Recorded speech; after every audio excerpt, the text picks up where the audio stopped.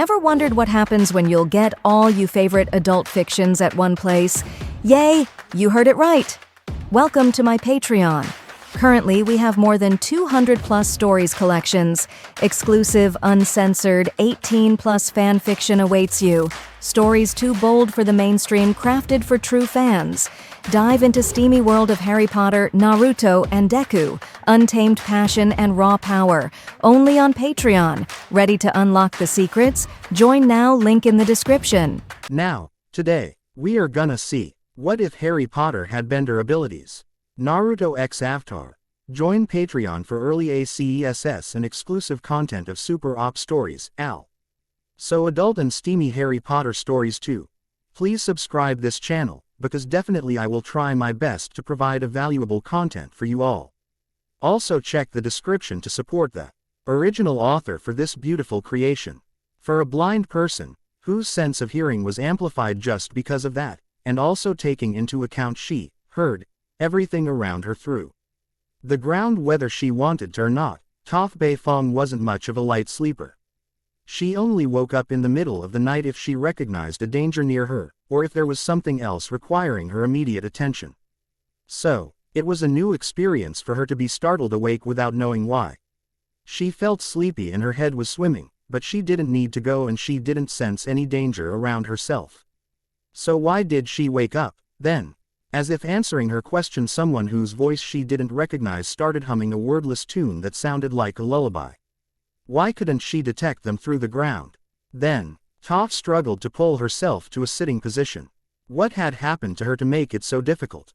Had she been drugged? Had someone been able to sneak in a sleeping poison in their food? Oh, now what's this? Can it be that there's a creature stirring? The unfamiliar voice said merrily. It sounded like they were in a near panic, rather than being actually amused. Was she dealing with a psycho intelligent enough to drug them? The voice sounded strangely muted to her ears and she couldn't actually place the voice. What had they used to make her this out of it? Why wasn't anyone else waking up? The owner of the voice was coming closer. But the faint steps she was able to feel coming towards her kept fading out and appearing in a completely different place. Just what might you be? The voice said as she was pulled out of her earth tent by her right foot with their left hand. She could barely move, and if she was even a fraction of a second slower than she thought she was, then the person that drugged them would probably kill her, but now she knew where the assailant was. She launched a rock at the assailant's torso and rolled away, still unable to move properly. If she hadn't relied on earth bending so much on every aspect of her life, she would have been unable to move anything with just one hand. Well, a fun one. Oh, what the hell? Sokka screamed as he hit the ground. The strange dullness had disappeared and Toph could sense the campsite was just as they had left it when they went to bed, except with Sokka's ma Chate lying next to her earth tent and the fact that she had just dislocated his shoulder, protecting herself from the unknown assailant. Aang and Katara were up in a heartbeat, and after seeing no one they didn't recognize started to fuss over Sokka, with his dislocated shoulder. The questions on what had happened and why she had done it came her way a few seconds later, but Toph was just as stumped as they were. Sokka's shoulder was put back in place and they just looked at her funny for the time it took for them to move on. They all knew something was going on, and since she wasn't talking EY just thought it would be better to move on. So, everyone, other than this guy, is a master bender.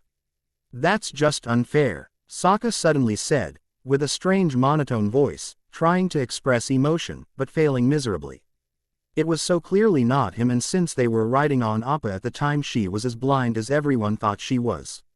It was rather terrifying to think this thing controlling Sokka could do anything and she couldn't do anything to stop it. What do you want? Why did you attack me last night? Toph asked, still unsure as to where the person was. The wind was near deafening, and she couldn't feel anything through Appa's saddle, so having the person talk was her best bet on staying alive until they got to solid ground. It had already demonstrated how it could take control of Sokka at will. Oh, I was trying to kill you that time, that's all. Right now it would be as easy as breaking the neck of a hen, by the way. Toph heard the distinct sound of the snap of fingers right by his face. When she had thought Sokka was still sitting on the other side of the saddle from her. I believe I've made my point. Now, I think you should go toward the south about 13 degrees. This guy knows exactly where to go, so you can't get lost, but if you hesitate, I will kill him. That is all. From the sound of it, Sokka then collapsed like the strings holding him had been cut. At the hell was this thing, and why was it so nonchalant about admitting attempted murder? How could it control Sokka anyways? Did the fact that Katara and Aang were benders protect them from being controlled? She doubted it, since they hadn't woken up when Sokka was possessed the first time. This thing could affect them as well. Sokka, wake up, Katara screamed in a near panic. Toph was blind and she had thought Sokka talking in a strange voice was creepy, but Katara actually saw her brother possessed by something, must have been terrifying for her.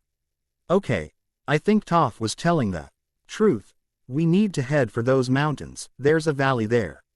We should go between those peaks and approach the base in as steep of an angle as possible. With this flying fluffball it should be possible.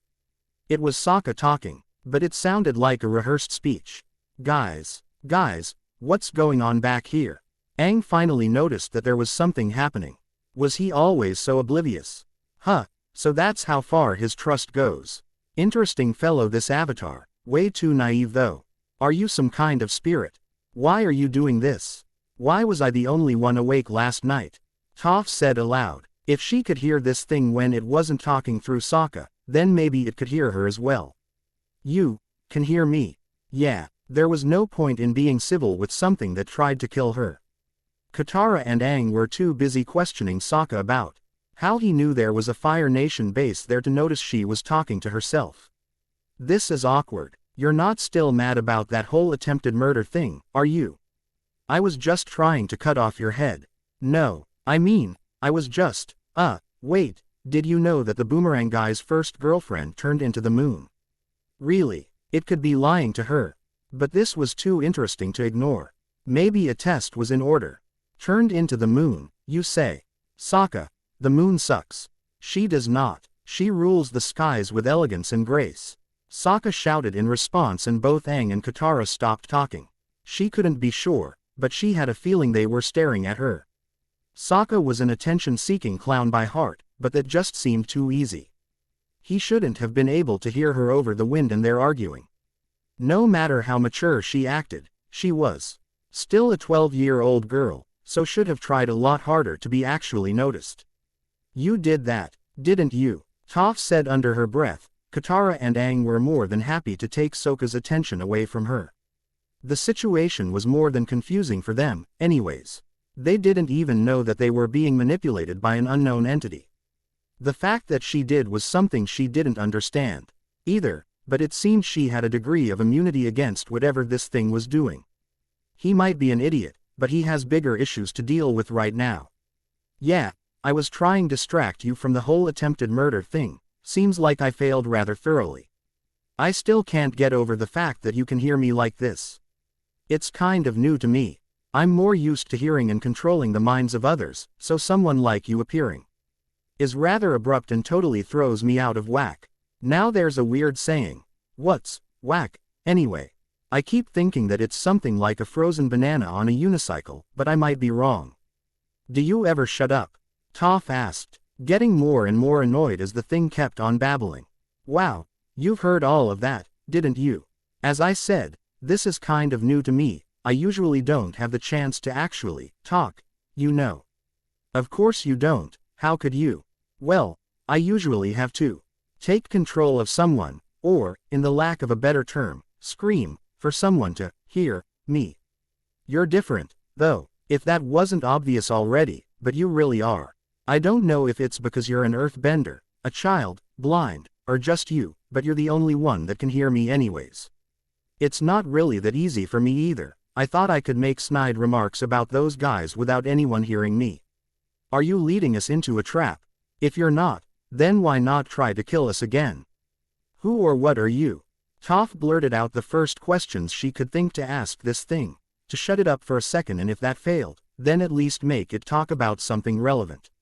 No, I am not leading you guys into a trap, even though that's what it would look like, taking my past actions into account and all. But despite all that, I am not, I really am not. I want you guys to save me. I am in that military base as a captive, and when they found out that I had this power they offered me my life in exchange for yours. After you could fight me, well, I thought you were awesome and felt bad about the whole thing. Since my life was still at stake, I had to choose between having you rescue me, or trying to kill you again. Well, I guess that's okay. I still don't like your attitude. Toph, who are you talking to? Are you okay? Katara asked her, clearly concerned about her mental health. It was rather interesting what you could discern from a person's voice when that was what you had to go on with most of the people you met. Nosy bitch. Toph stifled a reflexive, shut up, when she realized that anyone other than her couldn't actually hear the offensive remark. If it was really talking into her mind, like it had hinted towards, then it just might be that they couldn't help but bring their opinions out, or maybe the voice in her head was just messing with her on purpose. Whatever possessed Sokka has been talking to me, in my head, it's freaking annoying. Katara's 5-second pause before saying her name in a soothing manner told her more than enough about we. Fair or not, she believed she heard a voice in her head. Hello, Katara, my name is Zuri. I tried to kill you and capture the Avatar last night, but right now I'm angling for you to save me. You're getting closer to me, so controlling this guy is getting easier.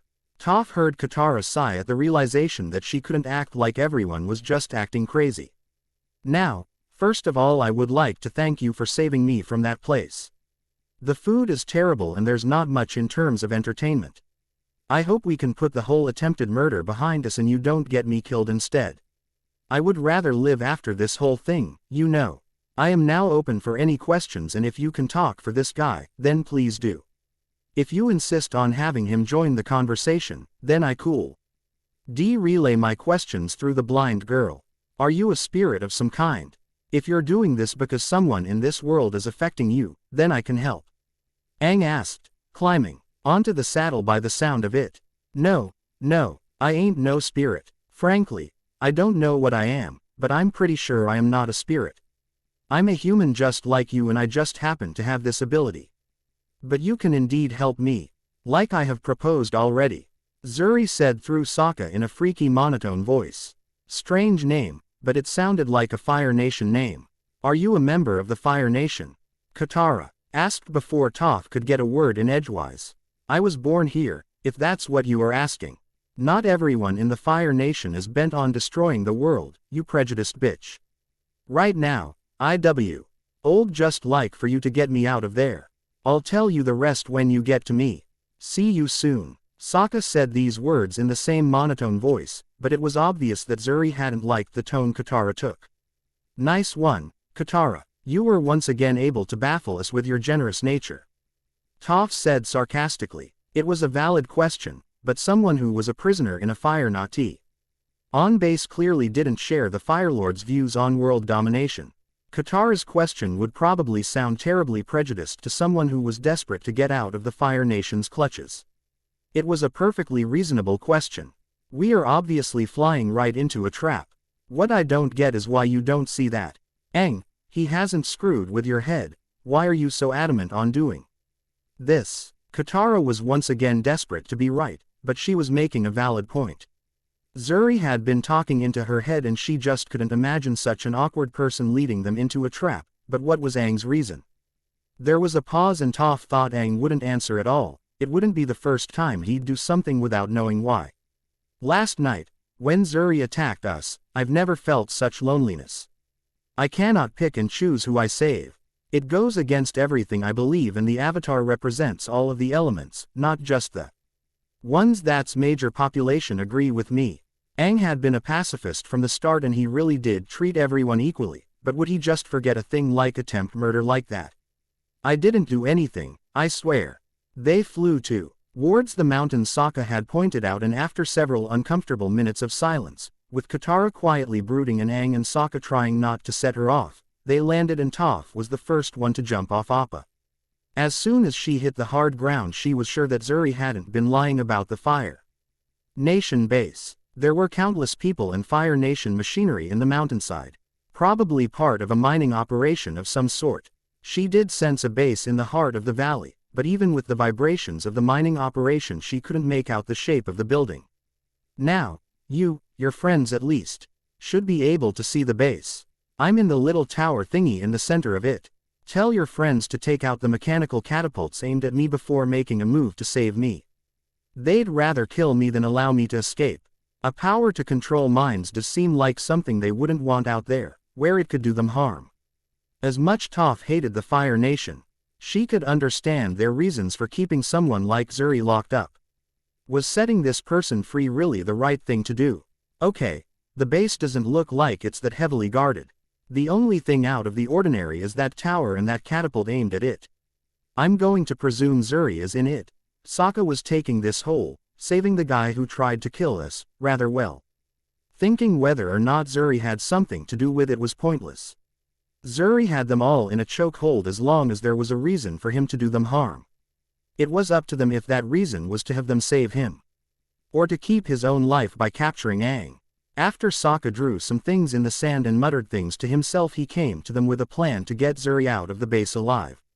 Sokka explained all kinds of complex maneuvers and timing issues, but because of Zuri's interruptions and opinions, Toph only caught what she was supposed to do. Toph seriously doubted if anyone other than Aang actually listened, since Katara was still against the whole idea of what they were going to do. So, with Sokka and Katara taking Appa and launching a dive for the tower after one lap around the mountain, Toph and Aang should have enough time to take out the catapult, fight their way through the guards and break into the tower that housed Zuri. Katara and Sokka then would make a div for the tower, and Aang would get both Zuri and Toph on Appa as they passed.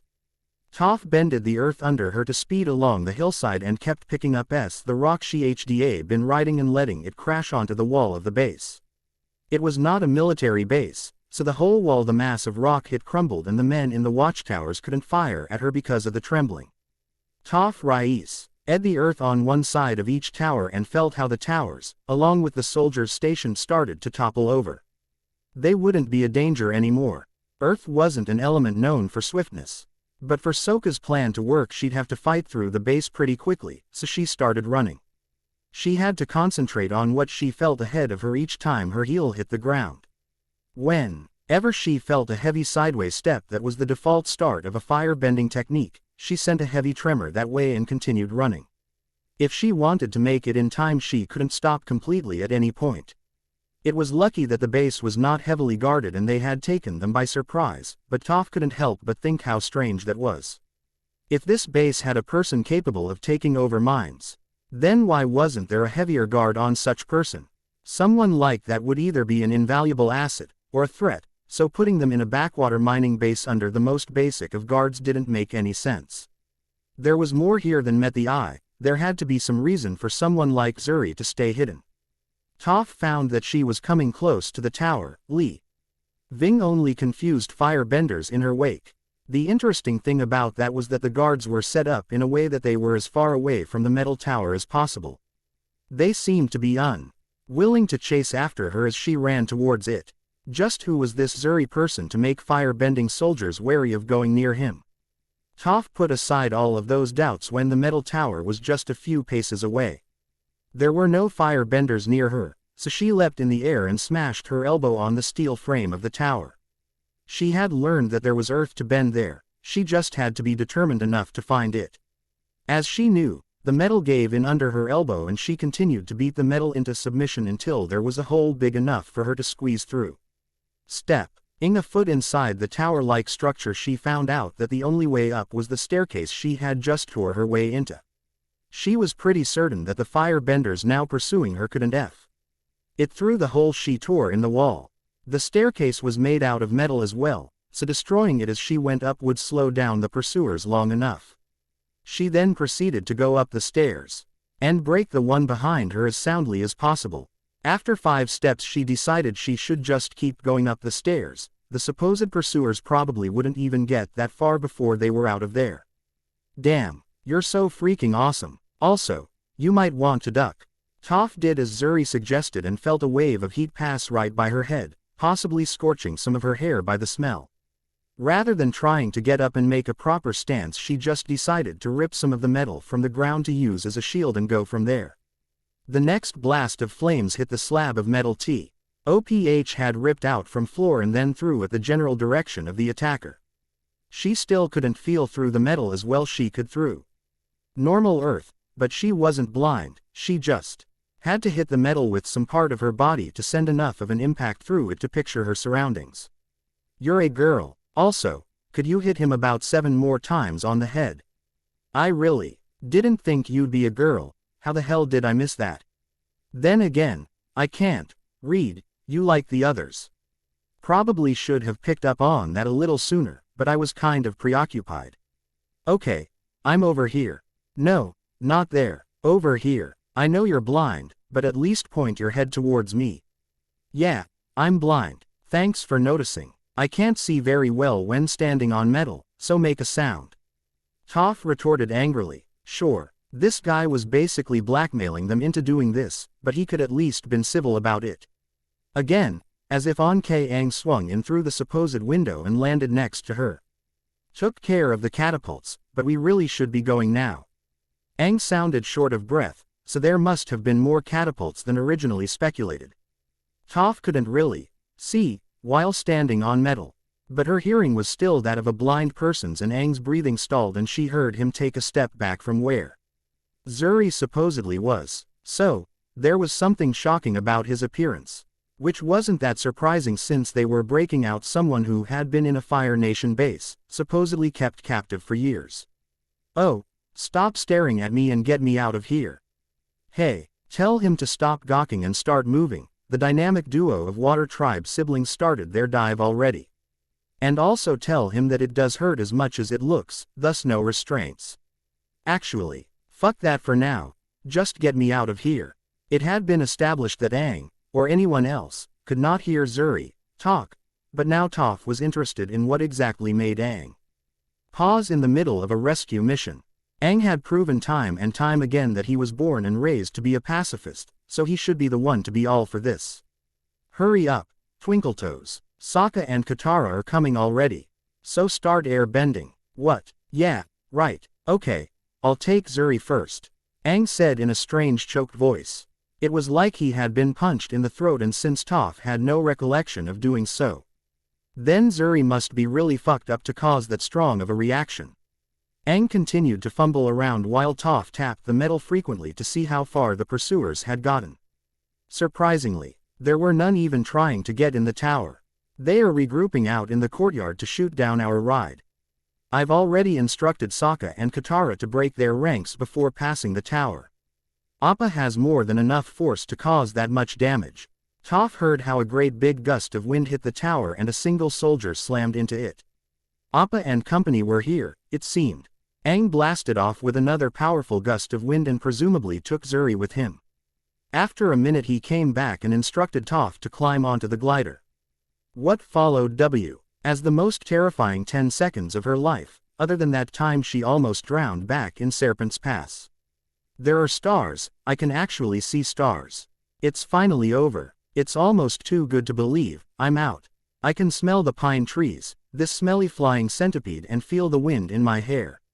I would laugh if I could, but you wouldn't believe the grin on my face right now. Why would they do something like this? Katara choked out, again in that, I'm struggling to breathe, voice. Was Zuri going around punching people in the throat? I don't scream, I'm dangerous and they can justify their violence.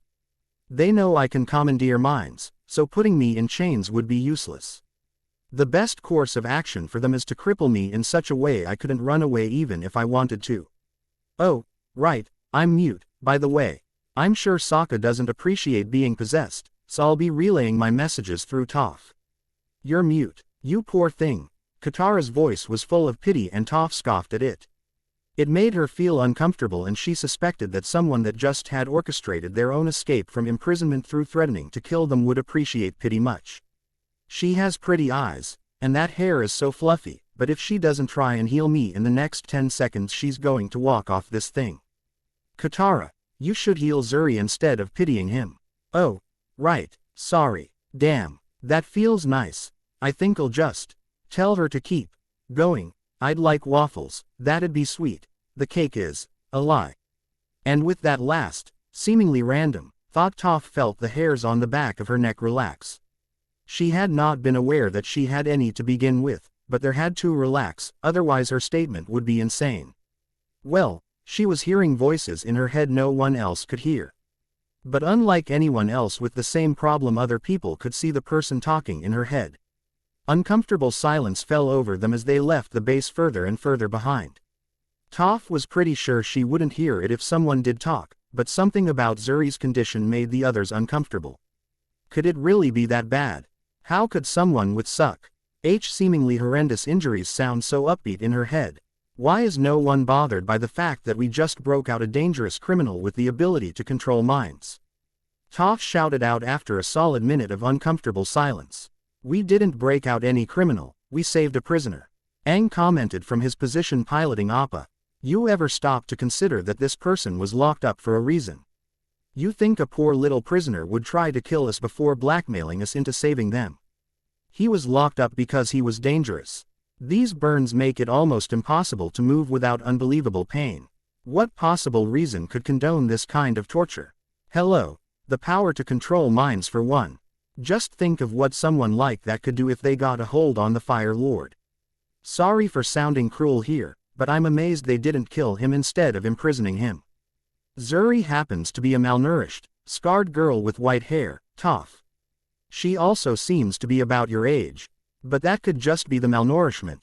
Just thought I'd correct you. Sokka cut in, and even though it shouldn't really matter with the point she was making, it did. His voice was even and serious. So any point of trying to dismiss it as Sokka being his overreacting self was gone. For them to do something so cruel to someone who probably hadn't even been introduced to the concept of cruelty when it started, she couldn't think of any justification for that. Oh, it's still a valid point, but I won't be pursuing it any further, that's for sure. Zuri should at least have a chance to make the required mistakes to be labeled a danger to the status quo. The rest of the ride to a location Aang and Sokka deemed secure was spent in tense, uncomfortable silence.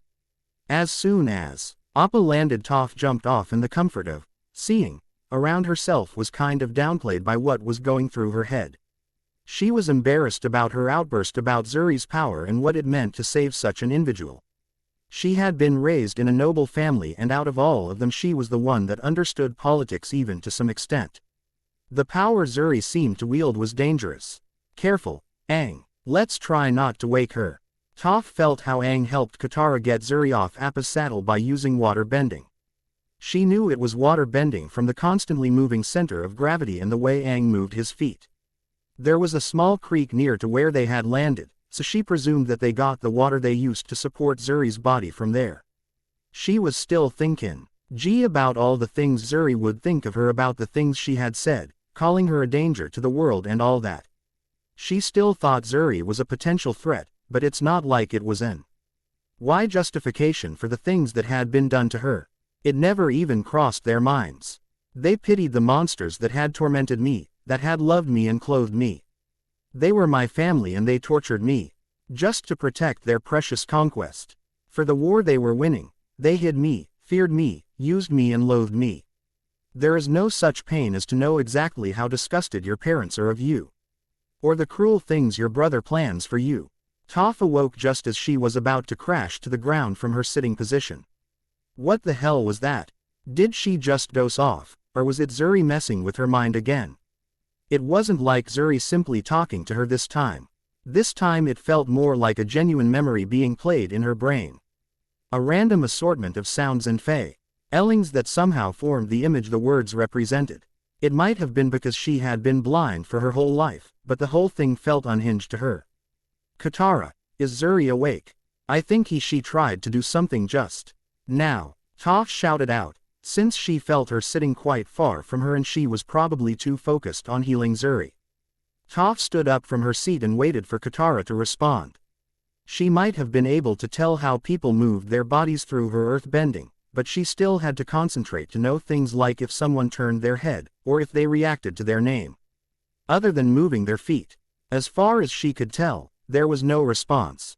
I was so afraid. I feared every morning and every night. Katara was still in the same place, but now she was fidgeting. Toph concentrated on the vibrations from her and found out that Katara was crying and wiping her eyes. She couldn't really hear if she was sobbing at this distance, but when He looked for Sokka and Aang. She found them doing the same respectively. Could they hear Zuri, then?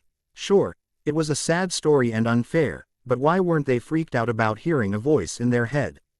They were a little too quiet for her liking as well, but she understood it for Sokka and Aang, since they were probably trying to hide the fact they were crying. A woman in heavy clothing with blue eyes and dark skin. Guys with spiky uniforms, a girl with dark skin and white hair, old guys in robes, a backwards temple, great big centipedes, plural. No Toph, I can't find her. It had become rather apparent that Toph couldn't discern Zuri's gender from her voice, but now she realized it wasn't even a voice. It felt just like the time when she went over what she was going to say in her head. Granted, she didn't do it as much now, when she was with Aang and gang, but she had done it a lot back with her parents. Why do you keep calling Appa a centipede? Toph asked aloud as she started walking towards where Katara was. Either Zuri was awake as she faked it to have Katara concentrate more, or she was asleep and was dragging them all down with her without knowing it. Whatever the case, she should try and keep her preoccupied. Oh, hi there, Toph. It might have looked like I was trying to find and influence your mind like I do with these schmucks, but I wasn't, really. I was just browsing. Yeah, that's it, I was browsing their minds. They had quite dramatic lives and it was amusing for a while, but now I'm just getting pissed off. Have you noticed that the extraordinary of your group think they're below average and the normal ones have illusions of grandeur? You didn't answer my question. Toph pointed out as she reached where Katara was sitting and made herself a seat from the ground. Katara glanced at her and from the way she moved her body she didn't approve of her coming and disturbing her healing. From the way Katara then glanced at Zuri told her that Zuri must have waved her hand. Or something like that, since she didn't say anything about it. Also, I can't see you. If you really have read my friends' minds, then you know I see with my earth bending. Any idea why? None at all, but I can't see you like I see your friends, either. All I know is what they know of you. I know nothing of yours. You're a blind spot in my mind, if you pardon the analogy. I also have no idea why you can hear me like this when I can't do the same. Quid pro quo, I guess. You can't see me and neither can I. Blind leading the blind, so to say. No, that doesn't quite fit the situation, does it? I guess it just popped into my mind because of your condition. No offense to blind people, but when they're not born into wealth, or aren't genius benders, they're quite useless and, God. I am so sorry for that. This isn't like talking, where you can actually think about what you're going to say before you do. Hell, I can't speak to anyone else than you, so this is unfair to begin with. I monologue a lot in my mind and you just happen to of you. It's hard to feel especially guilty, since you've been manipulating and reading my friends' minds from the get-go. Toph heard Zuri chuckle and then felt Katara flinch and squirm like she felt uncomfortable. Zuri had probably actually smiled at her comment and there was something shocking about it she was blissfully unaware of. What had this girl gone through? Both Sokka and Aang were unusually quiet and the things they were doing only reassured her that they were shocked by what they've seen. Aang was leaning G against Appa's leg and poking the ground with his staff. Sokka was whittling away at a piece of wood he'd found while sitting near the fire he'd set up. They see me as a victim. They all pity me and wish they could have saved me sooner. I would have appreciated that, of course, but if they had seen the avatar charging towards the base in normal circumstances, I would have been dead before you breached the walls. I was a carefully kept secret and my family would rather kill me than allow me to fall into enemy hands. Your family did this? Toph asked out loud and felt everyone, except Katara, stop what they were doing and turn towards her voice. She felt a blush creep on her face for blurting something like that out without asking if it was okay. Sokka threw his huge knife at a 3, Aang just sat there, staring upwards and Katara focused on healing the girl. Sorry about blurting it out like that, Zuri. Nah, they hardly ever acted the part after my gift first appeared. At least they didn't kill me outright. But I wonder if that had been more humane. I had time to wonder about a great many things, now that I think about it. There was this time I took to watching the skies and charting the lights I saw to see if they moved. They didn't move much, but I think they did. Can't be sure of course, but I stand by what I said, thought. We're going to end this war and make sure anything like this will never happen again, Aang stated, sounding resolute. He jumped up and then flew off somewhere by the sound of it, probably somewhere high up where he could think and away from the awkwardness in their makeshift camp. By the time they had traveled on Appa they were still relatively close to the base where they had found Zuri, so Toph hoped Aang was somewhere where he could see if war balloons were coming their way. Blaming a war for all evil would be neat, but he should know better than that. He's supposed to be the freaking Avatar, but I guess you gotta take into account the fact he's 12.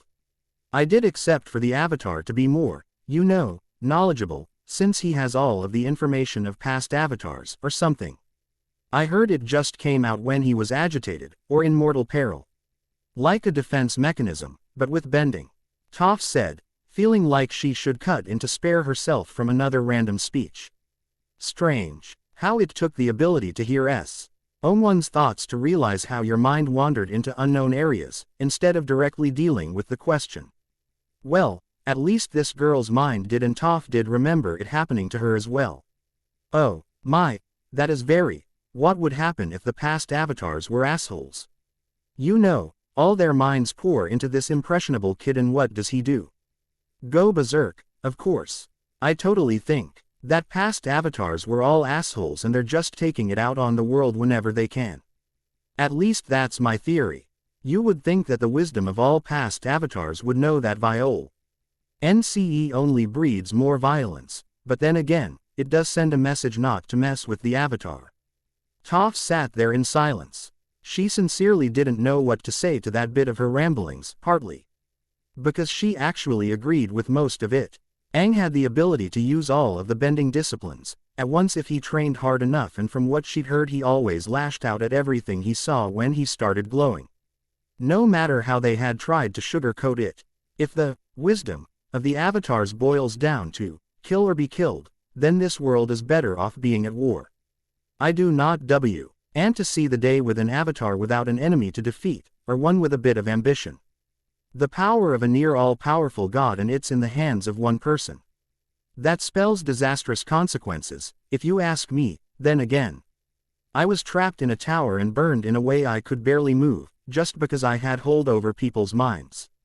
How is the avatar any different from me? What is the difference between our powers? Why is he revered as a divine being and I'm tortured? Toph didn't know what to do and regretted she couldn't just fly away like Aang had done. Zuri was angry and confused, and to make matters worse, unlike Sokka for instance, she could form comprehensible and convincing arguments to justify her anger. As snarky and cynical Toph was, she couldn't just say that the girl was wrong in her thinking, but couldn't actually just let her keep believing what she did, being that bitter about something that wasn't her fault, to begin with, and indirectly blaming an innocent bystander who just happened to be the avatar couldn't be good. Tough luck, deal with it. Toph just blurted out. She almost immediately felt bad about it, but she had learned to be true to her true colors. And going around in circles about an obvious, but possibly offensive subject was more for noble types, like her parents. Toph herself valued straightforward honesty over all that, since she had known when people lied from a very young age. Toph, that isn't very nice, whatever you were talking about. Katara hissed to her, instantly feeling protective over this broken girl she was trying to fix. It was like they had just forgotten that this same girl had threatened to kill all of them in their sleep if they didn't come and save her. You didn't wipe their memories, or something, right? Toph asked the girl, ignoring Katara for the moment. I saw no reason to do so yet. What did you mean with what you said? That doesn't seem like something you'd say to someone in my position. We'll fix you and you can go off to marry a prince. Or something. Well, that is if these guys don't decide to drag you along, I guess. They tend to do that. With all of those things you can do, you'll define whatever happens. Toph said, again feeling kind of sorry about saying what she had said, but still deciding to stay true to her colors. This girl had everything she needed to make something of herself. She just would have to stop sulking and do it. Hell, the Dai Li would probably stumble over themselves to recruit someone who can bend minds. I wish that was true. You calling me a liar? Hey, I keep my word when I decide to give it. I might not be willing to sign a contract, but my word is just as good. You lied to your parents to go off and hurt people with the avatar. I did not. I just didn't. See it necessary to inform them of my decision. I'm sure there's a difference if you look hard enough. Toph crossed her arms and huffed, feeling her bangs move slightly. As gestures go, that was nay of the first ones she had mastered to get stuff from her parents, or just to show them she was angry without actually offending them. Adults thought it to be endearing. She was actually starting to regret doing it at all. It seemed awfully childish, now that she thought about it. Especially the way she had done it, just like she had when she was the small blind girl her parents thought her to be. It must have been because they had been talking about them. Didn't seem like either Katara or Sokka had noticed it, though, but she couldn't be sure about Zuri. Well, they had been having a conversation, so she'd just be safest to assume that she had seen it and thought her to be a child for it. You saved me from a small army of firebenders and were hardly a year apart. Is the only difference between us that you were smart enough to. No, you stop that, right now. Thinking about it like that won't help anyone. Stuff happened, you can't do anything to change that. Plus, my family are traitors, not part of an AR similar. They both loved us, I just didn't get a chance to run away. Toph, would you stop berating my patient? Katara hissed at her. Seemingly she had caught on to Zuri's agate and thought it wasn't good for her patient.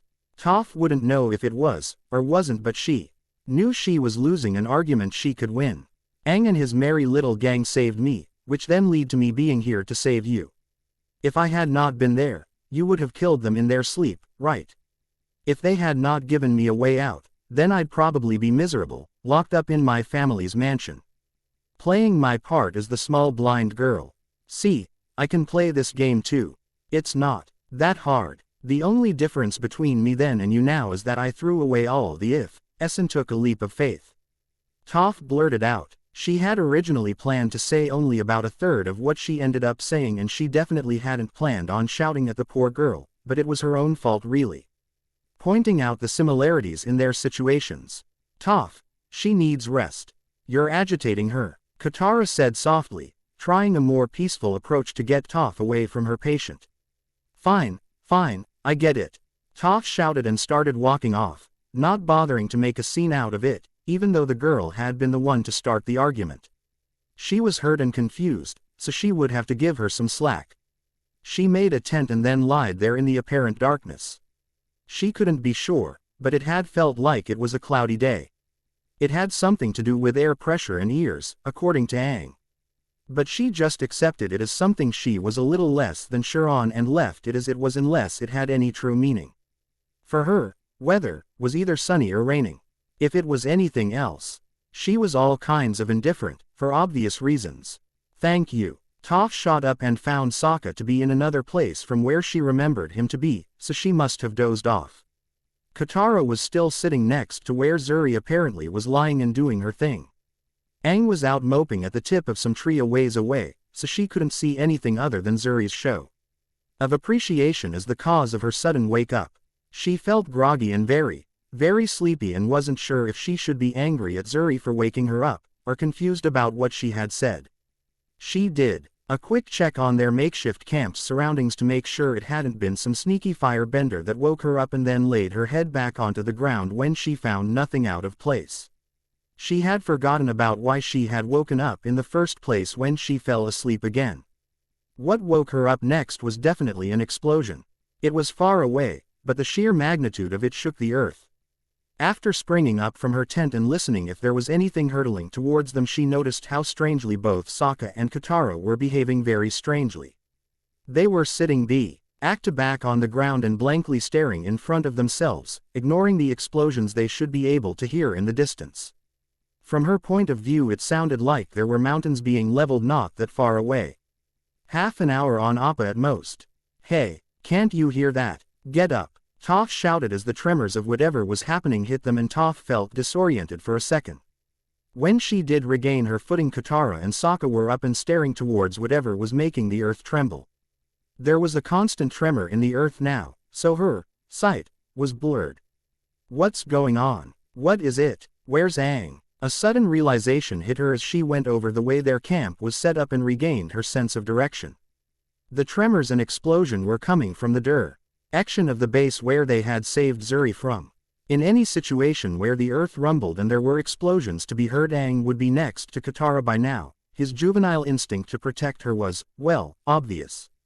It might have been a monk thing, or he was just sweet on her. His heartbeat did skyrocket whenever he was close to her. Anyways, the fact that Aang wasn't there in destruction of an cataclysmic scale was happening somewhere else painted a picture even a blind person could discern. There was just one thing that could make this thing even more disastrous. Katara, stop staring and listen. Is Zuri in the camp? Do you see her? Toph shouted, nearly stumbling over her own feet because of the tremors while trying to get where Katara and Sokka were staring at whatever they saw in the distance. Katara only snapped out of it after Toph grabbed her arm and spun her around to face her. Oh, Toph, I'm not supposed to wake you. You are very tired and deserve the rest. Did I wake you? I'm so sorry. Katara's words sounded rehearsed at first, but the longer she spoke, more confused she was about what she was saying. The moment she did stop talking, she had her hands on her temples, like she had a headache. Zuri must have done something to both Sokka and Katara for them to not interfere with her plan for revenge. Actually confronting them about it seemed to snap them out of it, though. Unlike when Zuri had made them fall asleep and had taken control of Sokka, maybe it was just the strain of controlling the Avatar, but this seemed to be considerably weaker show of her power. Did she have any reason to go easy on them? I had hoped you wouldn't wake up. This is hard enough as it is. You can't stop me anymore, but I hoped you wouldn't try. What? Stop you from killing hundreds of people just because your life sucked? Of course I'd freaking stop you. Why are you doing this? Toph shouted towards where the earth was shaking and things were being destroyed. She had secretly trusted this girl enough to fall asleep and then she does this. There was a pause when she didn't hear Zuri say anything, if what she had said about not being able to read Toph's mind, then he would have to hear what she said through Katara and Sokka. I found my leap of faith. I do not have the luxury of hesitating. I wish we could have been friends. I want to know you. I want to live and hear you make a name for yourself. I want to save the world with you. I want to live, but I don't have that luxury either, Katara muttered out loud, probably not even aware of what she said, since she was staring at whatever Zuri was making Aang do in the distance. Whatever it was, it must have been something on a scale she couldn't even imagine, since she was more blind than she had been since she was a child, well, a child without earth bending, and it was just from the earth bending Aang was doing. I am sorry to do it like this, but, goodbye. I sincerely hope we'll meet again. And then, without even giving Toph time to question the meaning of her words, the world suddenly lost all sound and she could feel how both Sokka and Katara reflexively covered their eyes and stumbled back. Whatever it was, it must have been rather bright, but the silence unnerved her. There was no wind and the air felt absolutely still, but that lasted barely long enough for her to get worried about it. A wah, LL of air slammed into her with the force she thought only earth bending could produce. Aang could throw air around, but he either couldn't, or wouldn't throw it with the force that the air that knocked her off her feet did. What Aang did was push people. This wall of air slammed into her and tried to tear through her. Also, it wasn't silent anymore, it was the exact opposite, but she still could not hear anything from the sound of trees being uprooted and earth rumbling down cliffs around them. As fast the wall of air and unspeakable noise had come, it was gone. Leaving Toph, Sokka and Katara sprawled out on the opposite side of the hill they had camped on. She wasn't sure if they could have actually lived through the fall if there was a steeper hill behind them, and the hill seemed to have shielded them from everything but the initial blast. They were bruised all over, but she doubted anyone had broken anything. The ground was covered with tall grass and young trees, tough to stop their fall, but slow it down, lucky, to say the least. What the hell was that? Sokka shouted the moment he could catch his breath. His silent demeanor must have been because of Zuri tampering with his mind. Since he was his usual hyper self now, he was the first one to run up the hill and see what had the explosion she presumed that it had been one had caused. He fell silent again, and Toph had a feeling that this time it wasn't because of Zuri. Oh my god, Aang was there. We have to see if he's okay. Katara shouted when she saw what Sokka did. What Toph saw was a field of earth still settling into where it had been displaced for as long as she could see. It didn't look good, as survivability goes, but Aang was probably the cause of it, so if anyone could survive, it would be him. They then hastily settled Appa, who was still slightly dazed from the blast, but as worried about Aang as they were, so they rode on the unbalanced bison to where the explosion had originated from, and as soon as she hit the ground she regretted not wearing any kind of footwear. The ground was hot as hell, and what she could feel only confirmed what she had already suspected. There was a huge crater there had been a Fire Nation mining base, and it also seemed like even the mountains surrounding said base had been leveled by the way the sun was hitting her face. She jumped from foot to foot as Katara and Sokka frantically searched for Aang. She didn't even need to use her earth bending to point them towards the epicenter of the blast, but she did use it to confirm her suspicion before telling them to go to it. They did find Aang in the center of the whole thing, and Toph jumped next to him, since the ground around him was cool compared to the rest of the newly created crater. The question going through her mind was, why would Zuri have Aang do this in such an extravagant way, if it had been for revenge, for whatever her family had done to her? If she wanted to blast everything reminding of her painful memories of the map, then why commit suicide at the same time? Aang, God, are you alright? Open your eyes, come on. Katara shouted frantically as she rushed past Toph to shake Aang awake. He was probably exhausted from all the bending he had just done, but now that Katara was so close and in the spotlight, Toph remembered what Zuri had made her mutter, like it was just an, by the way. Katara, what did Zuri mean with, I don't have the luxury of living? Could you have healed her of her injuries? Toph asked, her voice seething with anger and her insides boiling with frustration. If Katara answered the way she thought she would, then Zuri's motives for doing what she did were all too clear and everything made too much sense.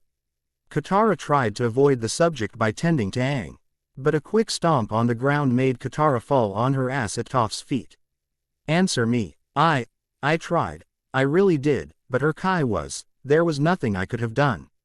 I could only alleviate her pain and make it comfortable, Katara said, sounding sincerely sorry for her incompetence but still not realizing her stupidity. Toph tapped the ground with her foot to make sure where Katara's face was and then punched her in the face as hard as she could. She couldn't bend human, so it hurt more than punching through rock, but did wonders for her temper. She could read minds. She repeat. DLY took control of Sokka and you didn't realize she knew she was going to die as soon as you did. What is wrong with you? Were you too caught up in feeling sorry for her to realize that? Toph paused and tried to calm herself. Yelling at Katara at this point wouldn't accomplish much, but she had to know exactly what she was guilty of, since she didn't seem to have the brainpower to realize it herself. You were there. I was sitting right next to you. I told her she shouldn't give up and take a leap of faith, and this is what she did. She knew she was going to die and she knew she couldn't live while staying with us. So this is what she did. Now that she had laid that on Katara, she didn't feel as angry as she did feel guilty. She was the one who drove Zuri to do this, no doubt. The circumstances and opportunity might have forced her to do it in this specific way, but her whole speech of taking a leap of faith and not giving up was what drove her to commit this atrocity. Even the whole part about throwing away all the what-ifs could be what made her kill her whole family, as to cut away all ties to this world. Did she think she could cross over to the spirit world through Aang, or something? Had she actually succeeded? Anything else was in ruin or just disintegrated around them, and no matter how much she searched were no bodies except for Aang, who was still alive, but just knocked out. Zuri had either blown herself up, or crossed over, whatever the case, Toph was sure it was her fault. Zuri, hush, silent child, your life is yours again. A life you fought for and deserve. What Zuri became aware of first was how silent the world was. She couldn't hear anyone in her head and she found herself to be confused and alone. She didn't know where she was and what was going on.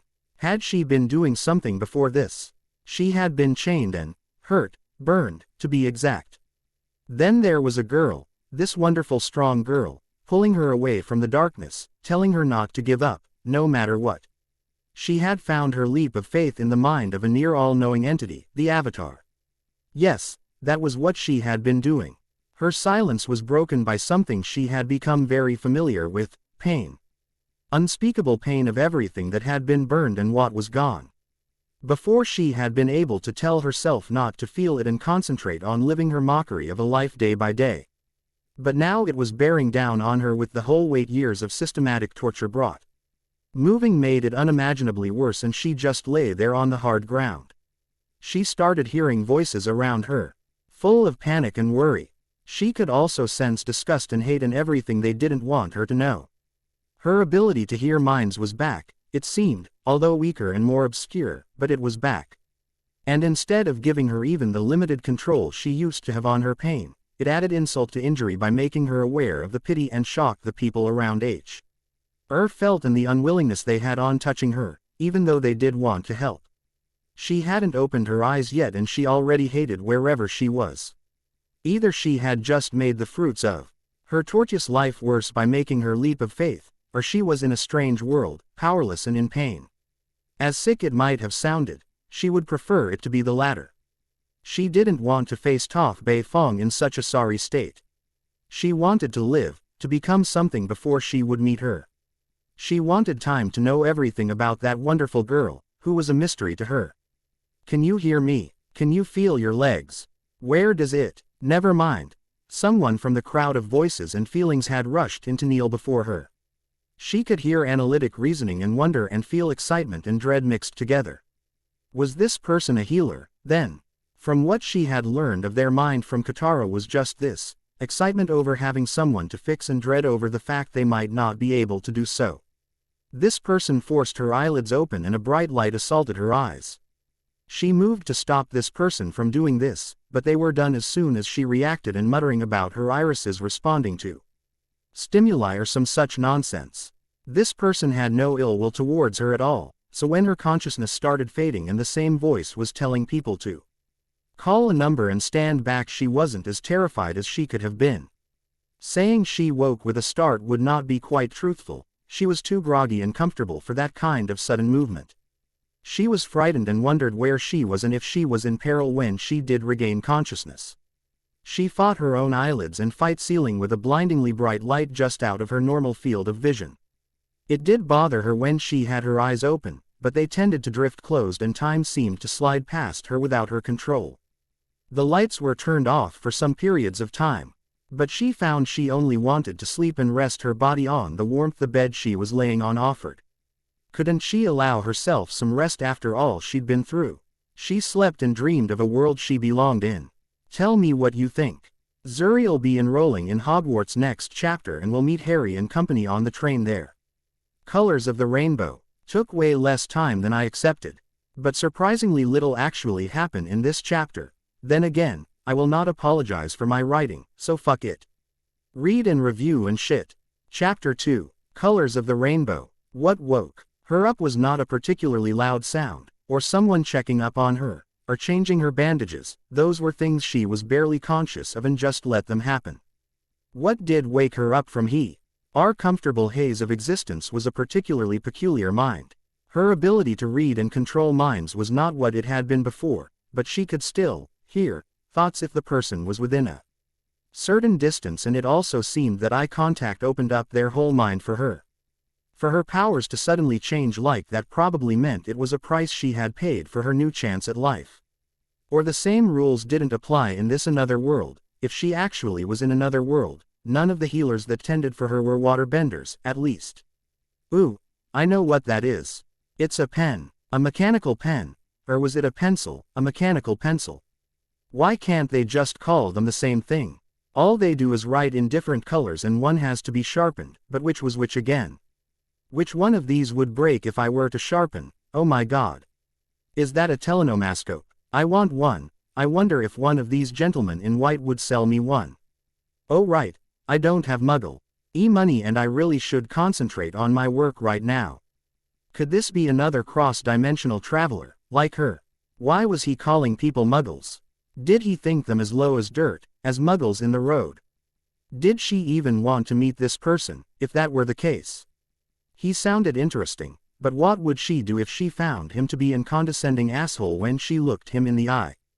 She did wonder if she could still take control of people and this possible asshole would be an appropriate test subject. 215. This should be it. A man's voice muttered and Zuri heard someone step into the room. She had her eyes closed and hoped she was pretending to be asleep well enough. The man's thoughts didn't say anything about her faking sleep, but the man was rather fixated on her ears. Great, like she wasn't self-conscious enough about them already. Now this prick was calling her an elf, and all kinds of other mystical creatures she didn't know or care about. Well, he was just speculating if she was one. But it also sounded too serious to be meant to mock her. Could it be that magical creatures existed in this reality? And on that thought, was she one then? She did have pointy and elongated ears, red eyes and white hair, so she was at least extraordinary if she was human. She should investigate this in the future. Zuri opened her eyes a bit and saw the man sitting next to her bed, staring at two different kind of writing tools with a serious face. These were probably the pen and pencil he was thinking about earlier. He was sitting there on the side of her bed and thoughts told her that he was there on official business. Since her sudden appearance had troubled the Muggle community, it was his job to settle the matter in a way that would keep the magical world separate from the world Muggles had deluded themselves into living in. The fact he had not tried waking her, even though he was doing his job, told that he was capable some level of empathy. Zuri K. knew she was in a situation that warranted quite an amount of empathy. She would just need to make eye contact with the man to know anything she wanted about him. She had been born without the ability to form words, or even make sounds.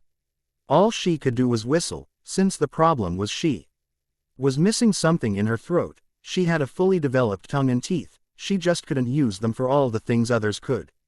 But they were completely functional. She had watched people speak her whole life and had come into the conclusion that she missed the parts needed to make the air she exhaled into sounds that then could be turned into words with practice. She would have whistled to catch the man's attention, but her mouth was too dry for that and she would have to get the man's attention to even have the chance to get something to drink. She had some kind of device on her left index finger and it felt like it was hard enough to make a sound if she were to tap it against the polished steel of the railings of her bed. She tried out this theory and she found out the polished metal railings sounded hollow and also gained the man's attention. This world seemed to have more NCED metalwork than even the Fire Nation did. Ah, you're awake, that's good. I am Arthur Weasley, a representative of the Ministry of Magic. Your appearance into a street full of Muggles is my reason for being here. Miss. He then reached out and peeked at the tablet at the end of her bed, seemingly reading her name off of it. Jane Doe. Wait, is that your real name? The man looked at her, both excited and confused at the same time. The reason seemed to be that he had heard the name in what he called Muggle Tube. Zuri didn't have any idea why the healers had stated her name as Jane Doe. But the man only had a vague idea of it as well. Zuri wondered if she had the strength to reach for the pitcher of water at her nightstand by herself while the man pondered over her mysterious alias. She felt absolutely parched and the pitcher of simple water seemed like the tastiest thing in the world. As she stared at the water, without really acknowledging she did, the man calling himself Arthur Weasley got up and poured some of it in a glass and offered the glass to her. Can you drink on your own might? I know how my children hate it when I get all fuzzy over their health like this. Since that's usually reserved for Molly, I guess it makes them feel uncomfortable. Arthur said so nonchalantly and without pretense that it shocked Zuri. Her ability to read minds without eye contact seemed rather limited. But the fact that this act of kindness came as a surprise to her just spoke for the paternal nature of this man. He thought nothing of tending to a sick child in any way he could. Hence Zuri didn't hear him contemplating over it. He liked this man and noticed that she had been avoiding eye contact on the fear she'd be disappointed. She did wish for this world to be better than the one she had left behind. After all, she didn't want to embarrass herself by failing to drink a simple cup of water, so she accepted the man's help. The water was warm and had some weird aftertaste to it, but she could feel how it gave her strength to grab the second glass of water the man handed her. She wasn't as weak as she had originally felt like, everything felt numb and like she was a moment or two behind the world. But that was probably just because of whatever the healers had done for her pain to go away. Do you know where you are? How you got here? They were the first off. Ishal-sounding questions the man had asked, and she could clearly hear the unease in his voice as he asked the questions. He didn't want to bother her, but it was his job. She could have probably pieced it together without looking into his mind, but avoiding eye contact seemed rude. It was true that she had no actual idea what the world she was in was, but the glance into everything this man knew told her the basics. There was magic in this world, animally, and worked more cryptically than bending. A person either had magic, or not, and even the amount of it and the affinity to use it varied, as far as she could tell. The obvious question was if she had magic or not. If she, perhaps as payment for getting the chance for life she now had, didn't have magic and could only hear minds and look into a person, then she'd just have to live with it. Then again, if she did have magic, then she had a possible way back to Toph. Another glance into the man's eyes told her about his many children. And all the occurrences of accidental magic all of them had presented at an early age, usually triggered by strong emotions. So, there was a way for her to see if the decline in her mental capabilities was because she had developed magic or not. All she had to do was rile herself up enough and see if something happened. She remembered that the man was still waiting for an answer to his question. So she simply shook her head and looked away. Now, to rile herself up, well, the obvious choice is the last year and a half in her life. How her family betrayed her for their precious war. Those hours and days and weeks and months she was locked up and then punished for even any small sign of her using her power on others. True or false, it didn't matter. If a guard fell asleep while on guard, it was an escape attempt on her part. Not just the laziness of the guardsmen. Her own brother and even some of the higher-ranked guards used her supposed escape attempts as an excuse to burn her in the way she was burned now. Sadistic little fuckers. They didn't deserve the quick death they got. She took a sip from the glass. Yeah, this wasn't working. They were all dead. She had killed them. All herself. Checked that every face, every mind that had hurt her was there. They were all gone and the Avatar would stop the war. She didn't know what to be mad at anymore. For all her pain, for all of those nights spent awake with fresh burns searing on her body, she could not pay them back, but at least it was over. She had been saved from that, all of that, by the mysterious blind girl. Toph Bay Fawn. Gee, the insanely rich girl turned rogue ass kicker, just because she liked throwing rocks at people. There was just something so strange and cryptic at that transition, and she wanted to know everything there was about to know about it. She wanted to go back and ask her, meet her parents, her friends, her servants, and start piecing together the image of this impossible girl in her mind, just like anyone else would. Miss Doe, could you stop? The man said, breaking Zuri out of her thoughts. She hadn't been aware of the smile on her face, but thinking about the small chance for a normal relationship she had in her own world seemed to do that. It also seemed to make the chair the man was sitting on sprout vines with light yellow flowers. So, it didn't have to be anger that triggered magic. It had to be her that caused it, since she doubted that the man would do it to himself on purpose. Well, at least now she knew she had magic. The man pulled out his wand, and after he muttered a word, the vines quickly receded back into the chair. So, now she just had to get better and then start studying interdimensional travel, or whatever would allow her to get back to Toph. There was a rapping at the window of her room, and the man was about to open the window by flinging his wand, but Zuri raised a hand to stop him. A nurse walked in a second later, and the man named Arthur's wand was nowhere to be seen. The magical and muggle worlds were kept separate, and it was this man's job to keep it as such. The man and nurse exchanged greetings courtly, and the nurse thought the man to be wearing strange clothes.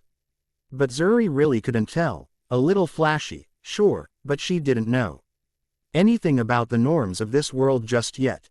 The nurse checked her IVs and her bandages and asked if she was uncomfortable. She shook her head again and tried planting a suggestion of telling the man that she couldn't talk when their eyes met, and it worked. She could at least do that much, and she saw no apparent change in the nurse behavior.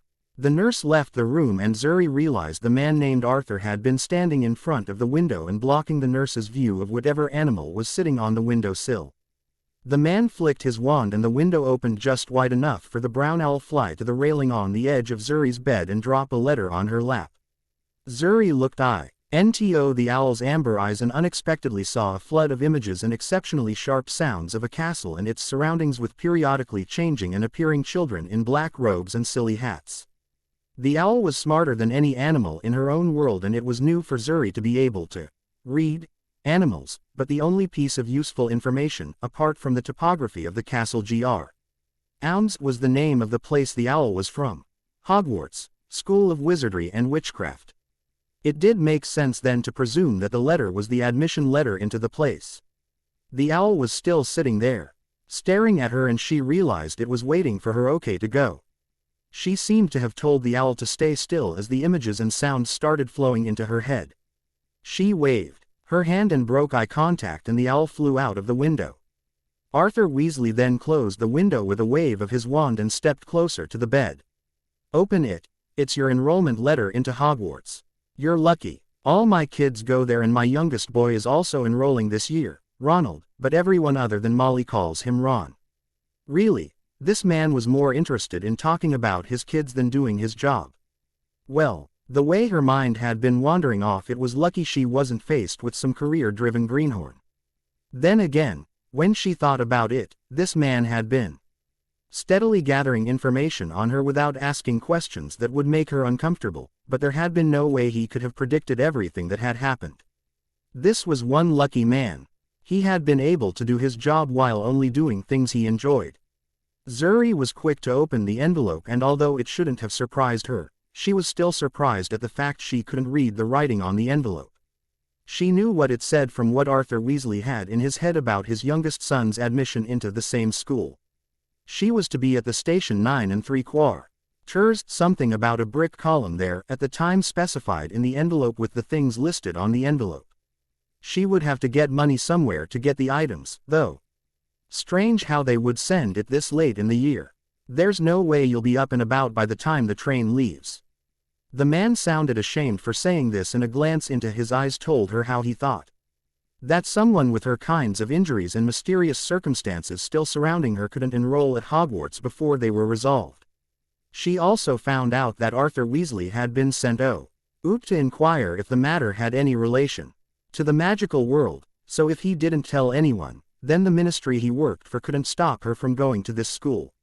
Maybe she should test out her ability in mental manipulation a little sooner than expected. She didn't know if this world had means of finding out what she had done back in her own world, but she was sure mass murder was illegal. She genuinely hoped there would be no harm to Arthur Weasley's mind as she used this obscure form of her old power to alter his memories. She tapped the frame of the bed again to get his attention. Arthur Weasley. He was standing in the Muggle hospital he had been assigned to check on a possible magical affair. He must have been getting himself too worked up about all the Muggle science all around him, since for a moment he had no idea why he was standing there. Yes, now he remembered. There had been the girl with severe burns that seemingly apparated out of nowhere. Tragic, even if she had been a witch, she was just some poor girl that had been tortured for years by monstrous Muggles, probably because of her magical appearance. Arthur really hoped he could do something more than form another part of the ministry and have Muggle police handle it. It was heartbreaking to see the girl just lying there, asleep and bandaged so heavily. All he could think about was that it could be one of his own children if there were actually people evil enough out there to systematically burn a child just because of her extraordinary appearance. He was half hoping the culprits were wizards, so that they'd spend the rest of their life in Azkaban. There was little chance that the Muggle world would have a sentence rivaling it, although he had heard that there was an unwritten rule in prisons about child abusers. But this was from the Muggle tube, so it might just be fiction. It was unlikely that they announced every inmate's crimes, so the others would know. He walked out of the hospital, his eyes getting distracted by all the interesting Muggle innovations around him, but he just couldn't muster the energy to inspect them any closer. He had paperwork to do and finally have this matter behind him. He walked out the doors of the hospital and tried not to acknowledge all the strange looks he got. The way he saw it, he could never actually meld in with Muggles, taking his fascination and ignorance over the most mundane of their things, so if he was going to act like a nut job around them, then he might as well dress the part. Also, he had no idea how to dress like a Muggle. Ever. Why single time he seriously tried to do so, he always ended up looking like an exotic bird made out of fabric, so he had given up on trying and went with the flow. It ended up looking about the same, anyways. He walked into an empty-looking alley and then apparated into the Ministry of Magic. He was able to get to his desk and flicked his wand out to summon the paperwork he'd have to fill out to put this matter to rest. He marked the date and his own name and then paused at the name of the victim. The girl had been asleep, but Muggle hospitals at least had that much information about a patient. From the identification Muggles carried around, so he should know this much. Miss Doe, could you stop? He had said that. He remembered that, but why would he say that if the girl had slept the whole time? He tried to recall the situation, but all he could think of was him sitting at the girl's bedside for a while before leaving, feeling angry for all the evil in the world. Miss Jane Doe, that was her name, now he remembered. He had checked it off of the clipboard at the end of the girl's bed. Your appearance into a street full of Muggles is my reason for being here, Miss Jane Doe. Again, he remembered saying that, but couldn't think of the reason he would be talking to an unconscious girl as if she was awake. And why was it that he could only remember saying those words, but not? Why in the first place? Had he eaten something hallucinogenic again? It was probably that damn Smith, slipping shrooms into his coffee again just for shits and giggles. Or maybe it was Ari, he had a bad habit of testing his concoctions on his coworkers. Dismissing the strange conflict in his mind as a prank done to him by his coworkers, he finished the paperwork, and by the end of the day he didn't remember the poor girl at all. Or any of the things he wrote in the report. Zuri, after 2 different nurses and the doctor assigned to treating her out of the way, she left the hospital with a dozen prescriptions to medicine that could knock out a platypus bear 10 times over in the small backpack she had stolen, along with her clothes, from a bald kid with a terminal sickness. The scent of death hung heavy even in the clothes she wore now, so it's not like the kid would need them. Then again, she felt quite lost in this strange town with buildings that shone back the sun's brilliance onto her delicate skin. The day was crisp and not really hot per se, but she had been aware of how easily her skin burned in direct sunlight, and even the clear skies of autumn felt like the summer heat for her. Her eyes were exceptionally sensitive to bright lights as well. It might have something to do with them being red, but she wouldn't know anything about that. She just knew the facts about her own body, and they told her to stay out of the sun and bright places.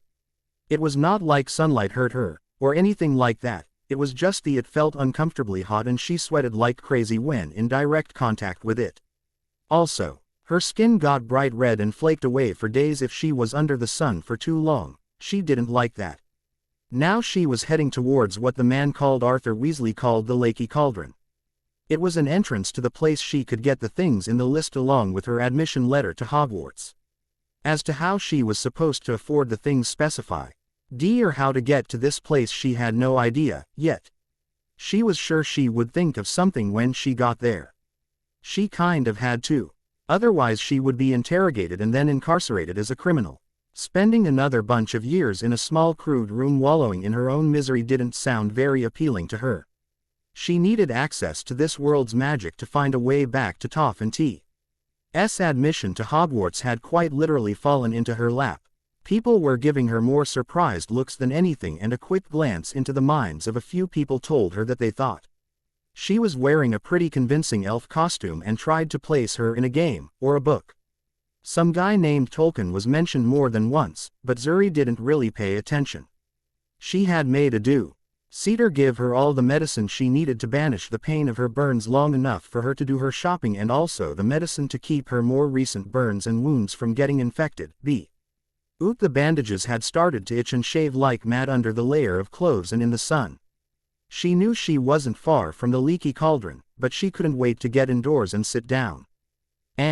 Just as the pain in the soles of her feet was getting unbearable, even with all the medication the healer's mind told she could take without dying numbing it, she spotted the sign of the Leaky Cauldron and the seemingly rundown storefront. There was a ghostly image of storefront with grimed-up windows and trash bags lying around it over the real storefront with partially blacked-out windows with the sign's logo imprinted on the glass and a heavy-looking wooden door. She walked closer and there was a couple of inches between the real wall and the illusion. She hadn't forgotten about her pain or discomfort. But she just had to test something out. She stepped into the space between the real storefront and the illusion, and after making sure her body was inside the illusion, she put two of her fingers in her mouth and let out the loudest whistle she could. There was a slight pause in the chatter from inside the bar, but any of the people passing her didn't react at all. So, the magic of this world was able to alter sensory perception, like she had been able to do in her own world. It also seemed like these illusions could be attached to objects and to discriminate between the ones subjected to it. She pried her attention from the magical storefront and stepped inside the leaky cauldron. She didn't like what she saw there. A smoky room mostly filled with shady and drunk people bent over their pints, or playing a game with what seemed to be miniature explosives.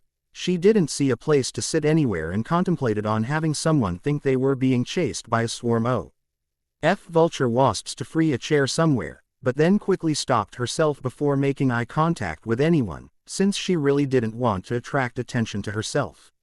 She decided to walk to the counter and then tapped the counter to attract the bartender's attention. Her muggle clothing and her red eyes gave her a solid 5 seconds to look into the man's mind without now knew that she would have to ask someone to open the wall in the back alley of the pub, or sneak in behind someone. Someone shouted for the bartender to get them another pint, and the man hurried and, "Excuse me, miss," in her direction and hurried to fill the pint. This suited Zuri just fine, since she had to think about her next move anyways. She had to get money and some place to stay for the nights before the train would depart from the station 9 3/4. But to get the room, she needed money, and she wasn't sure if she could depend on her ability to influence minds when it was weakened as it was. Still, it seemed like Wizard didn't have a way of knowing when she was poking around in their head, so if she couldn't control minds as effectively as before, she could at least read them. Still, without any money at all, she couldn't do much. Maybe she had to take a risk after all and try to control someone. That was when a man of gargantuan size walked into the bar with a scrawny boy with green eyes wide as saucers and untamed black hair. The man boomed out a string of words Zuri could barely make out because of his thick accent and even thicker beard, and the bar was suddenly at a buzz around the boy with green eyes. Why would they do that? Was this kid this world's avatar, or something? Well, it was a welcome distraction, nonetheless. With the barkeep's mind preoccupied with clamoring over the boy, it should be easier to have him believe she was staying in an empty room upstairs and had lost her key. One problem solved, at least. If it worked, that was Harry Potter. The sudden attention and all hands that he found himself shaking were quite a shock, and he didn't know how to react to it, so he just nodded and shook hands and probably looked as terrified as he was. Who were all these people? And why were they shaking his hands like he had saved their grandmother from a burning house and brought their cat back to life? When Hagrid was too busy chuckling at the situation, Harry ended up glancing around the bar to find someone who could get these people to stop blocking his escape routes. His eyes fell on a peculiar sight, taking into account that he was in a wizard bar. There was a girl with white hair and elfish ears holding the barkeep by his sleeve and staring intently into his eyes. Just as he started to wonder how strange it seemed, the barkeep broke eye contact while seemingly apologizing to the girl while he handed the girl a key to a room upstairs. It might have been the white hair and pointy ears that caught his attention, but what made the girl stand out in a wizard bar was that she was wearing all muggle clothes, worn-looking sneakers and a sweatsuit to go with them, to be exact. Now, you mean well and all, but we have things to do and places to be down in Diagon Alley," Hagrid said, and parted the crowd surrounding Harry like someone would part a pair of curtains. He either ignored the muttered curses and wizards stumbling on furniture, or didn't notice them. From behind the wall of his beard and hair, Harry glanced to where the girl had been standing a moment ago, but she had disappeared in the commotion, probably went up to her room in the leaky cauldron. It was none of his business. But an elf wearing muggle clothes was another thing he would have liked to ask about, but now he wasn't sure. He hadn't imagined the girl. "Would you like something to drink before going to Diagon Alley?" The barkeep glanced at Harry and then back at Hagrid. The man had a strangely vacant look in his eyes, but seemed nice enough. "Maybe something that will help settle your stomach, Hagrid.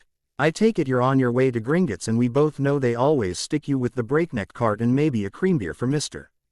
Harry Potter." Harry had a strange feeling that the man was trying to stall them for some reason, but a look at Hagrid's eyes told him that they'd spend at least the remainder of what Hagrid would drink in the seedy bar. Harry dreaded the idea of people crowding around him and invading his personal space again, but he also wanted to find out what this cream beer was. "Come on, Harry, it's my treat," Hagrid boomed out and sat down on one of the stools around the bar. Several of the stools had been deserted after Hagrid parted the crowd around Harry, and Harry hopped up on the stool next to Hagrid.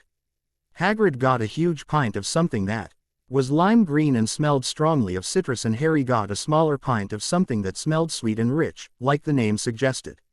He took a sip and immediately loved the beverage and didn't hope for Hagrid to hurry up with his medicine. He wanted to enjoy what was offered to him as long as possible. Hagrid and Harry were halfway done with their respected drinks when Harry noticed the white-haired elf-eared girl hop up on the stool at the opposite end of the bar. The girl was smaller than Harry had originally thought. She was as short as he was and seemed to be even scrawnier, but Harry didn't know if that was normal for elves, if she was one to begin with. The girl glanced in their direction and Harry realized the girl was an albino. He'd heard in his old school that there were people born without pigment in their skin, hair, or eyes, and so they ended up pale, white-haired and with red eyes. He had thought it was interesting at the time, but then the teacher told him that it was incredibly rare on humans and he would probably never see one. Hagrid turned to Harry and Harry motioned for him lean in closer. Hagrid leaned closer and all Harry could see was parts of Hagrid's coat and Hagrid's face. He felt claustrophobic, but his curiosity had already made him go this far. "Is that girl at the end of the bar an elf?" Hagrid leaned back up and glanced at the girl briefly and then turned back to his drink. Harry glanced at the girl and noted that she was drinking a glass of water, like she had swallowed something just then. "I doubt she's a full-blooded elf, Harry. Elf are woodfolk and don't socialize with wizards or muggles. Also, it's not polite to stare," Hagrid said gruffly and gulped his drink down. Harry hadn't even realized he had been staring. But that's what he had actually been doing. It was not polite and he knew that, and he muttered an apology and drank his own beverage down. Zuri. The boy had taken an interest in her and his staring was starting to bother her. She reached down into her stolen backpack and pulled out one of the prescription medicines she had made the healer give her. She unscrewed the top and then painstakingly read the label. She had read the alphabets of this world several times off of other people's minds, but actually using that information herself proved a little more difficult than in her own world. It was probably because she had no past recollection of her own of reading the signs, so she had to dig in other people's memories to get them. Confusing, to say the least. Amphetamine, that's what the healer had called them. Something that would ensure she had the energy to do what needed to be done, and now she felt like falling down asleep. She rolled one small pill on her hand and doubted if it would do the trick. But every other tonic she'd been given had been effective, so she fought down the urge to take more. She swallowed the small pill with the remainder of her water and glanced in the direction of the huge man. Luckily it seemed like they were heading to Diagon Alley as well, so the dilemma of the brick wall was solved. The huge man and the kid with the glasses got up and stomped through the bar. Zuri counted to 10 before following them out and was able to slip into the steps leading down to Diagon Alley behind them. She followed the two down the stairs and then down a street filled with distractions she didn't have the time or patience for. She needed money, and since the man and the kid hadn't stopped at any of the shops they had already passed, they were heading to a bank of some sort.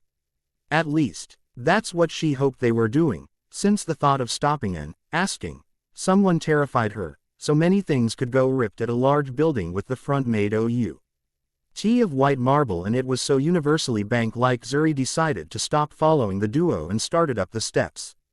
There was a strange kind of itching under her skin and over her scars, and she not iced halfway up the stairs that she was hopping them up 3 at a time. The amphetamine seemed to be doing its job and her thoughts weren't swimming in her head anymore, they were zipping around at lightning speed. But she felt like she could keep herself focused still, she had to. She walked in the bank and practically glided over to the counter, where a gruff-looking goblin greeted her with a court nod. She beamed out a smile at the small thing and was happy to find out that its mind flowed into her as easily as the owl's had, but now she was in familiar ground, as the goblin had conscious thought and was quite logical and intelligent. The process of getting money out of this bank would be to make this thing think she had an account here, and she would have to use her new power in a more intricate way than ever before. This would be as good of a test as any. The huge man and the kid walked in, and the huge man didn't disappoint in giving her another distraction to do her thing. Dead for the goblins in this bank to have no memory of her, so maybe she should tie any memory of her into something they'd try to put out of their mind. Well, it didn't seem like the goblins were much for music. So a tune playing in their heads should suffice. I know a song that will get on your nerves, get on your nerves, your nerves. I know a song that will get on your nerves, get on your nerves, your nerves. Zuri concentrated on conveying the lyrics into the goblin's mind and noticed that it was working from the annoyed look in its face, and as a pleasant surprise she noticed other goblins had started to tap or hum the tune without realizing it. Seemed like she didn't need eye contact when it came to magical creatures, and that fact made things infinitely easier for her. Now she wouldn't be forced to tour the bank and manipulate each and every goblin in turn. She really didn't want to leave anything behind that would lead back to her. "How can I help you, miss?" the goblin asked, while trying to stop himself from humming the tune playing in his head. Zuri looked into the goblin's eyes and then implanted a suggestion that she was the youngest of a big customer of theirs, leaving it for the goblin to figure out where she could steal enough money without it being noticed. With her old power, she could have just told them to do it and then erase their memory of it and tell THM to cover up any evidence that might come up unconsciously, but now she had to use different methods. "Ah, welcome, Miss Black. Do you have your key with you?" the goblin asked, and now Zuri could only hope that her new power was powerful enough for the goblin to disregard something as important to him as rules and regulations, over an illusion. She searched her pockets and found a small figurine of a man in one of the pockets of the sweatsuit she was wearing. The boy that she had stolen it from could be missing it by now, and she felt bad for a second before handing it to the goblin and pushing his mind as hard as she could to make him think it was the key he was accepting it to be. To her everlasting surprise, it became just that when the goblin took it in its hands. So, magic was something that could be influenced through mental manipulation. Interesting. The goblin waved for her to follow, and she felt like she floated over the counter and skipped behind the goblin, not able to keep still because of the itch in her bones. She was only slightly annoyed by the boy with green eyes staring at her sudden dexterity in disbelief and quickly put it out of her mind. She had to keep set on feeding the song that would conceal any memory of her into the goblins' minds. Everyone hated it when they had a song stuck in their head and tried their hardest to get rid of it, so it should work. The boy with green eyes and the hairy giant passed her and her humming goblin and climbed into something that looked like a mining cart. Zuri's goblin was humming a tune while opening a cupboard in a small room that looked like an office for goblin people. What the goblin came back with was a small leather pouch and a golden key with what Zuri presumed to be the Black family insignia. Were either two keys needed, or was the goblin unconsciously replacing the fake key Zuri had handed it? The goblin handed her the pouch without a word, now signing the song under his breath. Maybe she had the volume of the song a little too high. She toned down the song, and the goblin did seem to regain focus in his actions, and they headed to the station where the boy and the hairy giant had gone or them, and after only a few seconds after the goblin waved his hand, a similar cart came to a stop in front of them. The ride down was fast, full of turns, and the wind whipping her hair back was annoying. But she still enjoyed it immensely. She hurried the goblin to open the vault and was impressed by all of the gold and silver and copper coins in it. Now, how much did she need, and much could she actually carry out? "Mine. It's all mine. You will die," were the thoughts that Zuri heard within the roar of something very big and very angry to her left. She turned to face this thing and was King, whatever deity was listening, that she was still high on amphetamine, since without the itching in her bones and skulls she'd probably be too scared to do anything. Now she could see the calculating and cruel mind behind the dragon's eyes and knew that she had a chance of affecting it. "You are not going to attack your master, are you? Down, you overgrown lizard." The dragon flinched back and shook its mane, as if in confusion. "You are not one of..." The dragon's thoughts were loud and gigantic, but it was not like it was particularly smart. Zuri decided to interrupt the beast before it Old have too much time to think about what it saw and what it knew. Down. Stay out of my way, lizard. The dragon retreated and stepped down from the pile of gold coins it had been resting on, the vow. Lieutenant was so full of money there were several, and curled itself to guard something that didn't look like money, so Zuri's drug-riddled mind didn't pay it much attention. A quick glance at the goblin and she found out that the pouch she had been handed could hold up to 1,000 of each type of coin without weighing more than a normal pouch full of metal coins would. Zuri didn't feel bad about shoveling the pouch full to the brim with each kind, but now the dragon would know that she had taken things from the vault. The dragons in her own world used to keep close tabs on the treasures they collected. So dragon going wild would suggest someone had stolen something from its treasures. The dragon acted as a guard and as a burglary alarm, it seemed. They would have been awesome if they didn't breathe fire. For various reasons Zuri hated and felt a terror in her whenever she saw fire. Only thing it had ever brought her was pain and heartache, so her phobia was completely justified. There was a lot more keeping her in that tower apart from the burns. Psychological abuse and the way they had been able to render her ability powerless by making her deathly afraid of fire. She didn't want to think about it and stormed out of the vault, leaving the dragon to count its slightly smaller fortune. Getting out of the bank was easy and she had to stop herself from smiling at the stupefied expression of people when they found the goblins humming a tune without noticing. She was pretty certain that the tune she had left in the goblins' heads would dissolve any memory of her by the time they checked the amount of money in the vault again, which seemed to be in a few days. Oh, wow, was Diagon Alley this shiny and bright when she went in the bank? Everything shone and sparkled light in strange ways. Some of the colored light reflecting off of the things on sale on the carts lingering on the objects and NTO the ground in a beautiful veil of all the colors of the rainbow and some she didn't have a name for. Could it be the effect of the amphetamine that made her see all these new colors? The itch on her skin and bones made her feel feverish and she felt how beads of sweat had started to form on her forehead. She felt great, but she knew she wouldn't be taking any more of the stuff anytime soon. She felt like her body was trying to burn itself out and was worried if it actually would. Oh, right, she should buy everything she needed. She pulled out the folded list of required books and headed into what looked like a clothes shop. She didn't like all the weird looks she was getting, probably only in part because of her very muggle clothes. At least she hoped wearing a cape and robes would reduce the stares into those of interest, rather than the suspicious glares she was now getting. Welcome, sweetie. Do take a seat, I'll be with you in a minute. A nice-looking elderly woman shouted as she entered the shop.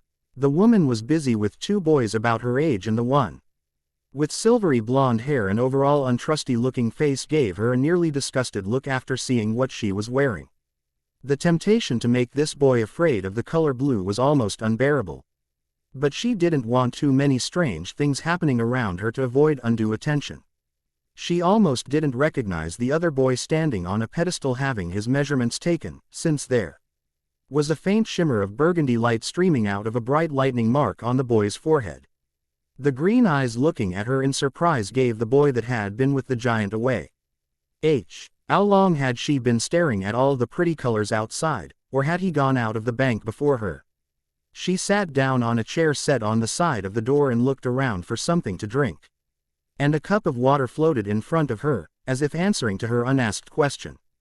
The old lady gave her a smile and a nod when she looked at her, so it had probably been her. Well, she was sweating and her mouth felt dry, so it was probably pretty obvious she was thirsty. She sat there while sipping the cold water and let the two boys go on their merry way after the old witch magically fitted both of their robes. She stepped up to the pedestal and extended her arms to the side, like the boys had done before her. She really hoped she could get through this without having to explain her muteness to the witch. The witch ended up being a chatty kind, but any question about the robes and her purchases in general she could answer with nods, shaking her head or shrugging. She ended up buying 2 pairs of school robes, and 2 common robes in a light green and yellow details, one of which she changed into immediately. When she walked out of the store with 2 bags only a few people looked at her funny, and this time it was because of her looking like a red-eyed elf with white hair. Seemed like she would have to get used to being stared at while in public, elves didn't seem to be that common, while they did seem to exist.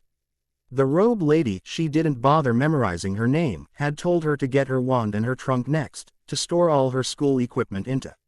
She told her that the trunk could be the kind that shrunk and stayed light no matter how much you put into it, so she'd definitely be getting one of those if she could afford one. She was pretty sure she could afford right about anything.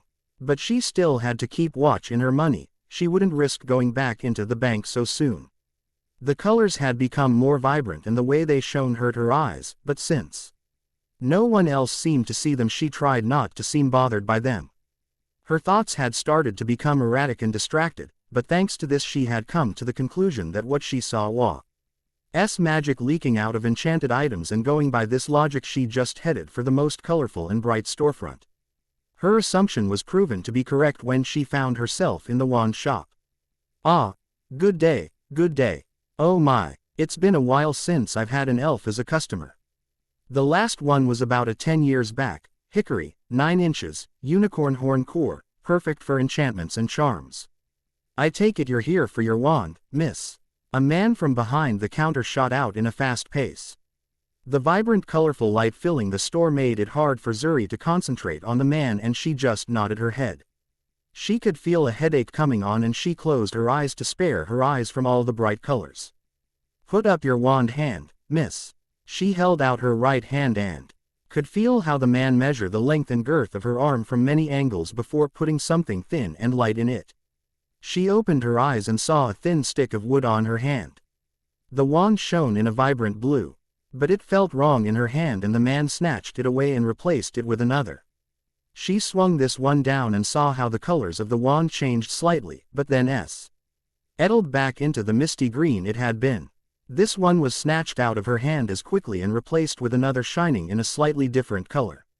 She started only shaking her wrist slightly, since that also disturbed the magic of the wand, and closed her eyes as her temples started aching from the sensory overload. The shopkeeper still kept snatching away the wands and giving her new ones to try around. Zuri started to wonder if she should be doing something differently when the shopkeeper gave her a wand that felt like it jerked something out of her as she shook it. Suddenly, Zuri could hear chirping and furious flapping of wings. When she opened her eyes, she noticed that the store was filled with a thick flock of tiny yellow birds. The birds flew around the store for a moment and then bustled out the door, causing some shoppers to dodge the wave of feathery bullets, but no one seemed too surprised by them. That's magic for you. Ah, a good wand, a very good wand. Ivory, 9 inches, heartstring of a dragon. Zuri flinched back as the shop owner jumped out from behind the counter like a jack in a box.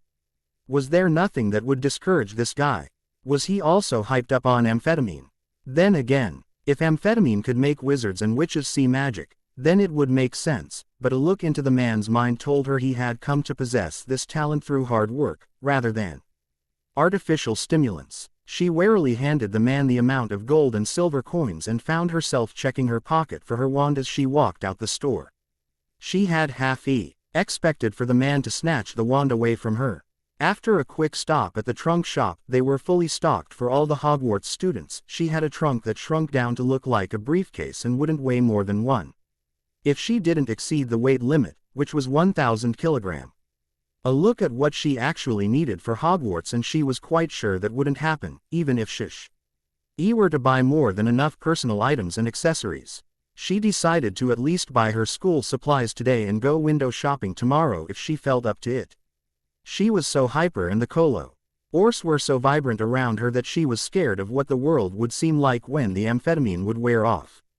The healer had been very clear on the addictive nature of the medicine, and I hoped she would have the mental fortitude to flush the amphetamine down the toilet when she arrived to Hogwarts and supposedly didn't need it anymore.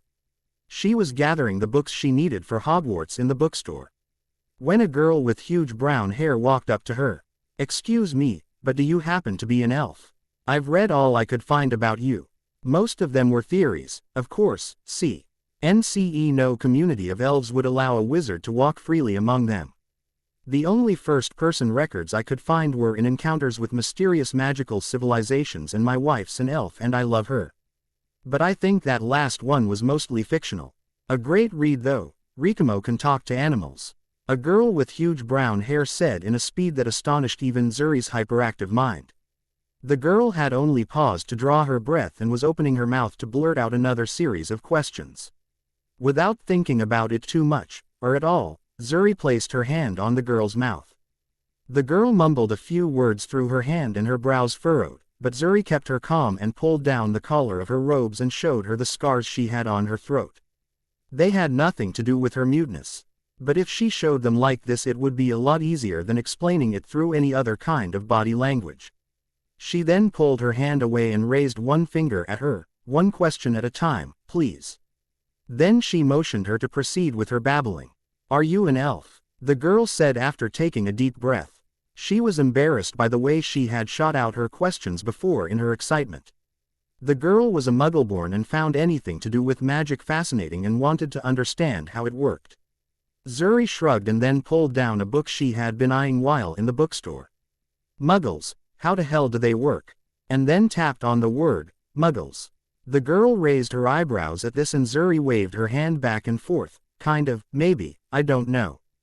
Are you saying that you were raised by Muggles? Were they the ones who?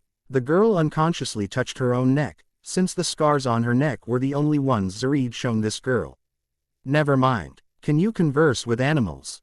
Zuri didn't miss the fact that the girl had avoided saying, talk, but it was a good question, nonetheless. Was the ease she had in controlling magic? All creatures because of elves, natural affinity to conversing with animals. Well, she wasn't that sure if she should just blurt out her secrets to anyone she saw, but if this girl could find out about elves' ability to converse with animals, then there was no harm in confirming her suspicions. The mind-reading thing she would keep close to her chest, no matter what. She simply nodded at the girl. ND found herself enjoying following this girl's overactive mind, piecing together and trying to remember every possible thing she'd read about the subject. She seemed to have an extraordinarily detailed memory. Do you use a wand? The girl asked, her mind still going through all she knew and had speculated to come up with another question. Zuri actually smiled at this and pulled out her ivory wand. She twirled it between her fingers and then put it back in the inner pocket of her robes. She then pulled out the folded-out list of school supplies and handed it to the girl, knowing it would have been the next thing she asked. The girl's eyes widened and then she blushed crimson. She had presumed Zuri was a magical being, not a witch. You're a first year, like me. Are you excited about learning witchcraft? Or do you already know some of, Muggles? Yes, forgot about that, sorry. Well, are you excited about going to Hogwarts? I hear it's a big castle filled with secret passages and stairs that lead to different places on each day of the week. I read it in the history of Hogwarts and sadly there weren't any kind of schedule for the stairs or tips about secret passages, so you'll all feel lost for a couple of days and I do hope not to be late for classes. Oh, what house do you hope to be in? I think Ravenclaw would be ideal, but Gryffindor isn't that bad of a choice, either. I couldn't really find that much about any famous Hufflepuffs, so I don't know how to react if I get sorted there, but I really hope I don't get sorted into Slytherin. They hate Muggleborns, I hear.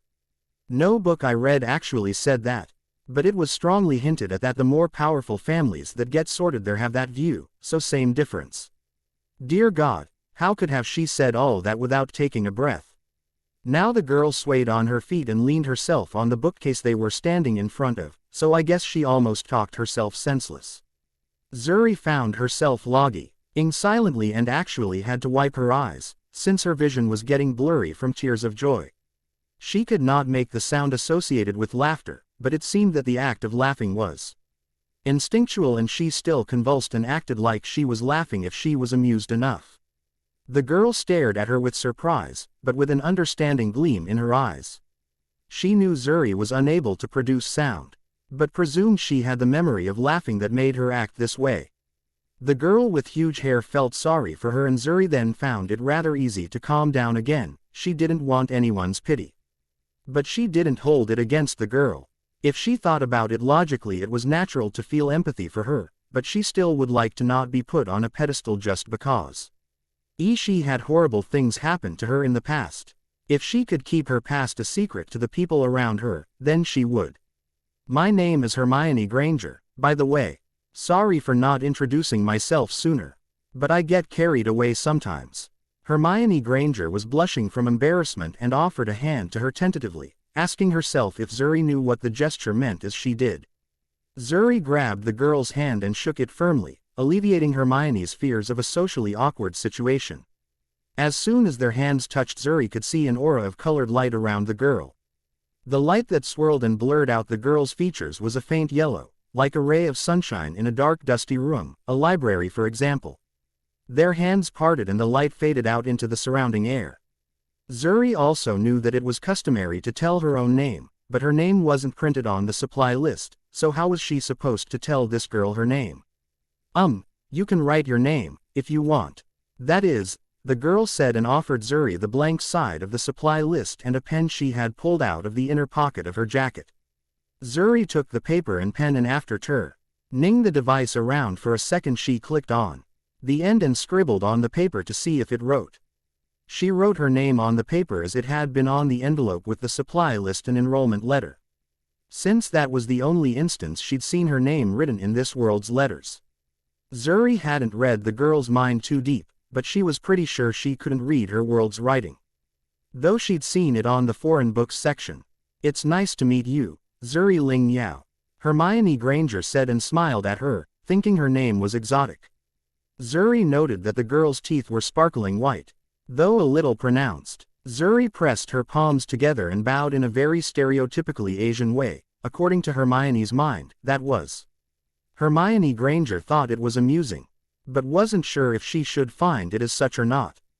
Zuri straightened from her bow with a smirk and Hermione let out a relieved laugh. Hermione Granger was a little on the talkative side, but some of Zuri's fears about going to Hogwarts were alleviated from meeting her. Hermione, where do you wander off to? A woman with the same kind of huge hair said as she peeked between the bookcases, seemingly searching for Hermione. She noticed the two of them and started walking towards them. We can't afford more books, I told you that already. Oh, is this a friend of yours? Mum, I was just looking.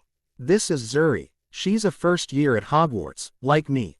The woman's gaze was immediately drawn to her ears, after she was able to pry them out of her red eyes. Zuri had to wonder if the white hair and red eyes was an elf thing. Since Hermione hadn't asked about them, Zuri bowed a little towards the woman, since that's what she had been taught to do, back when she couldn't control minds and had been taught etiquette. It's wonderful you're making friends, but your father's arms are getting tired, holding all of the books you had us buy. You can see your friend again on the train. Woman was a little freaked out by Zuri's red eyes, happy that her daughter seemed to have made a friend. Zuri hadn't had the intention to pry into their matters, but their eye contact had lingered and she found out that in normal school Hermione had been shy and withdrawn. Zuri found that hard to believe after meeting the girl, but it could as well be true. It could have just been her mother's biased view on the matter. But Zuri felt uncomfortable to look any further into the matter. Bye, Zuri, see you on the train. I didn't get that much, Mum. Hermione shouted and waved as she followed her mother out of the bookstore. Zuri waved back and then glanced back down into the list of supplies. She only needed to pay for the books she had collected and decide if she was to get a pet at all. And she would be done with shopping for her school supplies. Good thing too, since her feet had started to hurt from walking and standing around, the burns on the soles of her feet playing quite a big part in that. She would have to see if there was an apothecary in Diagon Alley, since the healer had said she should change her bandages regularly. She had brought disinfected bandages and disinfectant from the hospital, but it would make sense to see if the magic world had a better alternative. Zuri walked up to the counter and paid for the books she had piled on her trunk, that now looked more like a suitcase with small wheels and an extendable handle coming off the side. She dropped the books into the enchanted space and had to smile at the whoomp sound it made when the books were either shrunken down or the enchanted space stretched to accommodate them.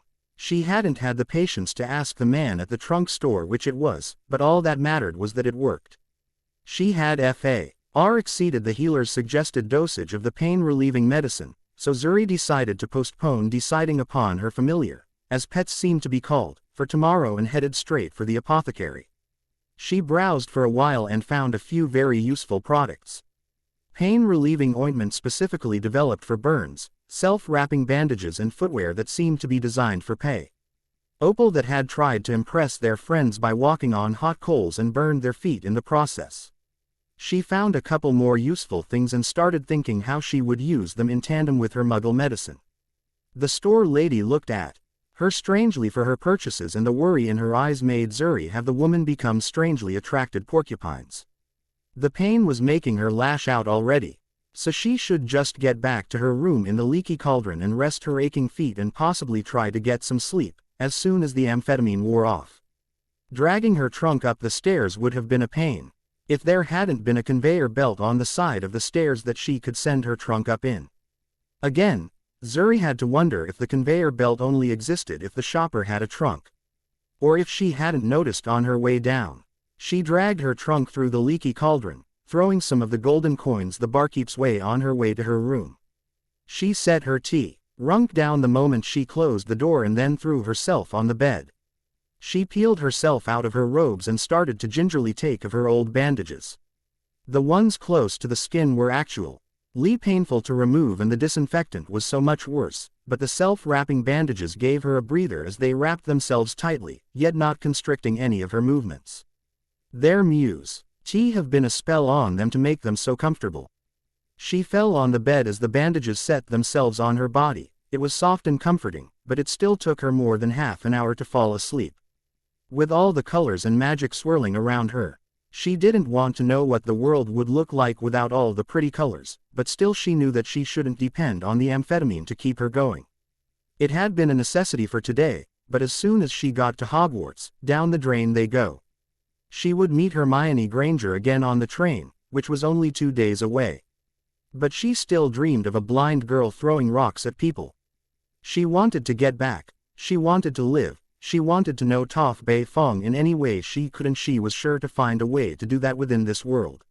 She had crossed over one way, so it must have been possible to go back, as well. Well, that was long, well, I kind of had to cut it off somewhere, since I couldn't find a suitable spot to actually stop it. I just decided to cut some corners and have her pass out in the end, but then again, fuck it. Read and review, I guess. Crazy laughter. Slytherin. Oh, it's a doozy, read it. Twilight Sparkle commands. You. Brony and proud of it. Chapter 3 Slytherin. Harry's life had been turned upside down. He had thought himself to be a freak, an outcast from society for reasons he didn't know, and in a way that was true, but he had never thought there could be another world where he would actually fit in. He was terrified and overjoyed at the same time. The only wizard he knew was Hagrid, and he had met that stuck-up boy in the rogue shop. There had been an uneasy, holier-than-thou feel coming from him that reminded Harry too much of the way Uncle Vernon looked at him and beggars on the street. Oh, right, there had been an elf, as well. He hadn't talked with the girl, but she had seemed interesting just from the way she looked.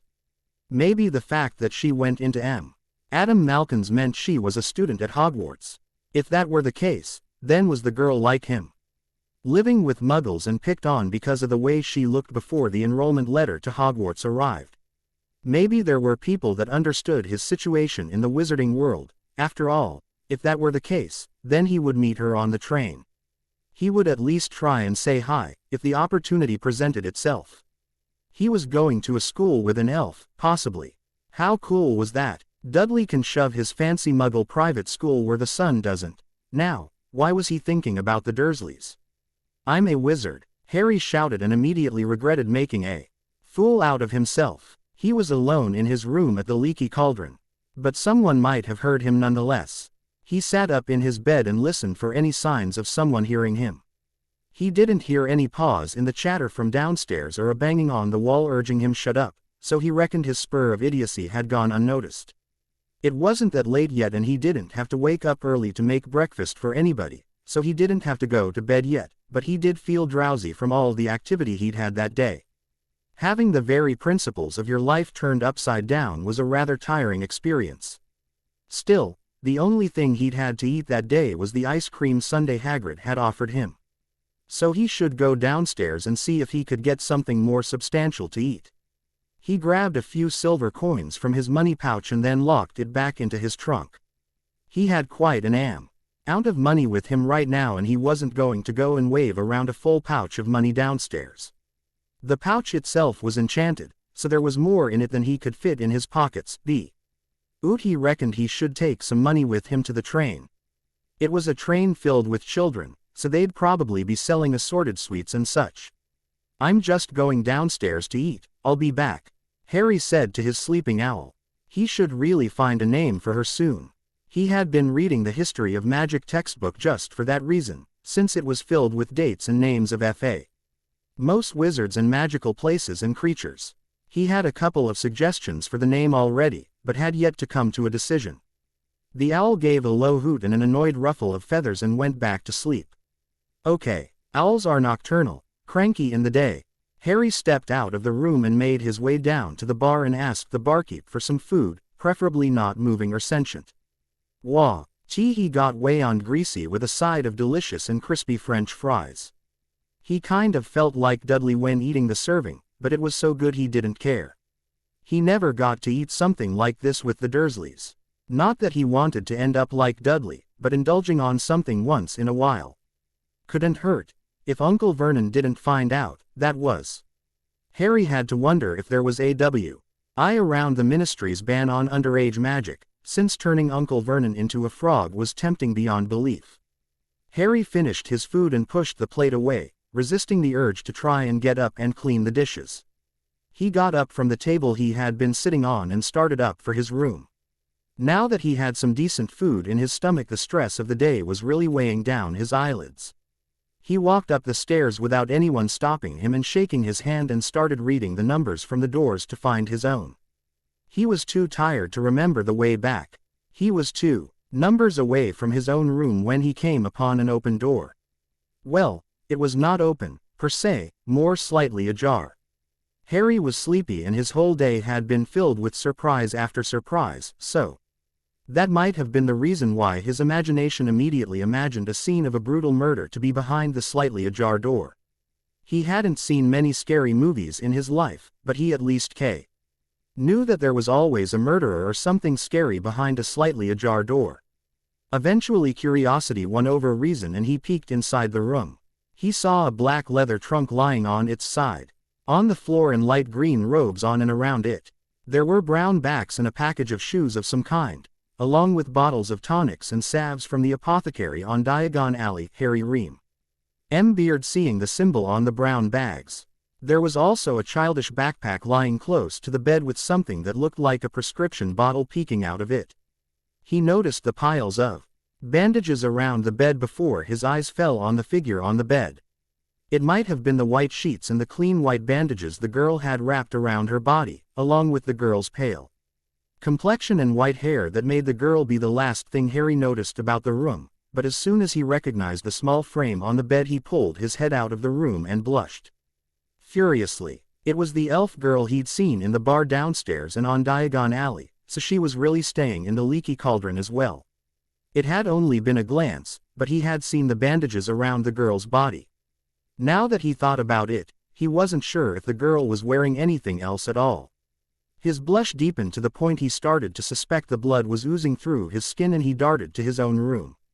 He opened the door and slammed it shut behind him. He stood there, with his owl giving him a disgruntled look for waking it. He stood there for another minute before sneaking back into the hall and closing the girl's door as quietly as possible. He really didn't want the girl to wake up and give him an earful about peeking into a girl's room. Plus, there were some shady characters drinking ale downstairs and she had her door open. Harry snuck back into his room and crashed down on the bed. Suddenly, he wasn't tired at all. Well, at least he now had time to come up for a name for his owl. Zuri, she took you over, just like she did Sokka. It wasn't you, it was all her fault. We never should have saved her. Oh, you would have liked for me to walk off of a cliff, then. I say we didn't really have a choice in the matter. We couldn't have known she was some monster. She looked like a victim, but now we know why she was in that base. Stop it, Tatoff, what the hell? You can't be saying you agree with what she did. Of course I don't. Committing mass murder is not something I'm a fan of, you know, but I at least try to understand why she did it, rather. Then just label her as a monster. Can you honestly say you wouldn't have done something like that if put in her position? Why are you defending her, Toph? She used us just to get her revenge. She was dying, afraid and angry. She didn't want them to get away with what had been done to her. She didn't need to use Aang for that. She had no choice. She couldn't move on her own. Aang is the most powerful out of us, so he was the natural choice. I'm sorry. Did you guys hear something just now? Zuri's eyes shot open and she saw the room she had rented in the tavern. She had paid for the room, so the initial way she got it didn't really matter, in her opinion. She thought she had dreamed about Toph and the Avatar in the aftermath of what she had done, but wasn't sure if it was just a dream, or if she still had a way of reaching out to them. She forced herself up to a sitting position and the burns on her joints made it hard. The pain medication had started to wear off, and if she didn't take more soon, then she'd be practically immobilized. She reached over to the bag with her medication and unused muggle bandages and popped the cork off the bottle for the pain medication. She shook a couple on her palm and was able to swallow them without water by knocking her head back. She sat there on the bed, trying to stay still as possible, waiting for the medicine to dull the pain enough for her to move. She blinked and couldn't get rid of the feeling that there were scales on her eyes, and she realized that the colors of magic had nearly disappeared and she actually felt drowsy. She had just woken up, so that should pass in its own time. She should try and avoid using the amphetamines if she could function without them. The healer had been adamant on the addictive nature of the medicines he'd given her. She should go back out into Diagon Alley to get her familiar. From what she'd heard and read, then an owl would be the most practical choice, but if she found some animal that she could hold a conversation with, then that was another matter. She should practice the whole mind control thing with animals, since it could give her a competitive edge, if need be. And it had less chances of backfiring, since animals were unpredictable to some degree, no matter how well trained. The world was so void of color now. Everything seemed gray and lifeless, without colors swirling around and singing to her. The pain medication had not kicked in yet, so when she started contemplating how lifeless the world seemed to be, the burns around her body started aching and reminded her just how lonely she was in this world. It had been miraculously lucky that she had been able to get money and medicine to help her burns in such a short amount of time. Then again, she had made herself a criminal in this world on her first outing without a second thought, and it was not at all certain there were no records of her accessing the Black Vault. The law keepers of this world could burst in and haul her to some dark and lonely cell any moment. If that could be avoided for another day, then she would be going to Hogwarts, along with Hermione Granger. She had picked up on the location of Station 9 3/4 from Hermione Granger's mind, among others, but she was still hesitant in running into a wall.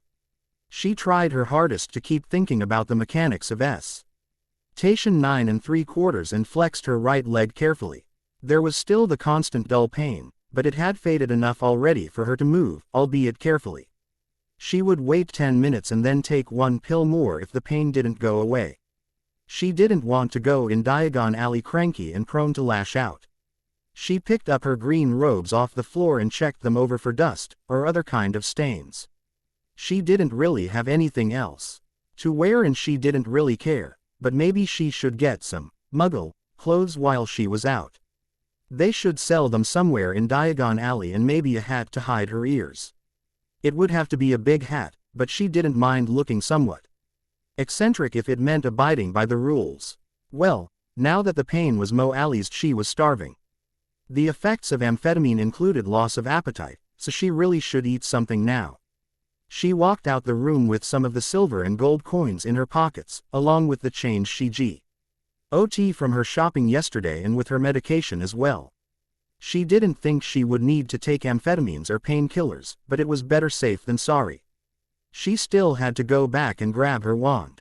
She would have to get used to carrying it around with her at all times, since witches seemed to use it for pretty much anything. When she got down the stairs and to the bar, her legs were giving out under her from the hunger. She wasn't sure when the last time she ate was, but she would have to eat now. Luckily, there was a menu on the side of the bar she could point to and order what she wanted.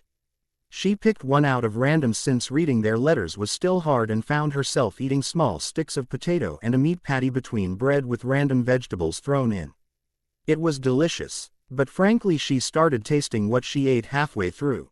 Hunger does funny things to one's manners. She paid for her food and opened the wall behind the bar with her own wand. Till felt a small nudge when the wall was activated, but it was a mere shadow to what she had felt when picking out her wand. She had to wonder if feeling it was normal or not, but that would have to be addressed in Hogwarts, if need be.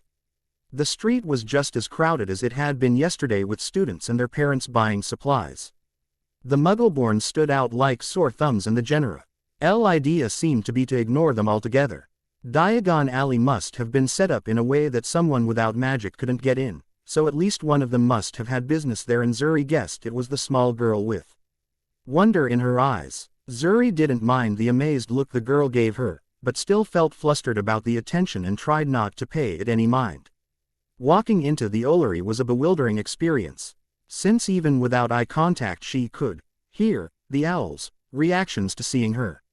There were some that had seen her kind and recognized her as such and some just thought of her as another witch. It was strange having the thoughts of animals in her head, but the owls seemed a little too bright to be birds to begin with. Zuri had to presume it had something to do with magic.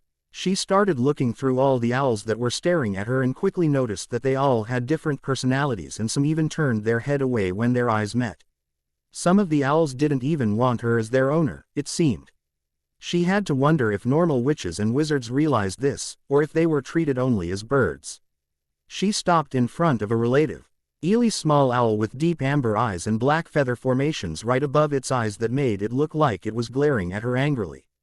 A look into the mind of the small bird revealed that it was Ely trying to intimidate her by accenting those eyebrows, by making the rest of its body seem smaller and leaning towards her. It wasn't like it didn't want to be her familiar, it was just that it hated the children that came to only pet it and look at it, still left him there with the other owls. Zuri didn't think a bird could be socially awkward, but there it was. She reached out and patted the owl on the head, but then decided to at least see over the other owls before deciding. The owl gave an annoyed hoot as she walked away. 2 minutes later Zuri walked out with the socially awkward owl in a cage. It looked excited as its head was turning every which way and it hooted at anything even slightly interesting. As for what it was thinking, it was like listening to a 2-year-old in a candy store, on a sugar high. She would try and think of a name for the owl, as it was part of the process in which familiars branded to their owners. She had only listened and pried into the minds of the owls in the Ollery, and decided she should at least try and convey a message to the small owl. "Do you have a name?" The owl's head snapped toward Zuri and it let out a long, stretched-out hoot. Zuri couldn't help but presume that the owl did it just to show her its amazement, since she doubted it was instinctual for owls to react in that way. "Oh, get over it. If you don't have a name, do you have any preferences on what I should choose? Don't worry, I can see into your mind." The owl turned its head away and actually seemed to be thinking about the question for a second before fling its feathers and giving a short hoot. "Whatever you decide," was what Zuri interpreted it to mean, but it was still hard to name an owl. Really, where should she start looking for ideas? Naming after some historical figure of this world seemed shallow and impersonal, so maybe something from her world. Let's see, the owl seemed to be male and was pretty intelligent, but also antisocial and awkward. A few hours later Zuri and Zuko were testing out the range and effects of Zuri's power to convey her thoughts to animals. From what Zuri was able to hear, the owl appeared of his name and I didn't mind when Zuri told him that he was named after royalty. The range in which Zuko could hear her exceeded 100 meters, but was less than 120 meters under the conditions she was under now. If her pain medication, or other variables played into it would have to be researched later, but Zuri was pleased with the results of their half an hour of research.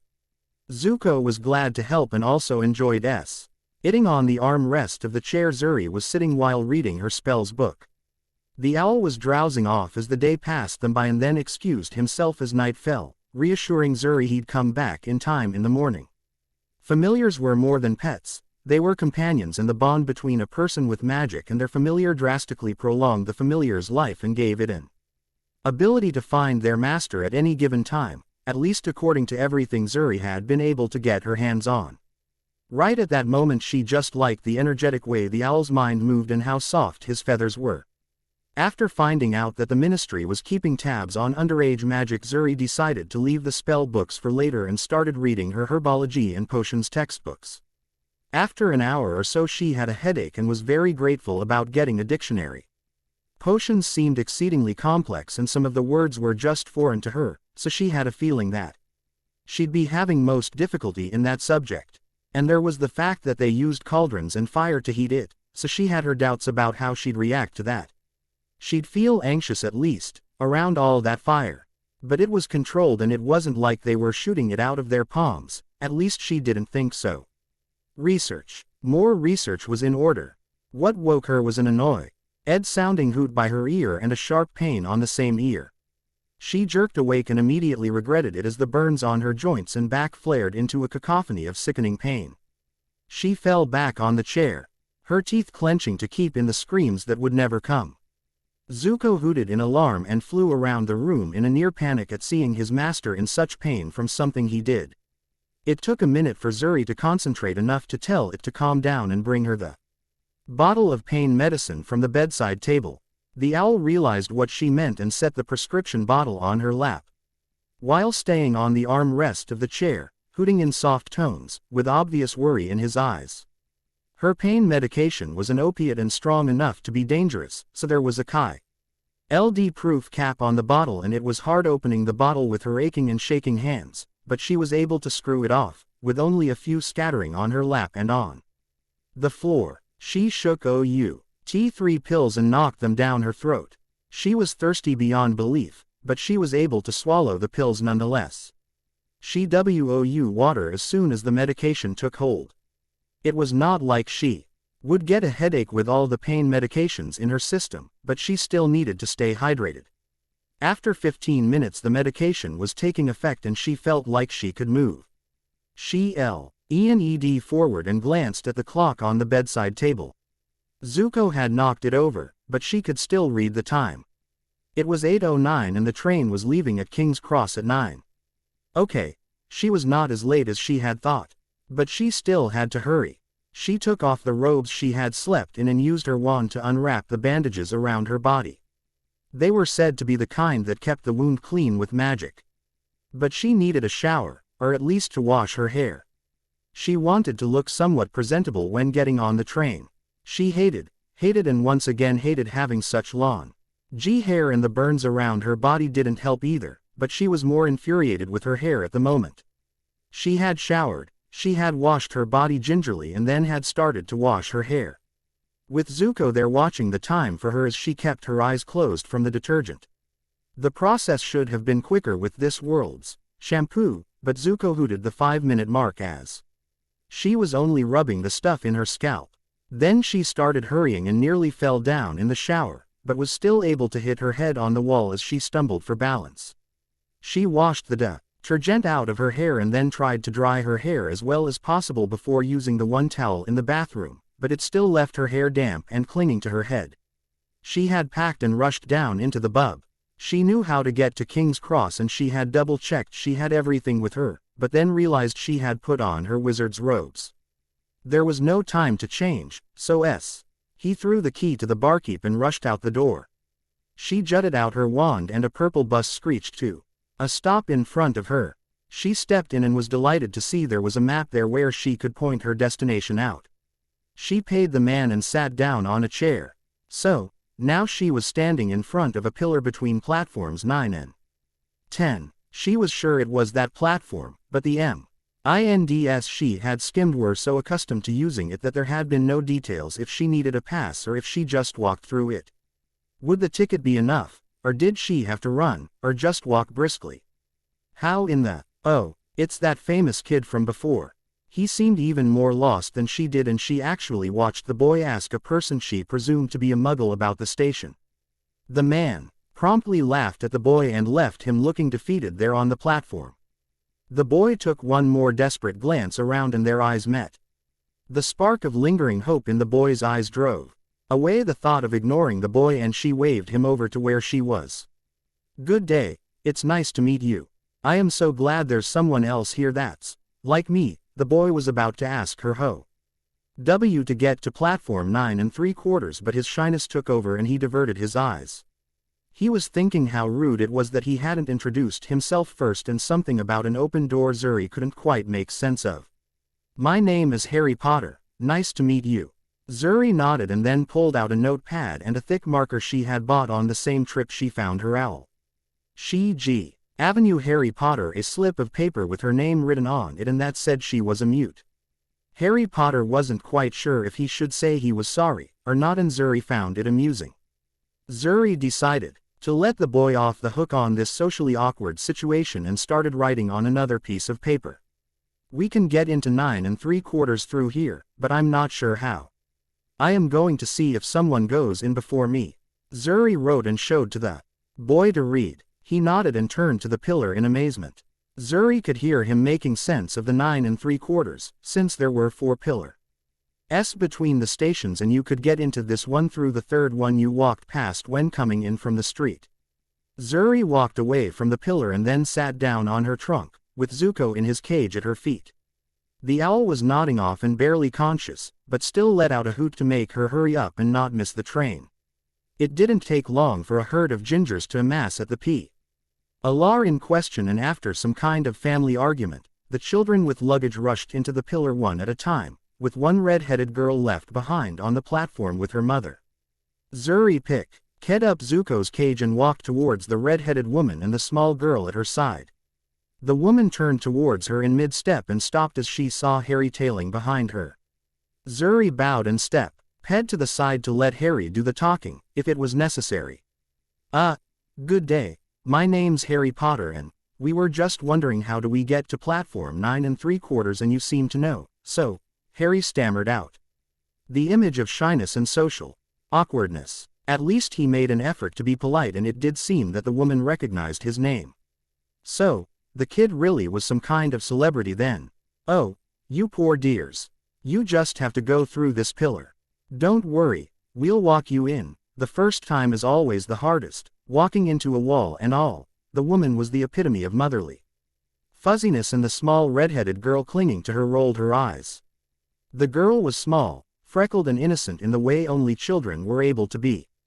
If people's minds were like pictures, then this girl was just a calming picture of a sky with clouds drifting through it, before life made you focus on everything crawling and hunting on the surface. It was easy to let the mother and red-headed girl forget about her, since she was dressed like a witch and had been the one to approach them. Zuri let the mother and Harry Potter go through the pillar first, and seeing that the Harry Potter kid was in a situation similar to hers, it was just as simple as walking through the pillar. To her surprise, the small girl with freckles was standing next to her, staring at her with an amazed look on her face. Zuri turned to the girl and raised an eyebrow in confusion. A girl of her age should be clinging to her mother in a situation like this. It's your first time going through, right? The trick is not to stop or hesitate. I can walk you through, if you want," the girl said, with bravado only children can muster over such seemingly trivial things. It was amusing, and it was true that Zuri was hesitant on walking into a wall. So she handed Zuko's cage to the girl and grabbed the hand she offered, and they walked into platform 9 3/4 without any problem. It was 5 till 9, and the PLA form was mostly filled with parents wanting to wave their children goodbye at this point. The girl with red hair and freckles walked straight to her mother, and Zuri followed, since the girl still had her owl. Even though she wanted to get on the train already, seeming the Harry Potter kid had already boarded the train, and the mother was fuzzing over another ginger-headed child. The small girl too, GGED on the hem of her dress to get her attention. "Mum, I helped the elf through the gate," the girl said, obviously looking for compliments from doing such a tremendous task of goodwill. She could just hand Zuri her owl back, but she had no real way of conveying that without seeming rude. Then again, calling her just elf was like calling the girl ginger in return, so it was at least a little rude. The girl was still a kid though, so that much was forgiven. "Oh my, I'm so sorry about forgetting you like that, dearie. The woman cooed out as she patted the girl's head as a compliment, then suggesting Ginny to give the owl back to the nice elf girl. As soon as Zuri got her owl back, she rushed into the train, but with all the students already boarded, it seemed hard to actually find a place to sit. Well, there were open seats. But she really disliked sitting with strangers and her muteness again. She eventually found a compartment with only the Harry Potter kid from before in it. And Faye, Lieutenant, somewhat more comfortable opening the door. She had explained her muteness to the kid already after all, so there was that. She felt like looking for Hermione Granger, but her feet were killing her and Zuko didn't like all the commotion. "Oh, hello again. I don't think any of the seats are taken, you can sit wherever," Harry Potter said, visibly tensing up on the prospect of social interaction. He was still thinking about some open door and it seemed to be the root of his discomfort. Zuri gave Harry a court nod and then sat down on the seat opposite to him. After a minute of just staring out of the window, she decided to pull out her schoolbooks and try to make sense of the mechanics of potions. She had a feeling she should use the herbology book as a reference to even begin to understand it. Harry seemed relieved by the fact she had something to occupy her time with, since he had no idea what he should talk about. "Are these seats taken? Everywhere else is full," the youngest boy of the herd of gingers she'd seen on the station poked his head in. Harry glanced at her and she gave a discreet nod without raising her eyes from the herbology book. There was a moment of uncomfortable silence as the ginger boy stared at Harry. "You're him, right, Harry Potter, the boy who lived?" the ginger asked, and Zuri gave him a disbelieving glance. Could someone really be so rude as to Saint ask something like that out of the blue, even before introducing themselves? Seemingly, Zuri turned the page and focused back on her book. "Do you have the scar? Can I see? He is not some animal put up on display. You condescending brat." Zuri found herself pondering about the weight of the book she was holding and the damage she could inflict with it. Harry Potter, seemingly the boy who lived, pulled back his bangs and showed a lightning-shaped scar on his forehead. There was no reason to defend the boy if he was such a pushover, Zuri felt. Drained. The words in the book started to look like gibberish and her eyelids felt heavy. "Well, hello there, Ron," another ginger shouted out as he opened the compartment door and caused Zuri to jump. "And good day to you, Harry. Ron's been playing nice, I presume," the other one out of the seemingly identical twins said. "There will be consequences if you haven't, Ronald." "And who is your friend here with pointy ears?" the first one said, and Zuri raised her head out of the book to look at the twins. Bits of information and their foremost thoughts flooded into her mind instantly. At least her power was more manageable than when in her own world. But she still knew things she shouldn't and felt a twinge of guilt about it.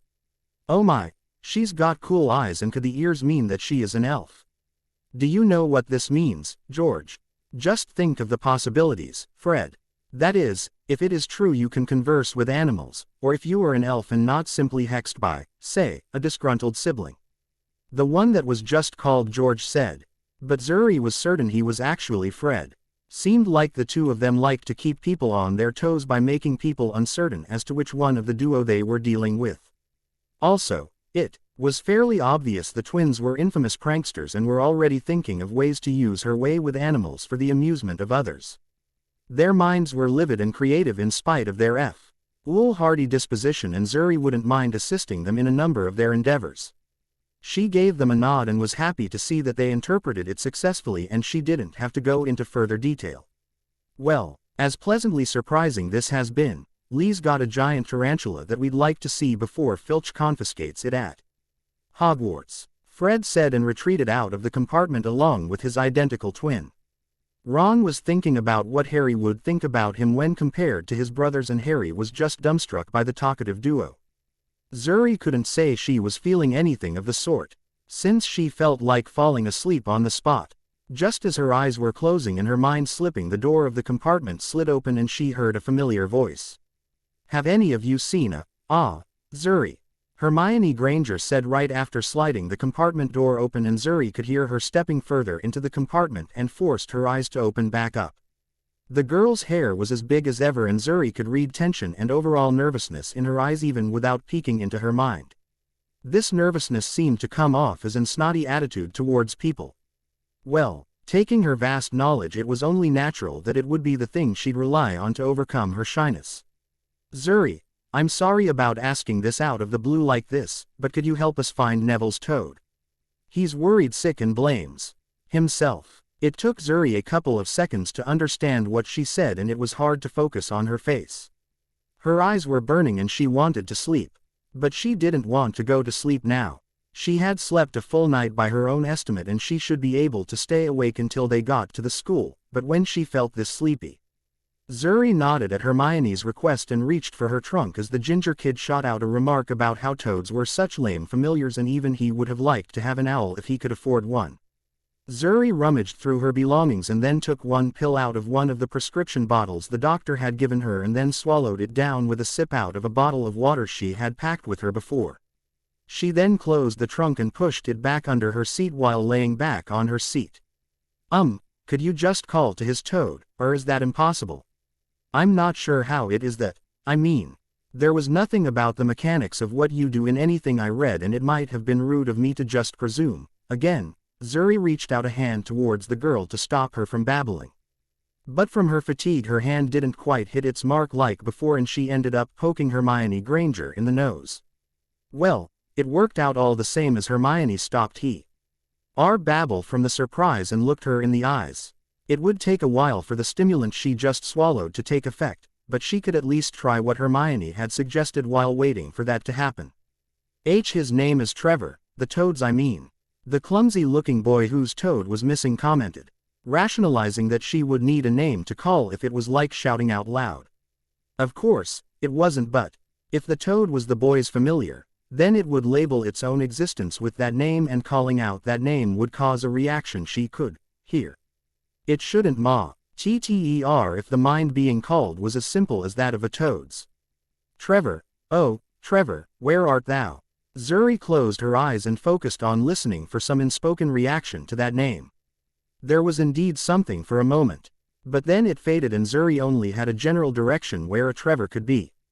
Zuri rummaged through the inside of her robes without opening her eyes and pulled out the notepad and marker she had used to communicate with Harry Potter. It was a clumsy way of communicating, but relying on body language was even clumsier. Trevor is somewhere further down the train. Follow me. As Zuri passed this note to Hermione, she put the notepad back in her robes and stood up from her seat, her legs feeling as though they were made out of lead and the world constantly going in and out of focus. But she still managed to walk out of the compartment without stumbling. Why was she so tired all of a sudden? Should she really have taken that stimulant if this wasn't natural fatigue after all? Zuri walked to the train cart next to the one where her compartment was and concentrated on sending out a telepathic message again. Trevor, the toad and savior, do come out. Trevor, she felt the sudden increase in what she could now could pinpoint it more accurately. There were no words to a toad's mind and she couldn't even get clear images or sounds without eye contact, so it was only noise on her end. But she could still hear it. Trevor seemed to be in one of the two compartments to her right. She opened the door to the first one and kneeled down on the floor. Judging by how low she had sensed Trevor, he was probably hiding under someone's seat. She didn't see Trevor under the seats in this compartment, but the people in it were more interested in her ears and red eyes than asking why she was checking under their seats. Zuri ignored them and tried to tune them out and send another call to Trevor. Trevor. The toad was in the compartment next to the one she was in, right next to the door. On her right when she went in the door. Smiling a little at the quick success of the task Hermione and the clumsy boy would have spent the whole of the train ride doing. Zuri walked in the next compartment and then reached a hand between the legs of a girl a few grades above her, reaching for Trevor hiding under her seat. Hey, what do you, the girl shouted Zuri pulled a large toad from under her seat. It might have been the surprise, or just the fact the girl didn't like toads, but the other people in the compartment burst out laughing at the girl being up on her seat and trying to get away from Trevor. Zuri ignored them and turned towards Hermione and the clumsy boy standing behind her. The boy looked awestruck and happy and the smile on Hermione's face told Zuri, even without reading her mind, that she was proud that it had been her acquaintance that resolved the issue so quickly. Trevor. Oh, thank you so much for finding him. I thought I lost him for good this time. The boy gushed with gratefulness as he took the toad from Zuri. Glancing at the frog told Zuri that the frog thought of it as a game and didn't know that its master worried about its welfare to such extent. She felt a little more awake now and faint flows of color had started to dance around the edges of her vision, but she still felt too fatigued to inform the toad of this fact. It was not her place to meddle in such things anyways. Zuri simply nodded her head, hoping to dismiss the matter with that, and Neville did go on his merry way after thanking her earnestly yet again. Worried if he could find his way back to his belongings. You were amazing, Zuri, Hermione exclaimed as Neville was out of earshot and they had closed the door to the compartment with the now traumatized girl. Did you call for Trevor when you closed your eyes back when you were sitting down? Does it work like telepathy? I mean, do you transfer your thoughts to animals, or is it some kind of magical ability? Could I learn how to do it? I don't have a familiar yet, but being able to talk to them would be. Hermione trailed off and bowed her head with her cheeks turning crimson. Hay walked into the cart with her compartment without Hermione saying anything, and Zuri pulled out her notepad. She was writing another note when Hermione spoke again. I'm sorry for getting carried away like that, again. I'm not sure what's the reason, but I talk too much when I'm. Zuri handed her a note she'd written while she scrambled to apologize for the trait in her personality Zuri found most endearing. The note said, "Fetch your belongings. I would like to sit with you for the rest of the ride." It was bold and possibly rude of her to make such a statement, but it was the truth, and she didn't have the means to subtly hint at it, nor the will to find a way to do so. To Zuri's everlasting relief, Hermione smiled at the note and told her to wait for her as she fetched her trunk. As our feet were still feeling sore from all her activity, she walked back into the compartment and sat down. Ronald the Ginger and Harry suddenly stopped talking when she opened the door, but Zuri couldn't she really bring herself to care if they had been talking about her. Hermione Granger had found her on the train and was going to spend the rest of the ride with her. Just from the TID bits of information and she'd picked out from her mind, she was certain Hermione had a lot to talk about and inform her of, and she found nothing wrong with using the rest of the train doing just that. Listening to the girl speak and seeing how her extraordinary mind categorized and associated all the information she was talking about was more efficient than reading any book herself. So, you people really can talk to animals. My dad said it was just a myth. But I guess you can't argue with the real thing, huh? The rude ginger with the name of Ronald Weasley said to her, and Zuri had the not-so-sudden urge to hurt the freckled child. He meant well and his rudeness was in no way intentional, but that didn't change the fact that he was rude and Zuri had no obligation to ignore it. Zuri simply nodded to the ginger, without making eye contact, and turned her eyes to look outside the window. The train was probably enchanted in some way or other, since she could see a thin membrane of color fluttering in the wind the train created. Just outside the window, she could see the colors and felt completely awake now. The danger of falling asleep on Hermione Granger babbling on about things was gone, but she couldn't help but feel that her mind was still a little rattled. Hermione Granger walked into the compartment just as Zuri was starting to ponder if her earlier fatigue had been because of her misinformed use of powerful pain medicine. She introduced herself to Harry and Ron, and the two of them introduced themselves to her. There was a bit of small talk until Hermione mentioned the houses. "So, which house do you want to be sorted into?" "I wish I'm in Ravenclaw, but Gryffindor wouldn't be bad either, though I don't think I have the qualifications for them. I don't know about Hufflepuff, but definitely not Slytherin, I heard stories," Hermione said, visibly trying to stop herself from babbling about the houses like she had done with Zuri. Zuri turned to Ronald, the annoying, and Harry, genuinely interested to see their answers. "My whole family's been in Gryffindor.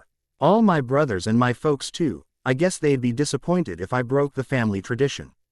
"Well, if I do get sorted into somewhere else, I hope not Slytherin. Rotten eggs the lot of them," Ronald said in his everlasting wisdom. And how does Ronald the Omnipotent know this about the Slytherins? From his all-Gryffindor fam. Eiley must have a real unbiased view of their rival house. She was getting too caught up by this, but she couldn't help feeling aggravated. I guess Harry never got a chance to be indecisive about answer as their compartment door was opened by a certain ferret-faced boy with silvery hair, not as silvery as hers, but very blonde nonetheless. Well, so you were Potter after all. I didn't recognize you in the dress shop with your hair in the way. He bought a dress. Zuri knew this was not the case, but still passed a note to Hermione pointing out this possible misinterpretation of the boy's words. Hermione barely stifled a giggle and earned a glare full of contempt from the blonde in front of them. My name is Draco Malfoy and these two are Grab and Goyle. I urge you to reconsider your choice in friends. Having the right friends makes all the difference between greatness and mediocrity. Wow, that sounded rehearsed, like he'd been standing outside the door practicing that wit. The two goons he'd brought with him as his audience. Actually, if Zuri didn't know better, that sounded very plausible. Maybe this kid had been going around giving this speech to any and all compartments with first years in them. Again, Zuri let Hermione know of this possibility, but she only stifled a small chuckle. The joke wasn't as successful as the first one and now Zuri was starting to thin. She shouldn't try too hard as to not seem desperate. So, what do you say, Harry Potter? Come with me and you can have the right friends that will launch you to greatness. Draco Malfoy said, and fair to hand to this boy, and the unfounded confidence he carried himself could only mean a noble upbringing, being told he was born better than others made for some insufferable personas. I think I'm fine, thank you. Harry Potter said coldly, and Draco Malfoy actually looked shocked at this. Zuri couldn't help but smile at this, but Draco Malfoy caught a glimpse of that and turned to her in anger. And what's so funny, knife ears? Draco Malfoy said, the word, knife ears, in a way that it was obviously meant as a kind of racial slur towards her being an elf. As funny as it seemed, Zuri had some that someone of noble upbringing would have been above such things, but the blonde was still in the awkward age of 11, so it could be that. The question of how to respond to the possible insult was still in the air for her when someone else took the initiative for her. What is funny here is the ferret-faced boy who thinks he's better than others just because their parents happen to be cousins. Hermione practically hissed at Draco Malfoy as she stood a mere inch from the now terrified-looking boy's face. Zuri stood up and pushed Hermione back down with one hand on her shoulder and used her body to hide the fact she pulled out her wand from her robes. It seemed like knife ears was more potent of a slur. Zuri had thought to have Hermione act like that. Zuri had no intention of mocking enemies even before getting to the school, but if the ferret-faced Draco Malfoy even thought about hurting Hermione, then someone would forget how to breathe. Don't you dare talk about my parents like that, you filthy mudblood. There was no doubt in the boy's mind about how insulting of a word he just used, so Zuri didn't feel bad about pointing her wand at the boy's throat and concentrating on an image of a great, big, shiny dung beetle. She didn't know any spells per se and her hand was resting in her lap, and she pointed her wands towards the boy as discreetly as possible and hoped would be enough to make her magic work. She felt a slight nudge when magic poured out of the tip of her wand and then nestled in the boy's throat. The magic moved as a relatively slow stream of light, and no one other than her seemed to notice it. She quickly hid her wand in her sleeve and leaned back to watch the show. You're one to talk about being filthy, Malfoy. Your family should all be in Azkaban. Ronald shouted in response to Draco Malfoy, and the blonde turned towards the ginger, and so did the two goons. Zuri glanced to her side and saw Hermione looking at the floor, depressed and hurt. Zuri placed a comforting hand on her shoulder and then tilted her head towards Malfoy and smiled when she looked at her. The annoying little ferret had just raised a hand on his neck and paused in mid-sentence. A small cough stopped him, but he still continued. Weasleys are. This time it was a whole fit of dry, raspy coughs and a single belching sound, like there was something coming up from his throat, and there certainly was, or at least should be.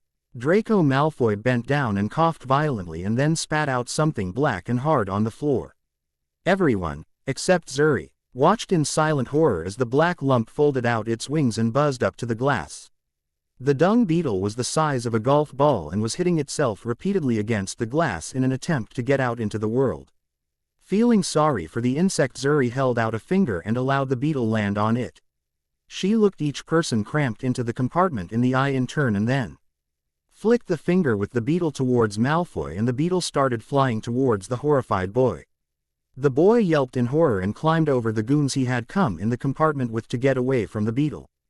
Zuri then got up and closed the door behind them and sat back down with the beetle back on the tip of her finger. The stunned silence lasted for more than 10 seconds, so Zuri picked up her herbology book and started reading. It was another 5 seconds until Ronald, the rude one, interrupted the calm silence. You did that," the ginger said with both disbelief and admiration apparent in his voice. "That was awesome. Malfoy definitely got what was coming to him." Ronald, the easily impressed one, said and then just laughed at the memory and started to try and catch the surprisingly agile dung beetle still flying around in their compartment. Harry was equally impressed by her impromptu curse, but still felt apprehensive about congratulating her on resorting to violence to end an argument. Zuri had to admit she was impressed by the boy's maturity on the subject. Zuri turned toward Hermione on her side and caught her opening and closing her mouth like a fish out of water. A rather comical gesture if she wouldn't have known better. Hermione had the same doubts about congratulating her on resorting to cursing a person that was just being rude, but was also contemplating on all the ways it could have been done for anyone other than her. Someone doing as much as traumatizing another human being just because she had been hurt was something that had not happened before. Zuri felt no need to downplay the fact it had been for her and smiled at the girl sheepishly.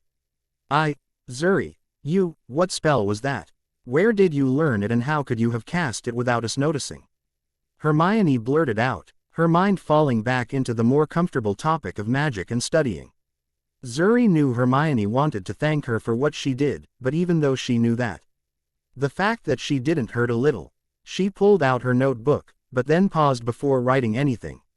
How would she answer Hermione's question, or could she even do that much? She knew N.O. spells and her muteness stopped her from saying the incantations, so how had she done what she did just now? Hermione gave her time to think by trying to stop Ronald from poking the magically created dung beetle with his wand. Zuri decided not to think on what or how she did it too deeply and just wrote down all she actually knew about magic and showed it to Hermione, who excitedly read what she had written out loud. "Our magic is pure and primal power. Our mind draws that power out in our body. Our wand directs and focuses it." I imagined the dung beetle in my mind and pointed my wand towards Malfoy.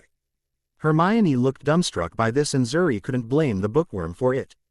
She had a perfectly safe and tested shortcut to accessing her power, so she hadn't thought about what her magic was nearly at all. She might have the mind of a genius, but she was 11, and couldn't read minds, or see magical energy as color, for that matter. "What are you talking about?" Harry cut into Zuri's surprise. He had been raised by muggles and had been as keen to understanding what magic was since finding out he was a wizard as Hermione was now. Zuri turned the notebook towards Harry and he read it with his lips moving silently. He nodded and then furrowed his brows as a thought crossed his mind. "So, you didn't know what would happen just now," Harry Potter said, in a stellar example of intuitive thinking. Something rather rare in someone his age. When he put what she had done like that, then it was outright irresponsible and dangerous, like killing a fly with a 12 gauge in a crowded room. Zuri paused and then shook her head in dismissal of even the idea of such recklessness and caught herself nervously glancing towards Hermione. Even with all of these rather obvious tells she had surveyed herself. The 3 kids she had just lied to didn't catch on to her bluff and Zuri once again had to remind herself they were 11. Then the conversation was steered towards Quidditch by Rona. LD and after half-heartedly memorizing the rules Ronald, the sports geek, blurted out Zuri and Hermione started conversing about how brooms functioned and if magical creatures could use them, or would there have to be a sentient being with magic for them to work.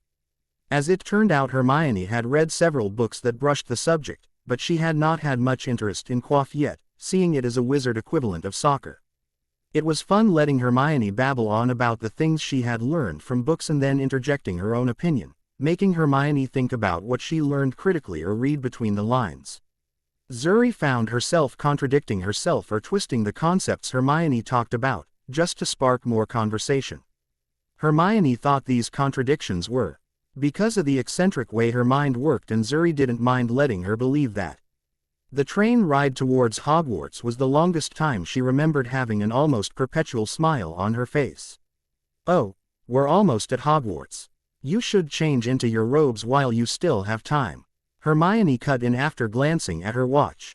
Harry and Ron stopped talking about Quidditch and what else was the best, and Zuri snapped out of Hermione's mind. She was talking to the three people who weren't already wearing their school robes, that being Harry and Zuri.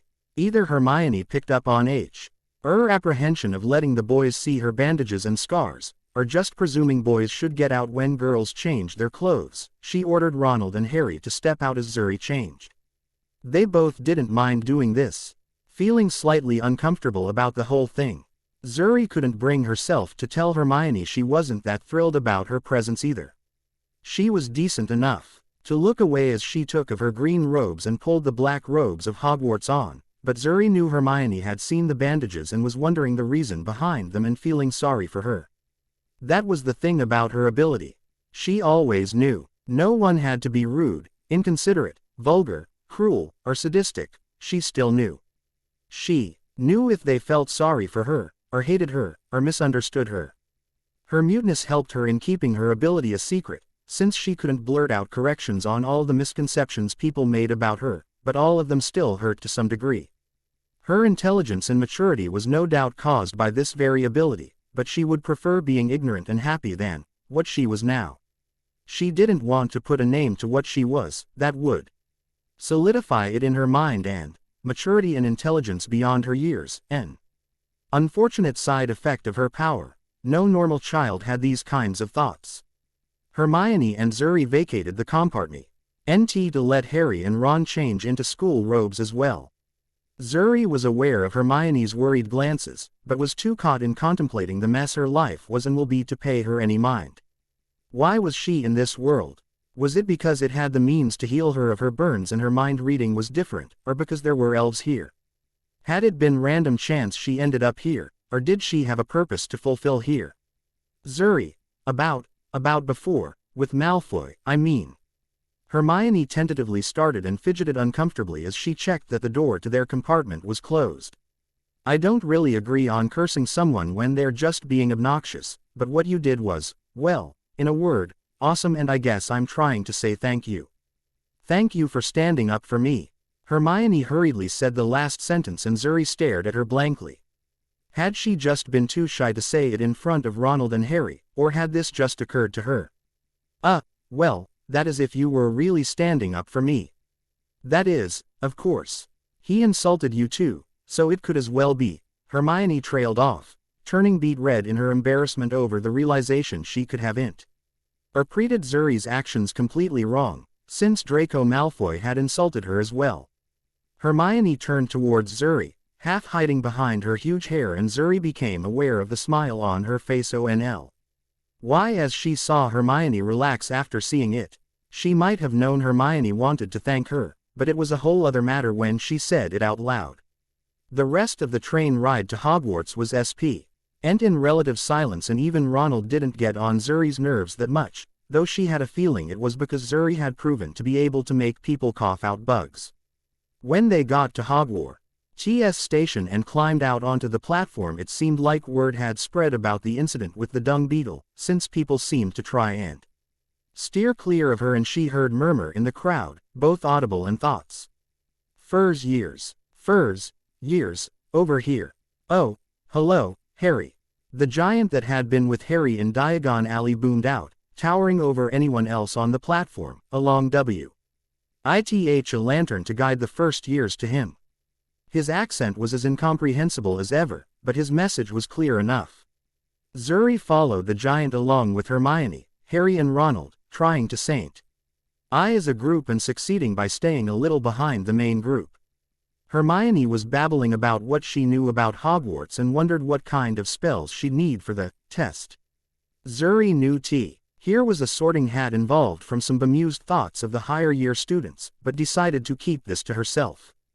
This way Hermione was too preoccupied on worrying about that, and she could tune her out for the most part. Zuri had to wonder about the decision to put travel-weary and nervous 11-year-olds on small boats and shuttling them across a cold and deep lake, but the breathtaking IEW they got of Hogwarts over the still water somewhat answered her question. Still seemed pretty dangerous and she thought she heard someone fall over the side at some point. There were panicked and excited thoughts about a giant squid a moment later and Zuri leaned over the side of the boat and concentrated on reaching out into the lake's depths. Zuri, what are you doing? That's dangerous. Hermione murmured next to her and tried to pull her back to her seat. Zuri paid her barely any mind as she heard a slippery and simple mind answer her from the depths. It was somewhat intelligent and could understand her, but best of all, it was a show-off. Zuri leaned back in the boat a little and held out her hand, gathering strange looks all around. Hermione became self-aware very quickly. Zuri, people or star, oh god. That was when the residential giant squid came up to the surface and swam next to their magically propelled boat as it held out one tentacle towards Zuri's outstretched hand. Zuri touched one of the animal's suckers and was surprised to find they were sharp and hard, at least on the tentacle she touched. The squid put its appendage back in the water and Zuri leaned in pet it before it went back into the depths. It felt cold and slippery. Zuri sat back down as excited speech and overall disbelief clamored around them. That was until they noticed her ears and the disbelief all but disappeared. Of course an elf could and would do something like that. None of them had the courage to actually talk to her after she'd proven she had the giant squid at her beck and call. At least, that's what it looked to them. Zuri, what just happened? Why did you do that? Hermione leaned in and whispered as they followed Hagrid up some steps and into a big room with great double at the end. Hagrid left them there, to simmer in their excitement. Zuri shrugged and this seemed good enough for Hermione, being too preoccupied remembering all the spells she might need. There were some others that also knew what the sorting really was like, but like Zuri they had decided to keep it to themselves. The strict-looking lady didn't make any kind of dramatic entrance but her appearance silenced the whole room instantly. Something about the way she carried herself told them that this was the one teacher they didn't want to cross, the teacher of Transfiguration and the head of house for Gryffindor. Professor McGonagall, welcome to Hogwarts. The feast in your honor will shortly begin, but before you take your seats in the Great Hall you must be sorted into your houses. The sorting ceremony is very difficult and important, for you will be part of a family while you study here. You will all be part of a house together. You will sleep in your house's dormitory and you will spend your time with your classmates or other houses. The 4 houses are Gryffindor, Hufflepuff, Ravenclaw and Slytherin. Each house has its own history and has brought forward many great witches and wizards. Now while you are here, your triumphs will earn you points, any rule breaking and you will lose points. By the end of the year, the house with the most points is awarded the House Cup, a great honor for anybody. I hope you will bring honor to your house's name. The sorting ceremony will begin momentarily. Do behave until you are called, McGonagall said, a feel of years of practice lingering in her speech. Leaving the kids who didn't know about the sorting in the dark and making the ones who did smile to themselves. Now, follow me, children. And that they did, naturally forming into a line behind the woman and following her up some huge and wide steps and through open doors into a great big hall with 4 long tables decorated in different colors. The 4 houses had their own tables and color schemes. It seemed they were led to the front of the hall and made to stand in front of the rest of the school. A big part of the school was looking at her and asking who's around them if she really was an elf. Then, McGonagall brought out the sorting hat and to the shock of the rest of the first years it started to sing. Zuri didn't really pay attention, since she was staring at the cacophony of colors streaming out of the hat's mouth and lingered around it. Abbott, Hannah, McGonagall shouted and a girl stepped out from among them. Apparently the hat had stopped its song at some point. The girl became a Hufflepuff, but Zuri didn't really care, tuning out the names as she tried to remember the order of the alphabet of this world. Granger, Hermione, McGonagall S. Howdett and Hermione stepped out from among them, looking determined and only stumbling a little on her way. Seemed like Hermione would be sorted before her, but now she knew what house she could aim F. Or when Hermione would be sorted before her. Gryffindor. The hat shouted out and Hermione nearly ran into the now violently cheering table decorated with red and yellow. Okay. Zuri didn't really care for the color scheme. But she'd try and get into Gryffindor. Zuri waited quite anxiously, the prolonged standing, making the soles of her feet flare up in pain, but she endured it until her name was called. Ling Yao, Zuri, McGonagall shouted, and Zuri gratefully walked to the stool and sat down, with the hat still above her eyes because her ears were keeping it from slipping further. The hat as sitting on her head, and she felt an uncomfortable feeling that she was being probed and leered at. "Ah, silent child, welcome to Hogwarts." A mysterious, yet familiar voice rung out in her head, and the hat moved slightly on her head, somehow seeming confused. "Ah, you have quite a brain on you, that you do, but you're also extremely determined. Fought against near impossible odds to even get here, Gryffindor. Put me in Gryffindor," Zuri said in return with her mind. The hat shook itself from side to side. "No, I'm afraid that is not your place, you are too ambitious for that. It will be Slytherin. Ponies. Must have ponies. Oh, and review, if you have time, ask yourself, what would Fluttershy do? Tortured. Yes, way too late and I have no excuses. Enjoy my brain farts if you can. Have fun." Chapter 4 Tortured. She sat there with the hat resting uncomfortably on her ears. The only thing that stopped it from covering her eyes was the fact her ears perturbed away from her head a few inches. The weight of the hat pushing them down hurt, but it was nothing compared to the pain in her joints that had come back in full force now. Some part of her mind reasoned it had to be at least in part psychosomatic. But the rest of her mind wanted to set the stupid hat on fire. Slytherin, the rival house of the house her only friends in this world were sorted into. This stupid and intrusive way of setting children against each other had just robbed her of such a simple thing as friendship. The hag wearing dark robes and another ridiculously pointy hat told her to hurry up and join her housemates. The look she shot back at her must have been murderous for her to take a step back like she did. Zuri diverted her eyes before she convinced the woman to stop breathing. The part of her mind that had been able to remain rational reminded her that it wasn't the old woman's fault. Zuri gingerly took the hat off of her ears and handed it to the woman without making eye contact again. She didn't really care if the woman caught the hat or not as she let go of it and turned towards the table decorated in green and silver for the occasion. The applause over her sorting had been apprehensive, since the news about her stunt magicking a beetle out of Draco Malfoy's throat had spread like wildfire among the new students and had been relayed to some of the older students even before she walked up to the sorting hat. Everyone had assumed she would end up in any other house than Slytherin, where old families like the Malfoys were privileged, and the general attitude towards anything other than a pure wizard was contempt in several different degrees. So, here she was walking to a table full of people that had reasons to steer clear of her for their own well-being, or that despised her because she wasn't a noble. Well, the fact she was an elf to them didn't help either. She walked along the table until she spotted an empty seat and promptly sat down. The table was applauding, but it was nothing compared to the cheering when the other students had been sorted. Zuri stared at the table and concentrated on keeping her shaking and breathing in check. It hurt so much. Severus Snape. It would come as no surprise to anyone who had even cast a glance in his general direction, but let it be known that Severus Snape did not like any school celebrations, especially the one we. The especially loud and bad-mannered first graders were introduced into the soul-leeching hive mind of the student populace. Granted, he might be overplaying the horrors of what was essentially a very large collection of children of varying ages, but if you were to teach the said herd of blank-staring imbeciles you'd have similar opinions.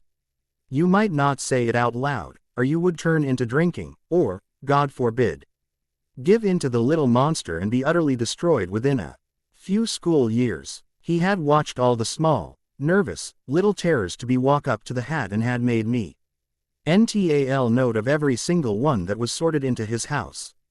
His godson, Draco, had been cast into Slytherin, of course, and there was no surprise in it, but he did take note of a murderous glance he shot at a peculiar white-haired girl. Of course, he had been aware of Potter attending the school starting that year and seeing how much the brat reminder his asshole of a father made him grit his teeth in anger. The green eyes just added insult to injury, but the brat being sorted into Gryffindor came as no surprise and at least relieved him of the dread of tending for the brat. If he was as much like his father he seemed to be, then he didn't envy Minerva one bit. He didn't pay much attention to the white-haired girl Draco seemed to have a problem with, but quirked an eyebrow when he noticed the hat held being up by her pointy ears. Could Draco really be prejudicial enough to hate the girl just because of that? Well, looking at Lucius and how he felt about anything, not noble and agreeing with him, then yes, but still. Draco was his godson, he should have known better. The girl was scrawny, even for an 11-year-old, but if she was an elf, as the ears seemed to suggest, then it was nothing to be worried about. Slytherin, the hat announced, and he saw the girl turn completely rigid at the word. He let out a small groan as he realized the girl hadn't wanted to be sorted into his house. The fact that it was probably his idiotic godson's fault didn't help to alleviate his ennui to have a talk with this girl about the fact there was nothing wrong being in Slytherin, and if a NY1 gave her trouble she should go a prefect, or him if the one giving her trouble happened to be a prefect. God have mercy on the prefects. A mortal soul if that ever was the case. Minerva told the girl to hurry up and give the hat back, and Snape raised his other eyebrow when the girl's glare made the Transfiguration professor take an involuntary step back. This was the woman who scoffed at Troll LS and was only healthily apprehensive about dragons. This girl might just fit in with his snakes, after all. The girl handed the hat to Minerva and slowly made her way to the cheering Slytherin table. Something about the way she walked unnerved him. She was still visibly tense, but moved slowly and stiffly. Could she be that terrified of Slytherin? She didn't meet anyone's eyes in the cheering queue. Euclid faded away and Snape lost her in the crowd of students. She was a concern for a later date anyways. The rest of the sorting went without any more surprises on his part. The children of Noble H. Alces got into his house along with some others he didn't know, but were obviously from wizarding families, taking how comfortable they seemed in robes. There was always a certain amount of uncomfort on the first week or so with the Muggle-born students. They were either timid about it or thinking that they looked ridiculous, or they were way too excited about the whole thing. Dumbledore made his little speech and the food arrived. At last, Snape ignored the cheers of the students and dug in as soon as Dumbledore sat back down. He had been forced to skip lunch with all the paperwork that came with the start of a semester. He set his gaze on the student body after the first few mouthfuls. The house elves always made delicious food, but on the opening ceremony night they always seemed to go one step beyond what they usually did. Yes, he only came to this thing out of a sense of duty and the food. He honestly didn't know which outweighed the other. He let his gaze scan the students, starting from the Gryffindor table. Since his snakes would know to keep the younger students in line. He didn't search out the Potter brat, really, but seeing the smug little bastard looking back at him with Lily's eyes did give him pause. He knew he shouldn't hate an 11-year-old child this much, but he had to tear his eyes away from the little prick before he reached for his wand. It was like his V.R.E. existence reminded him that Lily had chosen that vacant-stared asshole before. Well, he screwed up his own chance, he knew that, but anyone else would have been better. He skimmed over the rest of the students, the look in his eyes pausing some of the more rowdy students. His eyes fell on his snakes and he felt a small sense of pride seeing them eating and chatting amiably, but not jumping on. The tables are waving their wands around haphazardly. As if on K, he heard a small explosion from the Gryffindor table and saw one especially dumb-looking boy with a face full of soot and hair on end. He would have took the boy's wand away for endangering his fellow students like that, but Minerva only smiled at the jovial laughter around the boy. Seriously, the fact the school didn't have dozens of deaths by accidental magic every year was beyond him. The best explanation he could think of was that the castle was so heavily enchanted that magic without solid form and intention was muffled enough to be non-lethal. He swept his eyes across the student body again, maybe making guesses as to who would be giving him more evidence to validate his theory when he caught a glimpse of white hair slip out of the hall's open double doors. His eyes shot to the Slytherin table and he indeed didn't see the elf girl anywhere among his other snakes. He would have more than a few harsh words for the prefects for letting the girl go like this, but right now there was an 11-year-old child wandering in the castle. He looked at his plate longingly and the desserts and assorted dishes laid out on the table in front of him. God damn, these insufferable little, Snape grumbled as he stood up from the teacher's table and strode out of the hall. Walking along the Slytherin table and checking if he Had missed the small elf girl among the older students, but cursed under his breath again as she was nowhere to be seen. Zuri Ling Yao. Zuri stumbled along the wall in the strange castle she'd been led to. She had half forgotten the reason she left the great big hall, but she did remember it being painfully noisy, and even the sight of all the food on the tables made her gag. The information she gleaned from the healer less than a week ago flashed into her mind. One of the side effects of amphetamines was a loss of appetite, so they were probably still taking effect. Taking into account how tired she had been before taking one of them in the train and the fact she hadn't eaten she didn't really know. Had she eaten something on the train, or had her appetite disappeared there already? Zuri slid off the wall she was leaning on as the hallway forked and she unceremoniously crashed to the floor. Her world became a kaleidoscope of pain and black dots darting around her vision as the pain of her burns pushed through the already fading pain medication. Where was the bottle? Was it still in her trunk, or had she taken it with her? Did she have the amphetamine bottle with her? Had she left them both in her trunk? She didn't feel anything pressing against her body as she lay there, so her pockets at least seemed empty. What was she going to do without the medication to take away the pain? She knew it was nearly impossible to move with them aggravated like this. How long would it take for someone to find her? Had she wandered into an unused part of the castle, and would she stay here on the floor until her consciousness slipped out from her as either starvation or the infection from her raw burns finished her off? Was this really how she was going to? Kissing the floor. Look at that. Maybe you can be housebroken next, since you already know some manners. Zuri flinched from the voice and painstakingly shifted her head to the side to see her brother standing over her. He flicked his hand and a burst of green flame barely missed her face. Her body locked up and her breath hitched in her throat. Well, are you going to answer me, or not? We both know what you can do, so answer me with your mind. Another flash of flame hit the ground in front of her face and Zuri tried to crawl away from it, but her joints had locked up from the fear and pain. She tried to focus her mind outward and brush her brother's mind with her own, but a building sense of pressure behind her eyes stopped her. Her power had been stripped from her in this world. What would her brother do to her when he found that out?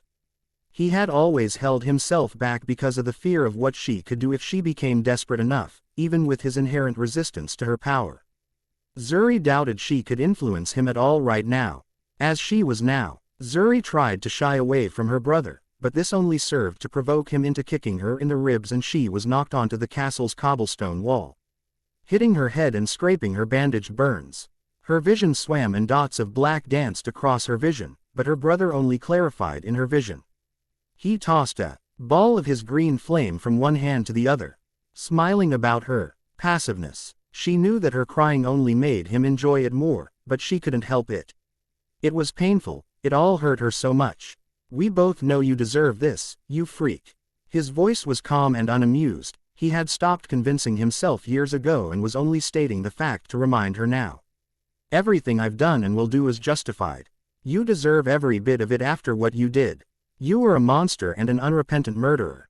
Mother, father, me, 24 soldiers, 117 mine workers, 12 clerks and officials, even half a dozen children living in the adjacent port village. They were playing OU rock slung by the avatar came crashing down on them. No, that couldn't be true. She had made sure she only killed to ones in the base. She had concentrated the energy on the base alone to gather the energy needed to punch through, like the avatar's collective mind had instructed.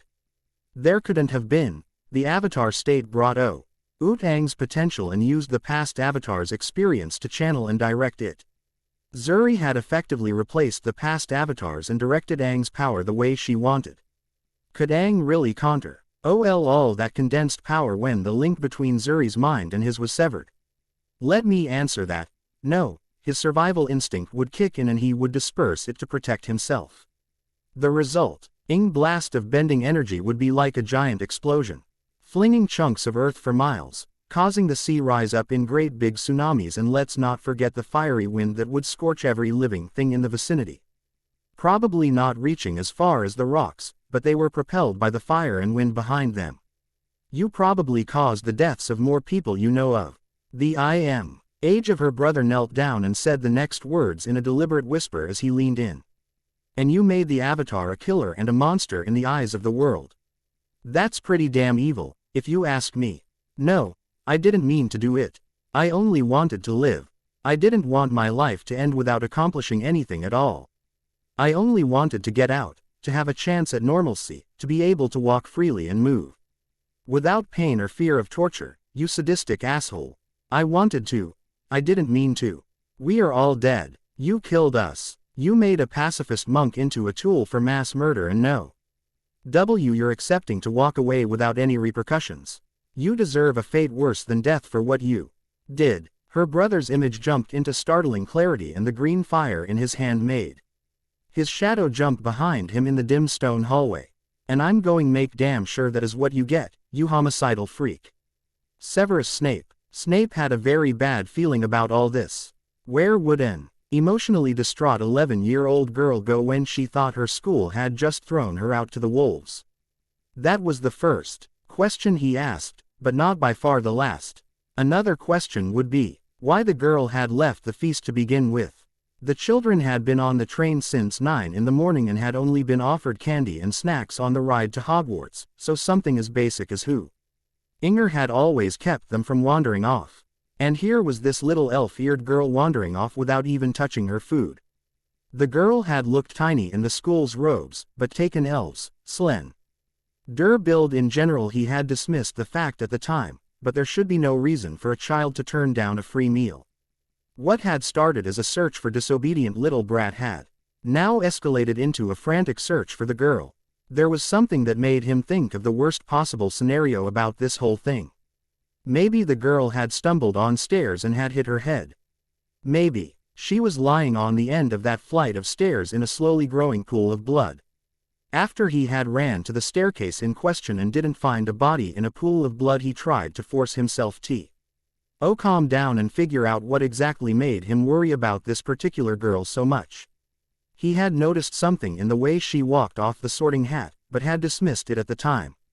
That slow, carefully smooth way of walking was strange for such a young child, but he couldn't for the life of him figure out why. He doubled back the way he came and walked down a different hallway. No child would go far in a strange castle. They would probably try and find a place to mope about the unfairness of it all. Going down the grand steps would only take them to the grounds of the castle and a crisp autumn night. Big open spaces weren't what you looked for when you were feeling mopey, he knew that from experience. Somewhere you felt hidden and safe would be ideal. Then again, he wasn't sure why the girl had left the hall. Or if she had just gone to find the bathroom, so he was just randomly picking hallways to check, trying to justify his decision every time he did. He started to feel silly about going after the girl at all. When he saw a flicker of green light around the corner of the hallway he was walking in. The torches in the castle were enchanted, but they all had a normal colored flame. This had to be magically induced flame, and that alone made him take his wand out. The crackle of magic in the air as he approached made him raise it. The sight of a dark-clad man bearing over the white-haired elf girl he had been searching for made him cast a series of the nastiest curses he could think of at the man. He had been the source of the green flame and had no time to react before Snape's curses hit him. And then disintegrated him completely. Snape stared at the spot the man had stood in a second ago and tried to think if the combination of the curses he'd used could do that. No, there was no way that could have been possible, and the magical energy crackling in the air had not disappeared. It had seemed to only grow in intensity as the man disappeared. Was the man's disintegration an illusion to make him drop his guard? Why would someone attack this girl? Why was there such powerful magic still in the air if the man wanted to sneak up on him? Was the girl all right? Snape glanced down at the girl and felt his jaw slacken a little before he caught himself. The girl's eyes were focused on a point in the air in front of her, and her jaw worked soundlessly. She was beyond terrified and still could not get a word out of her mouth. Had the man used a silencing spell on the girl? The girl's eyes were red and wide as saucers from fear. Silent tears streamed down girl's face as she lay motionless against the stone wall. What had happened here? He had not heard anything from the girl, no screams or even a whimper, and man had not said a word before he disintegrated, or was dispersed into the magical energy crackling in the air still. No, there's no way. No way in hell an 11-year-old girl could make a magical projection that complex. Highly educated wizard. DS who'd been researching the art could do it, but it took a full magical education, years of work, and they could only manifest specific things. Exactly like the Patronus spell, it varied between people and was usually unique. The girl was still staring into a space in front of her, her mouth working soundlessly. Snape waved his wand in an attempt to dispel the muting spell, but was surprised to find none cast on the girl. He knelt down beside the girl and she didn't react in any way. Was she hallucinating that the man he had seen was there? Could a deeply rooted psychological trauma really cause for a child to create a magical projection of their fear? Well, yes, but not anything near the level of what he just saw. The girl flinched away from something Snape couldn't see, and as the girl moved he noticed the bandages on the girl's throat and under her robes. He saw fresh blood on those bandages. Ling Yao, look at me. Calm down and look at me, Snape said to the clearly hallucinating girl. Of course the wounds she had under those bandages could be self-inflicted through the magical projection, but something must have happened to root the psychological trauma in the girl's mind that the image came from. Someone had hurt this girl far worse than they had any right, and it made Snape very angry. His childhood had not been happy in any regard, but a mental breakdown of this level hinted at something even more evil than an abusive father. There could be no adequate excuse for something like this. Snap out of it. He had regretted losing his temper the moment the words left his mouth. But at least it got the girl's attention as her terrified eyes focused on him. He could see a flash of recognition in her eyes, and for a second thought that the girl recognized him and would calm down. He should have KNLY him as a part of her hallucination and lash out at him. The way she lashed out surprised him more than the fact she did so. An uncomfortable pressure started to build in his eyes as his eyes were locked onto the girl's red ones. He wondered about the unusual color of her eyes and if her white hair was related to it, and thus didn't realize what the pressure between his eyes meant. The pressure was one of the things that could happen when the walls of his occlumency were prodded. When he became aware of this, it was too late for him to do anything to combat the feeling of overlapping minds. Actually, he had left a cauldron of some very important potion boiling before going up for the feast. He really should go and check on it before it was ruined. It would take days to brew another batch, and he had to prepare for the start of his classes. Of course, he didn't usually leave boiling cauldrons unattended if he could help it, but, no, actually he wouldn't leave them to boil unattended. He would just use a stasis spell to stop the cooking process in the cauldron and then tend to the students. Especially when brewing. What had he been brewing exactly? His mind snapped back into focus with a shot of intense pain between his temples, and he stopped just before he turned the corner of the hallway. He looked back to the girl lying on the ground, trembling like a leaf in fear and weeping silently. An 11-year-old girl had just breached his occlumency defenses and nearly convinced him to leave her crying and hallucinating in a hallway by making him thin. He had a cauldron brewing back in his quarters. An 11-year-old girl was more talented in legilimency than the Dark Lord. He had to stand there for a moment to let that fact sink in. It was something that should be impossible. But what else could explain what had happened to him just now? They had made eye contact, and his thoughts had derailed according to the girl's wish of being left alone.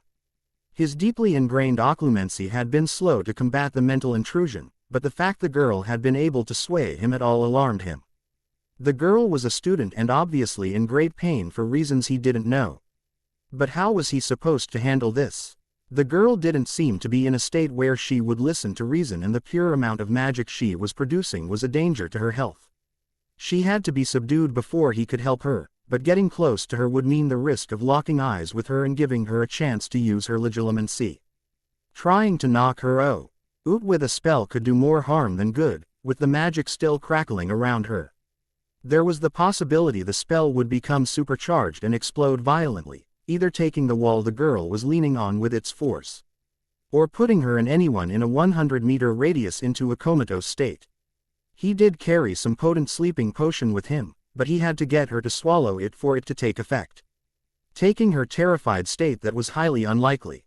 He started going over the ingredients in the brew he had with him and concluded that it would still be somewhat effective if inhaled as fumes. He only had to heat the potion enough in its bottle for it to start fuming and have the girl breathe it.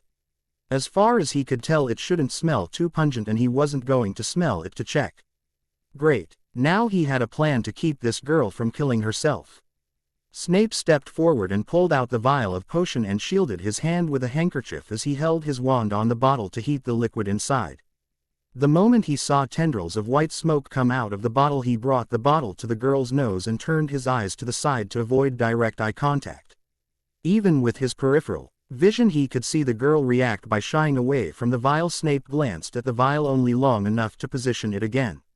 He only turned his eyes towards the GIRL when the crackle of magic in the air subsided and the girl's body grew still. He put the cork back on the vial and placed it back into his robes. The girl was resting against the masonry of the SCH. And now Snape was truly able to see how malnourished she looked. Her cheeks were sunken in and she had black circles under her eyes. There must have been another unconscious enchantment on the girl to make people ignore her appearance. A child that was able to use legilimency at her age could very well be able to do that. And if she had been casting a wandless magic unconsciously while her magic was still immature, then it was more than enough explanation for her mental and magical breakdown. Rushing through the infirmary wing's doors loud enough to have Madame Pomfrey hurry out of her ice, either to berate someone for running into her part of the castle, or tend to a patient. Snape levitated the girl onto a made bed and motioned urgently to her as he put away his wand. It would be faster for Madame Pomfrey to examine the girl than Snape to explain. Pomfrey waved her wand over the girl's prone body and then did it again a moment later as her cheeks went pale. She snapped her wand towards her office and a vial barreled into her outstretched hand with an audible smack. The school nurse promptly levitated a single orb of liquid from the bottle and fed it down the girl's throat. "Why didn't you bring her to me earlier, Severus?" Pomfrey snapped as her wand jerked as vials and bottles of medicine flew out of her office. He raised a brow at the comment and Pomfrey pointed her wand at his face menacingly. "This girl couldn't have been walking about without excruciating pain. I know you're smart enough to notice something like that. Even the way she made it to the school baffles me." Pomfrey fell silent and waved her wand over the girl again, slower and with a perplexed expression on her face. Snape was quickly losing his grasp of the situation. Could this girl really be strong-willed enough to move with the kind of injury Pomfrey was suggesting at? The girl being able of such high-level magic was unnerving enough on its own. "Is this girl Muggleborn?" Pomfrey asked as her wand worked over the girl. Snape had not gone over the students yet, since they had just been sorted into their houses and the files on the ones that had been sorted into his should be waiting on his desk. The way the girl had acted during the sorting gave no clue to that either, so he wasn't confident enough to make an educated "I don't know. I didn't see her take anything, but I lost her for a while after she left the feast." If the girl had taken some kind of Muggle medicine, then it could explain a lot of things. Muggle medicine didn't work on wizards the same way it did on them. A wizard can unconsciously or consciously reduce or strengthen the medicine's effect, so using Muggle medicine was avoided and considered dangerous. Could the legilimency be because of some drug? It was a mental discipline. So maybe a specific stimulant could make it easier, but she would have had to have a natural talent for it. The Muggle medicine she had taken could be killing this girl and Pomf. Ray needed to know what it was to save her. "Miss Ling Yao, what Muggle medication are you on? We need to know," Snape asked as he leaned over her and made sure she was looking him in the eye. Her eyes drifted away from him and traced things that weren't in the room. Snape cursed under his breath and then used legilimency to prod the girl's mind. He wouldn't say that the reaction the girl had surprised him, but the power behind it did. The girl's eyes snapped to meet his and the potion's master felt the girl him back by force, rather than shielding her own mind. The smell of polished leather and old clothes in the darkness. Lily's dead body. Those bright green eyes lifeless, dull and lifeless. Father like son, it's your fault, Death Eater. The darkly clothed potion's master reeled back and the bed next to the girl's and the noise his panicked scampering made echoed in the silent hospital wing of the castle. What the girl had done was more than going over some of his mo. She had been able to pierce through his occlumency and pull his greatest mistakes and fears into the forefront of his mind and have him relive them in vivid detail. He was shaking and felt like he was going to be sick. But this girl could die if they didn't know what she'd taken. Snape locked his eyes with the girl again, and this time the girl didn't lash out, but she did prod his mind as forcibly as the Dark Lord did. Looking into his mind to see his intention. Vicodin and medical amphetamine, Snape caught his own mouth saying. Pomfrey raised an eyebrow at him, but turned back to the girl with only a frown. She was aware of legilimency and occlumency and his role as a double agent, as he was able to do both. She wouldn't agree with the methods, but the information could have very well saved this girl's life. You can go and tend to your duties, Severus. I have any potion I might need here, and I'll call you if need be. Pomfrey muttered as potions and poultices flew in and out of her office. And as her wand hovered over the girl constantly, she was practicing her art with such speed Severus didn't even try to take count of what she did in his addled state. His occlumency had been punched through, and he had been reminded of the most traumatizing moments of his life in a single moment. He needed a moment alone before addressing the new students. As much trouble this girl had brought him in such short amount of time. He was still looking forward to seeing if this girl could grow to be even close to as talented as her talent with legilimency suggested. Luna is best pony, that is all. Trust. Yes, it is continued. I shall try and see to my other stories a little. Believe it. Chapter 5 Trust. Hogwarts. Potions Master and the head of the House of Slytherin rushed into his own person. Al office and drank half a glass of fire whiskey after a few minutes of nervous pacing. What the elf girl had done to him rattled him more than he would have liked to admit. Even the fact that as someone that could ignore his practiced art of occlumency so nonchalantly disheartened him, but for it to be an 11-year-old girl unnerved him even more. It was as puzzling as it was infuriating. Did Zuri Ling Yao come to master legilimency so completely, and did it have anything to do with her more than obvious mental and physical abuse? And the girl seemed to have some elf blood in her as did the elves abuse her for being a witch? She couldn't be in any better hands for now, and he had a whole new year of small and annoying children to herd into the student populace. He drank a SMALL vial of breath-freshening potion and started the short walk to the Slytherin common room. He didn't want the new students to catch him smelling like alcohol on their first meeting with him. At the entrance he had to pause and straighten his robes and remember what the password was. He still felt a little out of sorts, but the fire whiskey had at least steadied his nerves enough for him to act his part for the new first years. He stepped in and put on a stern face to silence the gathered Slytherins. He gave his usual speech about sticking together and the pride of Slytherins, but made sure to stress the fact he was disappointed in the prefects and his whole house for letting Zuri wander out of the Great Hall. It dampened the mood and made the start of their student life feel awkward. Zuri really shouldn't have been able to leave unnoticed. Someone of his house must have seen her slip out, but had decided not to speak up. He didn't like taking points off of his own house this early in the school year. But 10 points for each prefect was lenient in his opinion.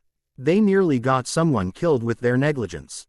His house cleared out and went to sort out their belongings for the coming school year, and Severus walked out to his office. He would have to tell Dumbledore and the other teachers about the girl, but should he discern her talent in legilimency? It was such an pure magical art that not every one of his fellow teachers would even know of it, so why estrange them from the girl by telling them she could read their thoughts like an open book? Severus Snape didn't. He stopped to stare at walls to contemplate on this, but he did keep it on his mind as he prepared for his coming classes. He taught potions for the 6 other years of students, and he had to compile his student rosters and see to other bureaucrat nonsense. He had done it long enough to think of Zuri Ling Yao's case at the same time. By the time he had the next day and some of the coming weeks sorted out, he had convinced himself he should keep the legilimency from his fellow teachers and tell them of her abuse and the magical capability to produce a magical projection without the help of a wand and under the influence of Muggle medicine. He would have to visit Madame Pomfrey for details in the morning and inform the rest of the teachers either by memo or in the faculty meeting at the end of the week, depending on if the girl could attend classes by then or not. Zuri Ling Yao. Her memory became clouded and fragmented after she had started hallucinating her brother tormenting her. All she could gather from the fragmented memories was the fact that her new head of house had saved her and brought her to the medical wing. She was almost certain he had found out about her mind-reading ability. And now she was bedridden in the hospital wing of the magical school. The Fuzi medical witch had taken her, Muggle medicine, away, and she felt terrible. Her mind was sluggish and the world felt cold and lifeless. Not even mentioning how monotone it was compared to the magical light show it was when she had her medicine. At least there was a trained healer tending to her now, and as bad she felt the was only the constant discomfort and ache of her burns, but it was nowhere near painful, per se. She could move her arms and legs with only little pain, but the grogginess and her inability to focus properly was what annoyed her. From what she could gather in her heavily drugged state was that she had slept through the night and it was early morning. Also, it seemed like she had been changed of her robes and her burns had been freshly bandaged. The healer witch hadn't made eye contact long enough for her to see when she'd be able to get to learning magic. She had been staring at the moss ornary of the castle as she laid there for what felt like an hour before she heard the doors to the infirmary open and steady footsteps come closer. She didn't bother to move her head to see who it was because she felt very comfortable lying there and it was probably not that important to see the person. "How is the student I brought in yesterday doing?" the man asked in a hushed voice as the healing witch met her a couple of beds away from her bed. There was a weight to his question. Zuri reasoned to mean he wanted to know about the reason of the bandages or something she had done when her memory cut out. "I have her on some pain-relieving and relaxing tonics, taking into account what you told me about the panicked state you found her in, but I am going to need you to make some specialized potions for those burns." Zuri could hear venom in the woman's voice, as well as a wavering of her voice she connected with pity, but she couldn't be sure. So, it really wouldn't be a flick of the wand kind of thing after all. Even a world where a thing like magic wands and wizards and witches were true couldn't make her pain go away completely. She wondered if she should feel as guilty as she did for what she did to get here. "What do you mean? She came to Hogwarts along with the rest of the students and was walking around yesterday, and now you're saying she can't even walk?" The man's voice Ed hushed, but Zuri could make out disbelief. "Those burns weren't made by a spell or a curse, Severus. She was chained down and then burned bad enough to make it impossible for her to move without excruciating pain." The woman didn't raise her voice in volume, but she hissed out the last sentence and then fell silent. Zuri imagined that she turned head, bit back a sob, but it could have been just her flair for drama. There was a moment when both of them were silent that seemed to stretch on, but only lasted 10 seconds at most. It would explain how she could take an overdose of pain medication and amphetamine and stay lucid for as long as she did. "Is she awake?" the man asked in the same hushed voice, and Zuri couldn't make out a change in his tone. This man was no stranger to cruelty. "I don't know. I hope not. There is one more thing I should mention. The girl is mute. She doesn't have vocal cords and I can't find any evidence the scars on her neck have anything to do with it." The woman sounded tired and Zuri could just imagine her rubbing her temples. The woman's heels clicked on the tiles as she walked away without another word, and after a moment Zuri heard the man walking over to her bed. He paused next to the chair at the side of the bed but didn't sit down. "I am Severus Snape, the potions master of this school and the head of the House of Slytherin." The man introduced himself in a firmer voice as Zuri had her eyes open. It took her a few seconds to turn her eyes towards the man. She was even more sluggish than she had thought. He didn't avert his eyes, but Zuri still caught Severus Snape's shoulders tensing as their eyes met. It indeed did seem like the man was aware of her gift of reading people's minds. She felt too tired to try and read this man's mind, but it did also seem that he had some way to block her from doing so regardless. There had been a few like that before, people who had a resistance to her ability. She had learned how to work past that and she had been desperate for a distraction. She nodded weakly at his introduction. It was a relief the man wasn't accepting for her to respond by speaking. "First of all, I would like to address the reason you wandered out of the Great Hall yesterday," the dark-clad man said and sat down on the chair next to Zuri's bed. "I will keep this brief, as Madame Pomfrey surely frowns upon bothering you when your wounds are as they are. There is nothing wrong in being a Slytherin, Miss Ling Yao. We are described as ambitious, cunning and proud. I see nothing wrong with that. Slytherin is a house that stands its own and holds together to help each other. There is a saying I hope will continue to ring true: there's no greater foe or more trusted friend than a Slytherin. I hope my house will show you the truth of this statement and alleviate your prejudice." He paused and Zuri simply stared at him. She felt too tired to raise an eyebrow or nod, so her new head of house probably thought she hadn't understood a word. Or that she was tripping balls from the pain medication and was only staring at him because she thought his face was turning into a clock. That would actually be pretty funny to see, even if it was a disturbing image to most. Zuri had to wonder if it was possible to actually make that happen with magic. "Regrettably, you will not be attending classes for the foreseeable future, B. Uday and Madame Pomfrey will do everything within our power to have you walking again and attending classes as soon as possible." Snape then stood up from his chair and seemingly contemplated on if he should say something or not.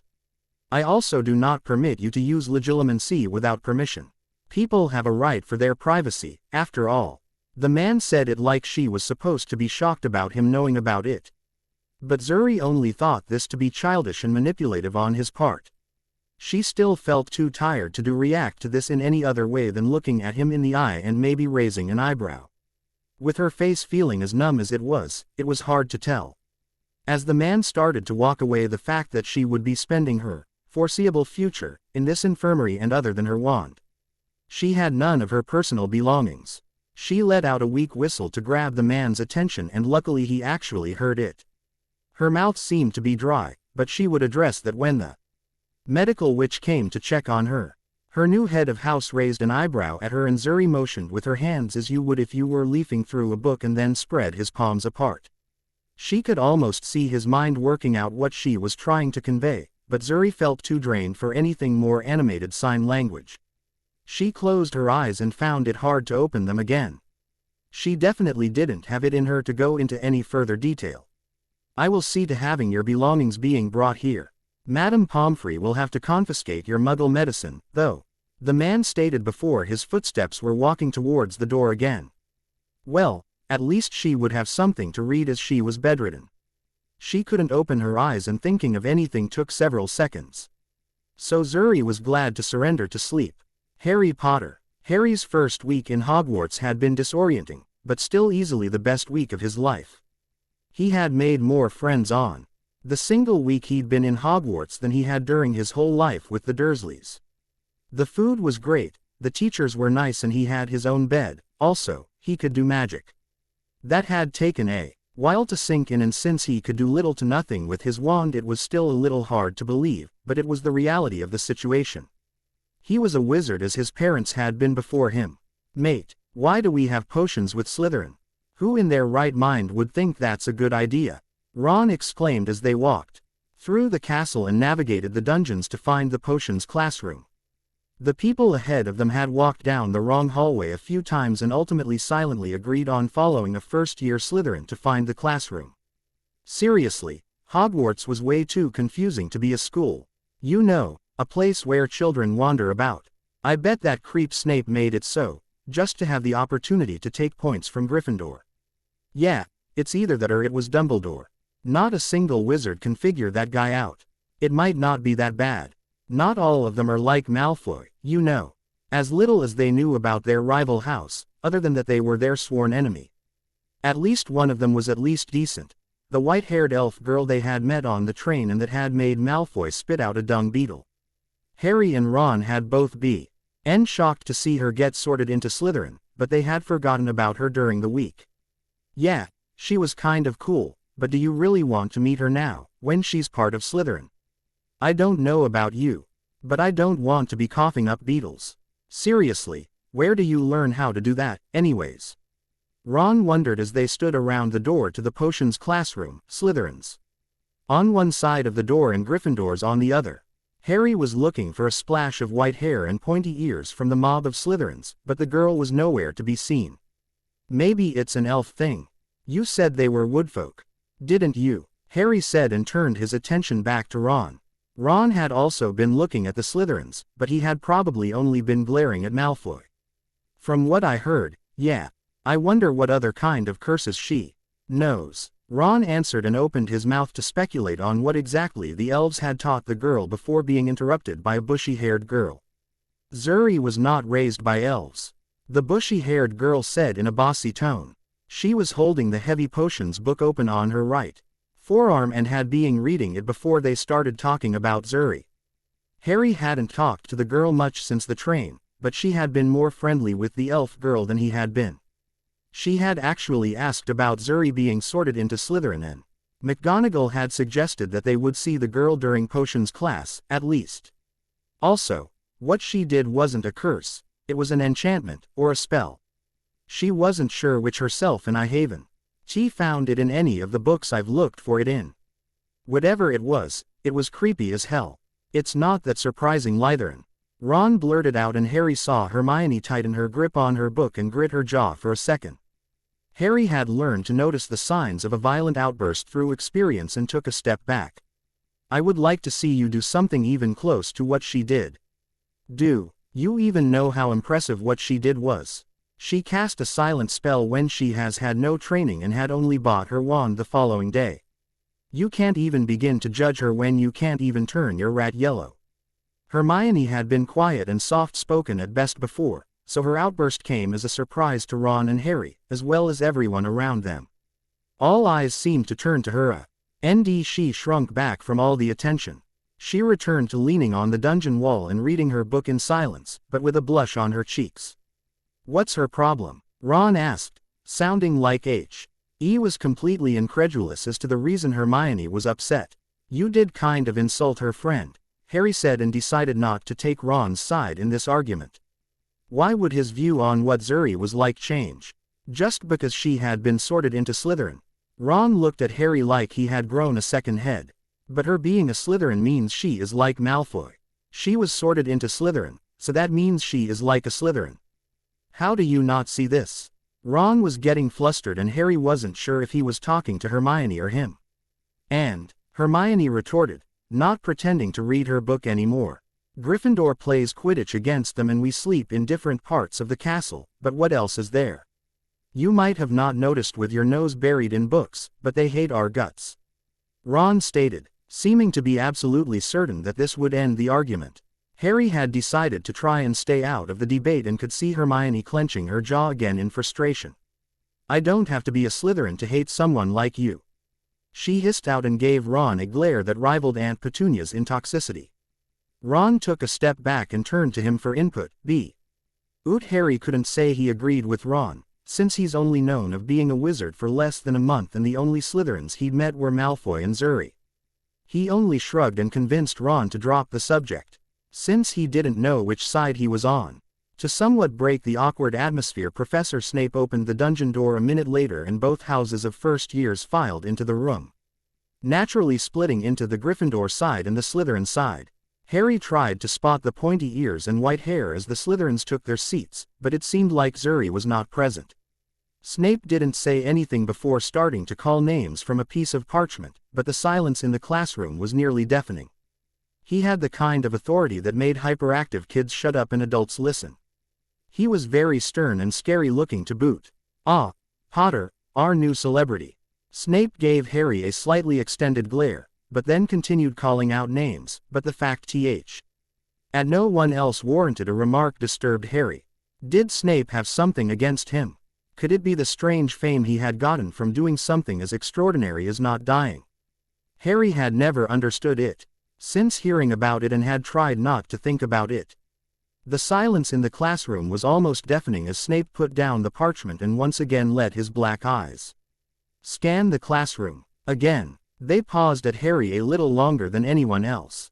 You are here to learn the subtle science and exact art of potion making, he began. He spoke in barely more than a whisper, but they caught every word. Like Professor McGonagall, Snape had the gift of keeping a class silent without effort. As there is little foolish wand waving here, many of you will hardly believe this is magic. I don't expect you will really understand the beauty of the softly simmering cauldron with its shimmering fumes, the delicate power of liquids that creep through human veins, bewitching the mind, ensnaring the senses. I can teach you how to bottle fame, brew glory, even stop or death if you aren't as big a bunch of dunderheads as I usually have to teach.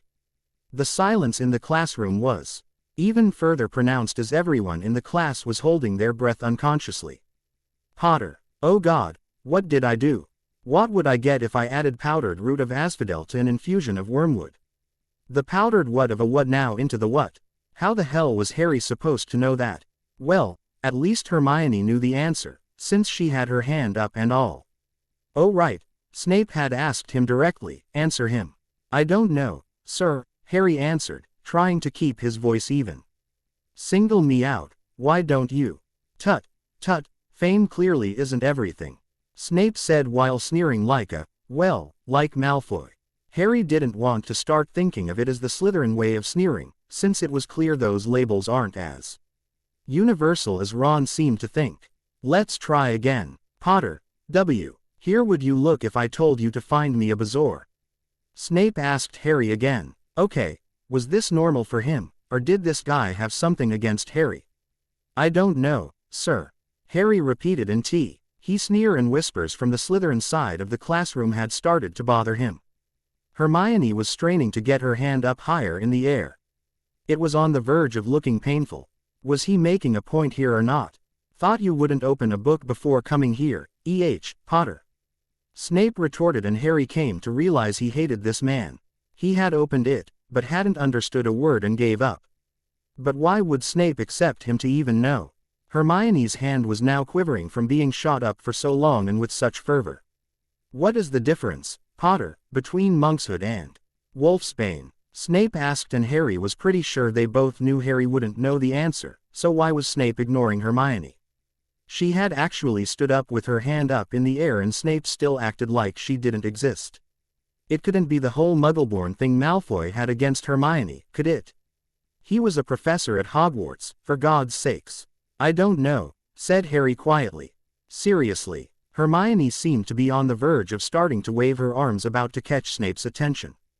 I think Hermione does, though, why don't you try her? Sit down, he snapped at Hermione. Sure, now you notice her.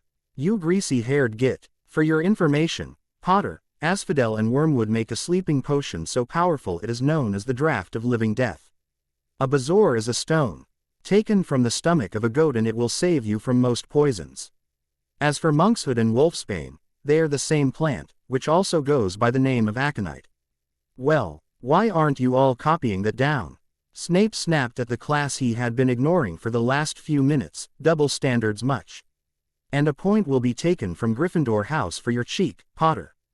Snape said the noise and turned to fill the chalkboard with the instructions to make the potion they were going to make that day. What cheek? Even Uncle Vernon wouldn't have thought his remark about Hermione knowing the answer as cheeky.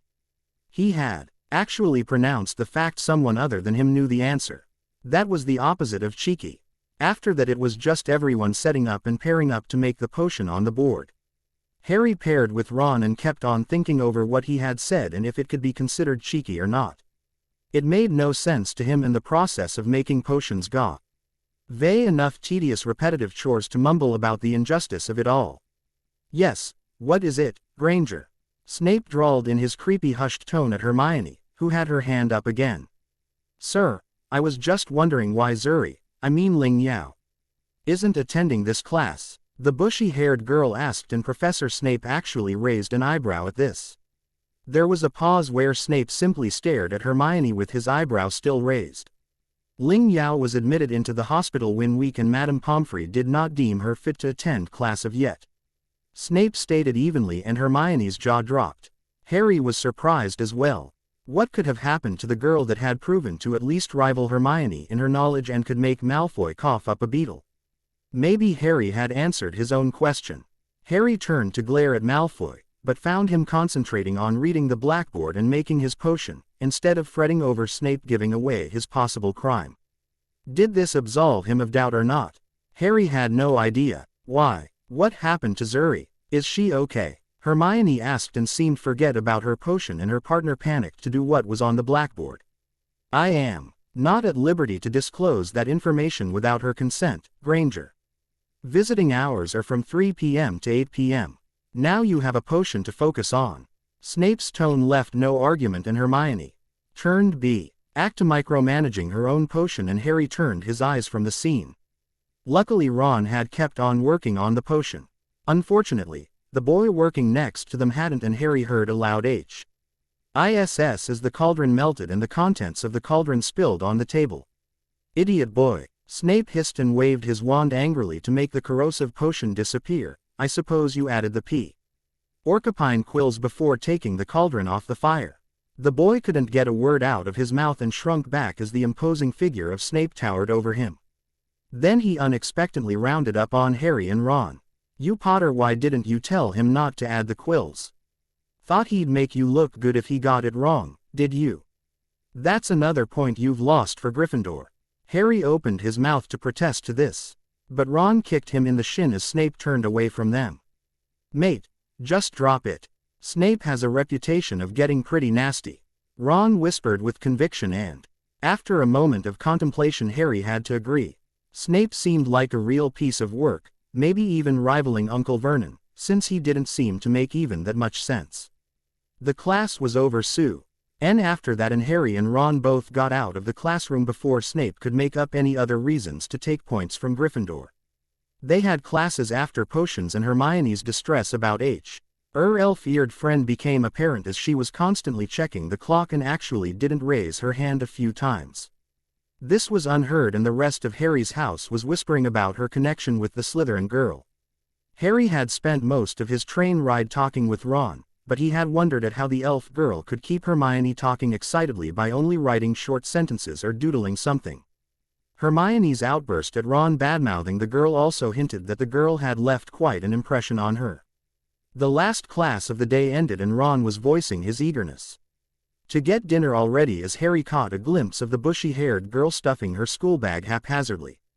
It was obvious that she was going to go visit the white-haired elf girl, and Harry was contemplating if he should do the same. The girl had been nice, and it would take a load of his mind to know she wasn't dying, at least. Hermione, you're going to go and see Zuri, aren't you? Harry asked, as they happened to be leaving the classroom at the same time. Ron gave him a surprised look, and Hermione flinched out of her thoughts and looked equally surprised. It was probably because Hermione Hot Harry shared Ron's opinions about Slytherins. He probably would if he hadn't met Zuri himself.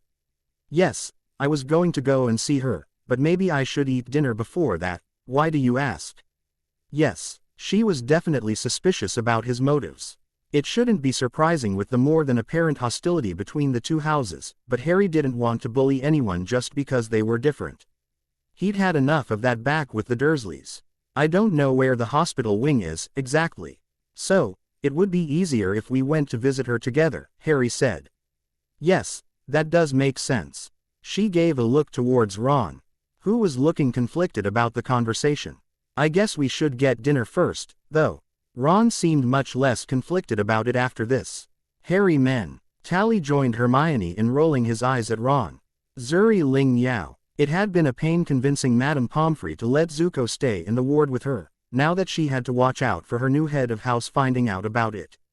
She couldn't do anything about catching whatever the woman was thinking about whenever they locked eyes, but she fought back the urge to give her any kind of unnatural mental nudge. It had taken her 3 days of looking sullen and depressed to have the witch open a window to let the relatively small owl in. He was overjoyed to see his master again and conveyed his experiences of the past few days in greater detail immediately.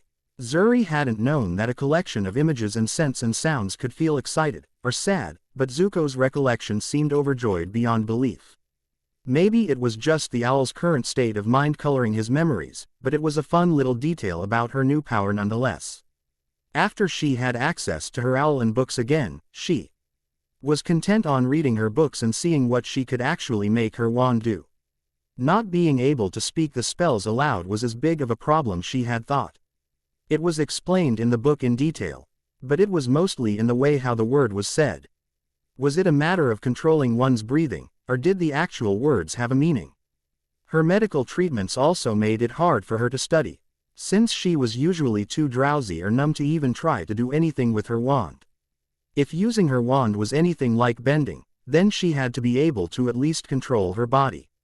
Her new D of house visited a few times during the week, but she had been too drugged up to do anything but acknowledge it. She had found that the man had brewed special potions and poultices to treat her burns.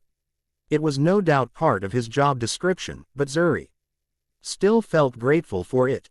She heard the doors of the hospital wing open, but didn't see the need to raise her head, as her bed was right next to the healing witch's office, where she could see her most of the time. Zuri knew it was because she was mute and couldn't alert the witch in as many ways as a normal person could, but the loss of privacy bothered her somewhat. It sounded like several pairs of footsteps, but she opted out of overanalyzing them, since she was still trying to figure out potions. It was ironic that it was the only subject where she wasn't greatly disadvantaged and she couldn't figure it out.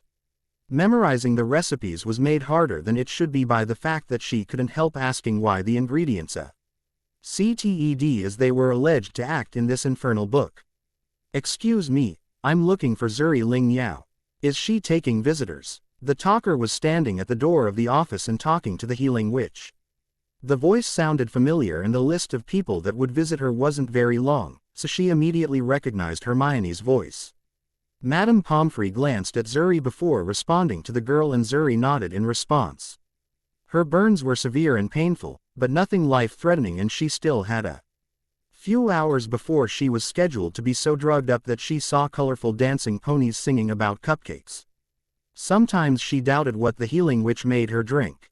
She's right over there. Try and keep it short, the poor girl needs her rest. The healing witch said and motioned towards Zuri through the glass. Zuri closed the potions textbook and put it aside just in time to brace for a mass of brown hair running over to her and coming in for a hug. Okay. Her mind seemed agitated and it was clear she wasn't thinking straight, so Zuri gritted her teeth as Hermione's hands pressed on the bandages on her back. She had enough sense to be gentle about the hug and she couldn't have known about her back. Zuri, I just sorry for not visiting before, but it's the start of the school year and if I don't pay attention now, then it will be hard to catch up and we didn't have any classes with Slytherin before today and I know it shouldn't be an excuse but Gryffindor and Slytherin don't really. She suddenly let go of Zuri and stepped back, face blushing from reality. Zing, how intrusive her behavior could be in Zuri's mind. Sorry about that. I have been thinking of what you would look like and to see that you're okay made me feel relieved. Zuri reached to her HT stand to set her book down and grabbed the Muggle-style notebook and pen from it. Madame Pomfrey had enough common sense to realize quills and parchment wouldn't be very practical with the amount of writing Zuri would have to do to communicate, so she had procured the two Muggle things for her. Zuri hadn't wasted parchment telling her she had her own set before that, so now she at least had a spare set. Zuri set the notebook on her lap and looked up to Hermione. She did so to think of what to write, but noticed that both Harry and Ronald had accompanied Hermione and were now standing there. W.K. Wardley as Hermione's sudden outburst had perplexed them. She liked Harry and it could be that if Zuri showed that her sudden invasion didn't bother her, then she would get past the initial awkwardness faster. Zuri decided against writing it down and waved for Harry to come closer for a hug. Hugging had never been a thing in her life, but she had nothing against it. Harry thought it was awkward, but still gave Zuri a short hug without any mental arm wrestling. Zuri then turned to write on her notebook while the Gryffindors scavenged the medical wing for chairs. There was only one next to her bed and Hermione had claimed it as her own already. It's nice of you to visit. Would you like to play a game of chess? Zuri held up her notebook and pointed to the set on her nightstand with her pen. Both Hermione and Harry mumbled a positive answer and thought if it would be too rude to ask about the reason she was in the hospital wing. Ronald Weasley had no such reservation. Not that it surprised Zuri. It was one of the reasons she disliked the idiot, though him being an idiot was a big part. So, what happened for you to land you in the hospital wing? Zuri had known he would be the one to ask the question if she didn't acknowledge their bafflement first. Harry kicked Ron in the shin and Hermione gave the ginger buffoon a nasty look.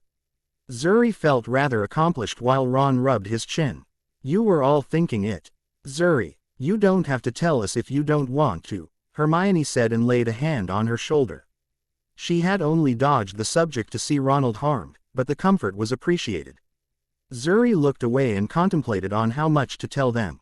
The mass murder was out of the question, but should she tell them about her systematic crippling by burning, or dodge the subject? Telling them about what had happened she didn't want to do it, but she felt like they deserved an answer. She didn't want to lie to them, Hermione and Harry, at least. Zuri, look, D at her notebook and didn't know what she could write there that wouldn't hurt the image they have of her. She set the pen down and levitated the set of chess pieces over to the bed with a wave of her hand. She looked up to see Hermione and her friends looking at her in awe. They were amazed by the fact she hadn't used her wand to do what she did, not by the act itself.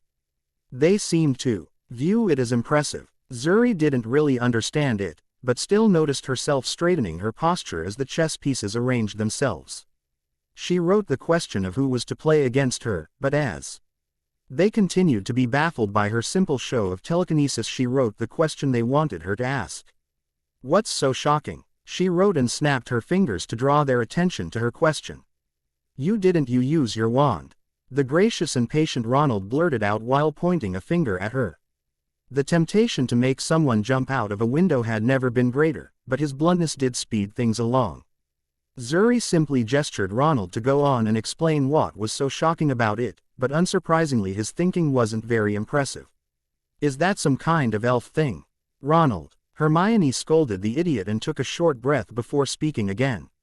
It is entirely possible to cast spells without a wand, and some spells only work when cast without using words. Zuri's condition makes all of her spells silent, and from what I've read, wandless spells are just a step beyond casting a spell you know without saying it aloud. It is not an elf thing, she's just at much more adept at casting spells than you. Hermione's annoyance to Ronald's insensitivity was apparent, and Zuri felt the same way about Ron's assumption that it was an elf thing, but the reason she could use a simple levitation spell was because she had spent a better part of a year living in the minds of firebenders that used the movements of their bodies and channeling their innate energy to control a fickle thing like fire. Controlling a spell that made things float was easy in comparison, but the fact it was her body doing it would take some getting used to. My aptitude for not using my wand might be an elf thing. To be fair, I get the same result, but I am not sure I use the same spell you do. Hermione, would you like to play a game of chess? Zuri motioned towards the chessboard and waited. Hermione glanced at her two friends, and Zuri realized the problem before she even spoke. Chess, even wizard chess, wasn't a very interesting thing to watch. I would love to, but maybe we could talk. Or play something else, Hermione said and glanced towards her two friends. A quick glance in their direction told Zuri that Harry felt like he was intruding on Hermione and her ND. Ronald just thought that her red eyes were kind of unnerving. It was amazing how much you could hate someone just because of how stupid they are. Zuri wrote the word suggestions on her notepad. ND. As usual, Ronald was the first to act by going to the Healing Witch and coming back with a deck of cards. Zuri didn't actually know any of this world's card games, but the rules should be easy to learn with casual eye contact and instructions. Card games were usually simple and relied on either mathematics or luck.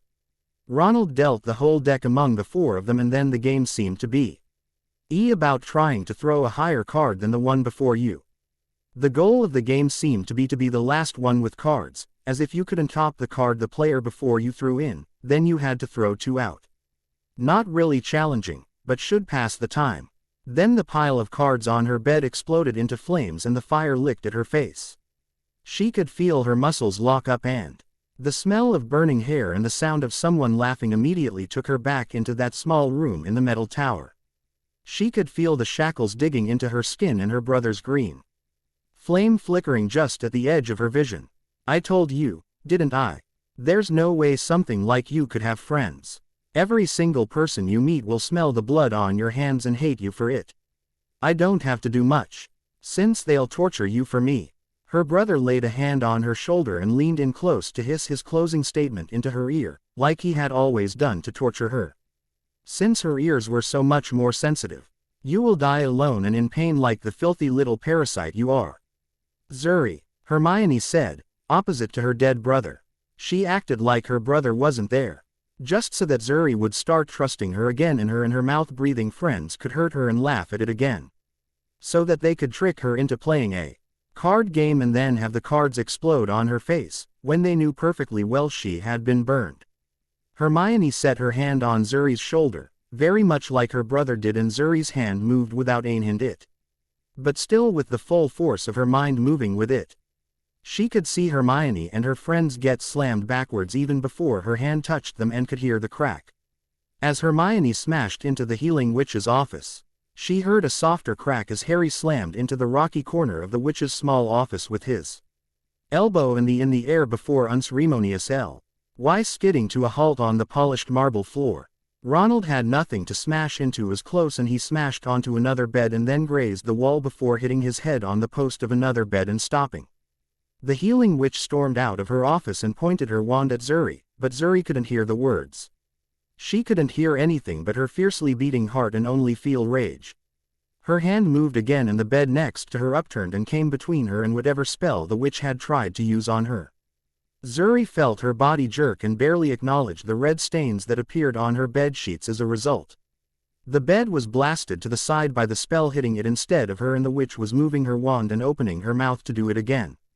Zuri moved her hand and the chairs Hermione and her friends had sat on lifted into the air and all barreled towards the witch's one. She would not have anyone hurt her. Not again. Another flash of red registered from behind the witch, and Zuri had enough time to see the dark-clad potions master, her head of house, pointing his wand at her. She could not trust anyone. She had been foolish to ever think that. Dun dun dun. Okay. Stop freaking out. No one died just yet. That is all I will say. As this chapter ends, no one Zuri threw things that was dead at that specific point of time. Bleeding, in pain and laying motionless. But not clinically dead, just throwing that out there. Crazy laughter. 346. Here it is. I am kind of surprised how quickly I got this done. I have been pretty slow lately. Read it. Chapter 6. 346. Snape could only stand there in awe of the scene before him.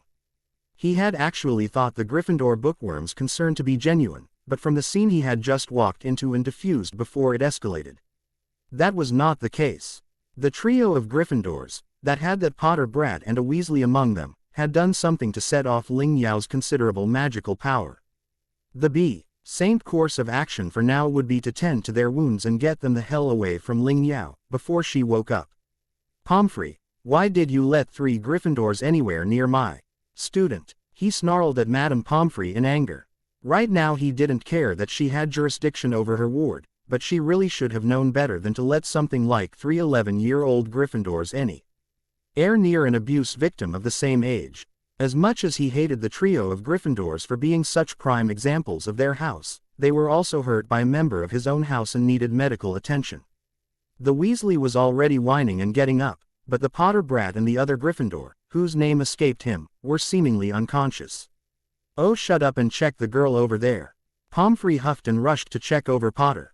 Snape rushed to the bushy-haired girl, Granger, now that he saw that poofy bush of hair again, and ran his glowing wand over her head and shoulders.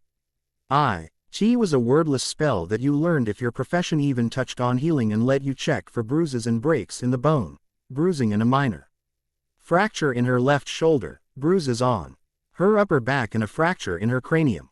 A concussion was a given, but his abilities were not enough to know the extent of soft tissue damage. Granger needs your care, Pomfrey.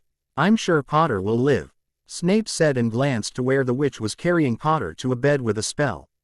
How could Ling Yao know a spell with such force behind it? Could she have picked it up in wherever she was raised? The reason why she had lashed out was the 3 Gryffindors, but why would an 11-year-old know how to send 3 other people and various heavy objects across a room? Snape left the Anger girl and walked over to Ling Yao's bed. He glanced down onto the bed sheets and saw exactly what had triggered the girl's mental breakdown, a scattered deck of exploding snap. He gathered every single one of the cards with anger for Pomfrey's negligence. She had treated the girl's burns, so she should have known how she could react to things exploding near her. He set the deck face down, to stop it from exploding. He hated the damn game and how much burn Sav students used up during the year because of it. Half of the brews he did were for either treating burns, or growing back eyebrows. You are not to blame, Ling Yao. Gryffindors can't shake off their manes, as much as Slytherins are unable to shed their scales. Snape knew that the girl couldn't hear him in any conscious part of her mind. But from what this girl's unconscious mind could do, he didn't know if it made a difference which part he talked to. He had used the basic knockout spell by impulse and couldn't find any faults in his actions afterward. She was going ballistic over what the Gryffindors had done and wouldn't listen to reason. Her obvious latent magical power and the depth of her psychological trauma made her a danger to herself and others. Snape reached down to her and set her more comfortably on the bed. He felt a damp spot on the sheets as he moved the girl's head back on the pillow. He didn't have to stop to figure out what it was. Cheers! The girl had trusted at least one of the Gryffindors enough to allow them to start the game. With her ability in legilimency, it only deepened the sense of betrayal. She had known someone well enough to trust their friends, and then this happens. He could only hope the Gryffindors felt even a fraction of the guilt they should for doing this. As the head of house for Slytherin, he had more experience with children with similar histories of abuse. Something like what happened here today could affect the girl's life for decades in the future. She will be hesitant to trust anyone again in the future, but Snape couldn't fault her for that, knowing what there was out in the world. It was the girl's gist in legilimency that made this situation more complicated than what he'd encountered before. It could deepen, or alleviate her trust issues, and Snape didn't know which it would do if she kept using it to have free rein on the thoughts of those around her. Would locking away her legilimency help, or hinder her? He would have to talk to the girl, when she was lucid and sane, to make that decision. Also, he was not quite sure, but doing what she did at her age couldn't be normal. It was not accidental magic. She had controlled the effects precisely enough to challenge an adult, and without using a wand. He would have to consult with other professors before deciding anything. Toph Bay Fong, Team Avatar, as Sokka had come to call them, had been moving through the Fire Nation in a steady pace. What had happened at the still nameless military base had forced them to move hidden by a cloud of mist Aang and Katara willed into being with their water bending. As much as they were bending the water to move around them, the humidity was still insane. Toph couldn't see what it did to her hair, but after a day it felt like her hairband was holding back something truly fearsome. The things humidity did to her hair were truly a sight to behold, if the reactions of the servants back home were to be believed. When they landed on that first day, she was actually kind of afraid of what would happen when she took the hairband off, but it had gotten so uncomfortable that she had no choice. "Oh my God, what the hell is that?" Sokka screamed and scrambled back at the sight. Of course he would be the first to notice it. Why would it be anyone else? Her hairband had flown off somewhere, and it was hard to make out from all the other debris lying around. From the coolness in the air, it was dark already, but it would help if someone'd help look for it. "Shut up and look for my hairband," Toph shouted and floated out a fistful of dust to catch the humidity caught in her hair. If all else failed, then she could use earth bending to force her hair to bend to the will of her hairband.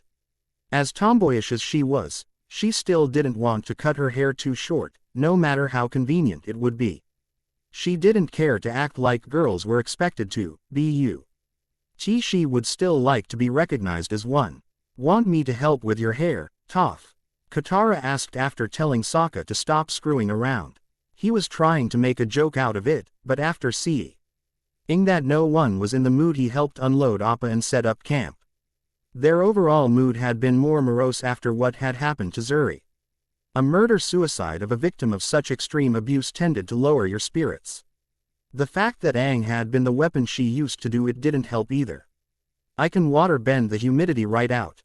"Yeah, thank you," Toph muttered out as Katara started doing her thing. Toph sat there and thought about Zuri and if she could have done something to save her. She knew she shouldn't keep thinking about it and that it would only distract her, but Toph had been the only one she could talk to normally, and what Toph had said drove the girl to do what she did. Toph felt as much of a murderer as Aang did. Why had it been so hard for Zuri to live and forget? Could it really be as simple as pain? Had her family really broken her that badly, that living on was too much of a challenge? Katara had told her that it was very unlikely she would live long, but did that really justify rushing to get her revenge? "It's not your fault, Toph," Katara said as she smoothed out Toph's hair, flicking moisture out as she could draw it out. "It's enough that Aang's beating himself up for what happened with that girl." Toph didn't feel like starting up the argument about what Zuri did again. Zuri had talked to her directly before doing it, so maybe that's why she was more understanding of what she did. Aang and the others seemed to see Zuri as the monster that used them for her own revenge. There was a silent understanding between them to try and not bring it up. Would you blame a child for running away? An unfamiliar voice said in the distance. It was in that same strange monotone the possessed Sokka had talked in, but it was definitely someone else who talked. Fire Nation. Toph yelled and shot up, with her hair a more manageable size, but still not bound in the neat bun she preferred. She slammed her foot on the ground and noticed that there were groups of Fire Nation soldiers coming toward them from all directions. They have us surrounded. The Fire Nation soldiers started to sprint towards their group as their approach had been noticed already. Toph raised pieces of earth to protect herself and felt fire hitting it from the distant firebenders. It was hard making out their movements in the forest when there were so many of them. ND with all the small critters of the forest running away. She could only pinpoint the clo-9-cest ones and send rocks flying at them, but she hit more trees than people. This is exactly why she shouldn't be thinking about Zuri. It distracted her. She could have seen this coming earlier if she weren't distracted by guilt and they wouldn't be under fire. Would you blame a father for fighting a war? One of the soldiers attacking them muttered out before falling to the ground and tumbling down a hill. Toph could hear the alarmed voices of the people around the fallen soldier and the distraction helped Toph take aim at the soldiers and ease Sokka's preparation for escape. Aang and Katara were holding their own and keeping the Fire Nation from overwhelming them. As fighting back a sin, Annette, her soldier muttered out and fell limp at another part of the surrounding soldiers. The soldiers around this one became distracted and frantic as well, probably scanning the trees for the one they thought was shooting them. What is real? A soldier on the other side of Appa muttered, before falling on the ground motionless. Toph didn't know if the soldiers were dying or going unconscious, but soldiers around them seemed frightened enough. Zuri, is that you? Toph screamed and suddenly many of the soldiers stopped in their tracks. They didn't fall down like before, but now it affected more than half of the firebenders attacking them. The other half stopped their attack and looked to their frozen companions in alarm. Toph, are you real? That disturbing monotone voice was coming from each and every of the frozen firebenders' mouths. Toph could feel a few more of them starting to stand still as the words left their mouths. Damn right, I'm real. How can you be alive, Zuri? Where are you? Toph shot the earth covering her back and tried concentrate on finding someplace where she didn't feel anything. The still soldiers were hard to read, but there were no obvious blind spots. What the? Toph, are you saying that girl is doing this? Aang asked and his heartbeat got even quicker and he started glancing all over the place, like he was trying to see the mental possession coming. I cannot see you. I am not there. Now every single one of the Fire Nation benders was standing perfectly still and staring in their general direction. This is so creepy. I say we get on Appa and get the heck out of here. Sokka piped in nervously. I am sorry, Aang. You used me. We saved you and you used me to kill everyone on that island. Aang was very agitated and the way he slammed his foot down on the ground made Toph flinch. Geez, keep the accidental earth bending to a minimum. 346 people, 87 benders, 59 military personnel, 57 miners and 130 prisoners of war, along with my mother, my father and my brother. I can tell you the names of all of their children, parents and loved ones. 346. Aang's bravado disappeared at the exact number of people he failed to save. The number of people his power helped kill. Why would you do that? They couldn't all be responsible. You killed innocent people. Would you excuse the murder of murderers? Would you kill a killer? Would you take your own life for that sin? The firebenders Zuri was controlling all shifted in unison and it made all of them flinch back. Zuri had control of dozens of firebenders. Killing them was well within her power. The fact she was arguing about the morality of murder was also disconcerting. There's always another way. The monks taught me that killing for one's convenience is wrong and I've come to believe that. Aang was still on the ground and everything about him seemed exhausted.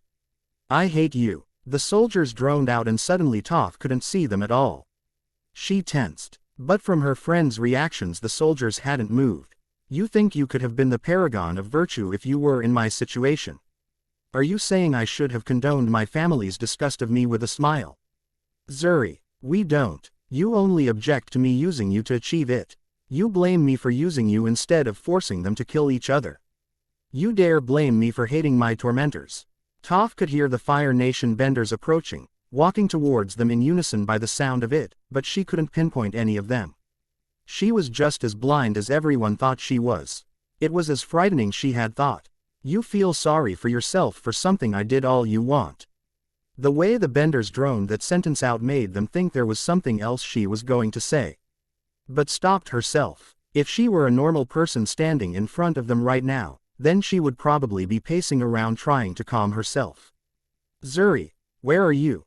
How did you survive? Toph said and then reconsidered just who she was talking to, a disembodied mind bender she thought died right in front of her. Are you alive? Are you real, Toph?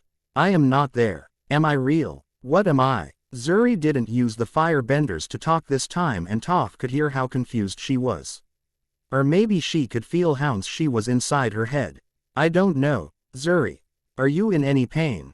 There was a lengthy silence before Zuri answered and Katara was getting antsy about being surrounded by dozens of fire benders, who were controlled by a mind bender who had killed hundreds for revenge. Then again, now that Toph thought about it, her being calm about the situation was strange. Don't worry Katara, she won't hurt us. I am. And is that supposed to calm me? She killed hundreds just to get her revenge on her family and now I'm supposed to trust her when she's controlling a group of fire benders and shouting at us. You gave up on me. Your mercy would have only prolonged my pain. That does not excuse killing. Before Katara could really get her rant going, she suddenly went rigid and Toph could feel her heart rate rise suddenly. She fell to the ground and started screaming between frantically gasping for breath. What are you doing? Zuri, stop it. Aang and Sokka rushed over to Katara, but Toph turned toward the Fire Nation benders in hope to reach Zuri. Stop hurting my friends. That is my pain, Katara. Zuri stopped doing whatever she had been doing to Katara and she curled into a ball. She was shaking and not responding to Aang and Sokka calling her. That is what shaped me into what I am. I do not want to hurt you. I do not want to hurt your friends. I do not know what is real. I want you to understand. I want to know what I am. I want to know if I deserve to be where I am. You should leave. I'll make sure these guys will not remember you. Why would we trust you? Sokka growled out, trying to find someone to GLA. Menacingly at among the monotone soldiers. Should I kill them right now? Then you'd know they wouldn't follow you. Sokka, we really should just go. Aang said as Katara got on shaky legs and they walked to Appa. They couldn't fight an enemy they couldn't see and with the guilt about what happened to Zuri, they were not sure they wanted to. She was not someone they could fight, or someone. They could help. A few of the firebenders had broken off from the group standing around them and seemed to be making a firefight as Toph hesitated on getting back on Appa. What are you going to do to them, Zuri? Toph asked, somewhat dreading the answer. Zuri didn't seem to like to be labeled a murderer, but hadn't refuted the claim. What are the deaths of a few dozen Fire Nation soldiers to 346 others? Zuri had been nice. Toph thought they could have been friends, as grim as the other girl's situation was. I will implant false memories of them deciding to give up the search and get drunk. It will not be hard to make them forget you if you are nowhere to be seen. They will have headaches, but I will not be hurt over them this time. Toph didn't like the way she just mentioned being hurt so easily. Knowing the extent she had been hurt before, was this what Zuri was now, a phantom with full use of her power, but with no real body? Was she one of those spirits Aang talked about? Toph jumped up on Appa's saddle and she couldn't see anything the possessed soldiers were doing. There was a tense moment that stretched on to be a tense hour. I want to be real. Toph didn't tell the rest of the gang about this. The words sounded like afterthoughts, like something you mentioned to someone while meeting them after a long time. After that, Toph felt what she could only call Zuri's presence wink out again. Toph wasn't sure if knowing that she was alive made her feel any better or not. Zuri was no longer a victim, but her being a threatening presence over them didn't seem right either. Her guilt on only being able to watch Zuri die was replaced by a fear of what she had helped create. She was a disembodied mind bender, sure, but she was a disembodied mind bender who was angry and seemed to give little value to human life. Before they met her, Their journey had seemed a lot more fun. Zuri Yao Ling. Zuri opened her eyes to stare at a darkened stone roof. She followed the arches of the roof and remembered she was in an old castle to learn witchcraft. The arches blurred out and her throat clenched futilely.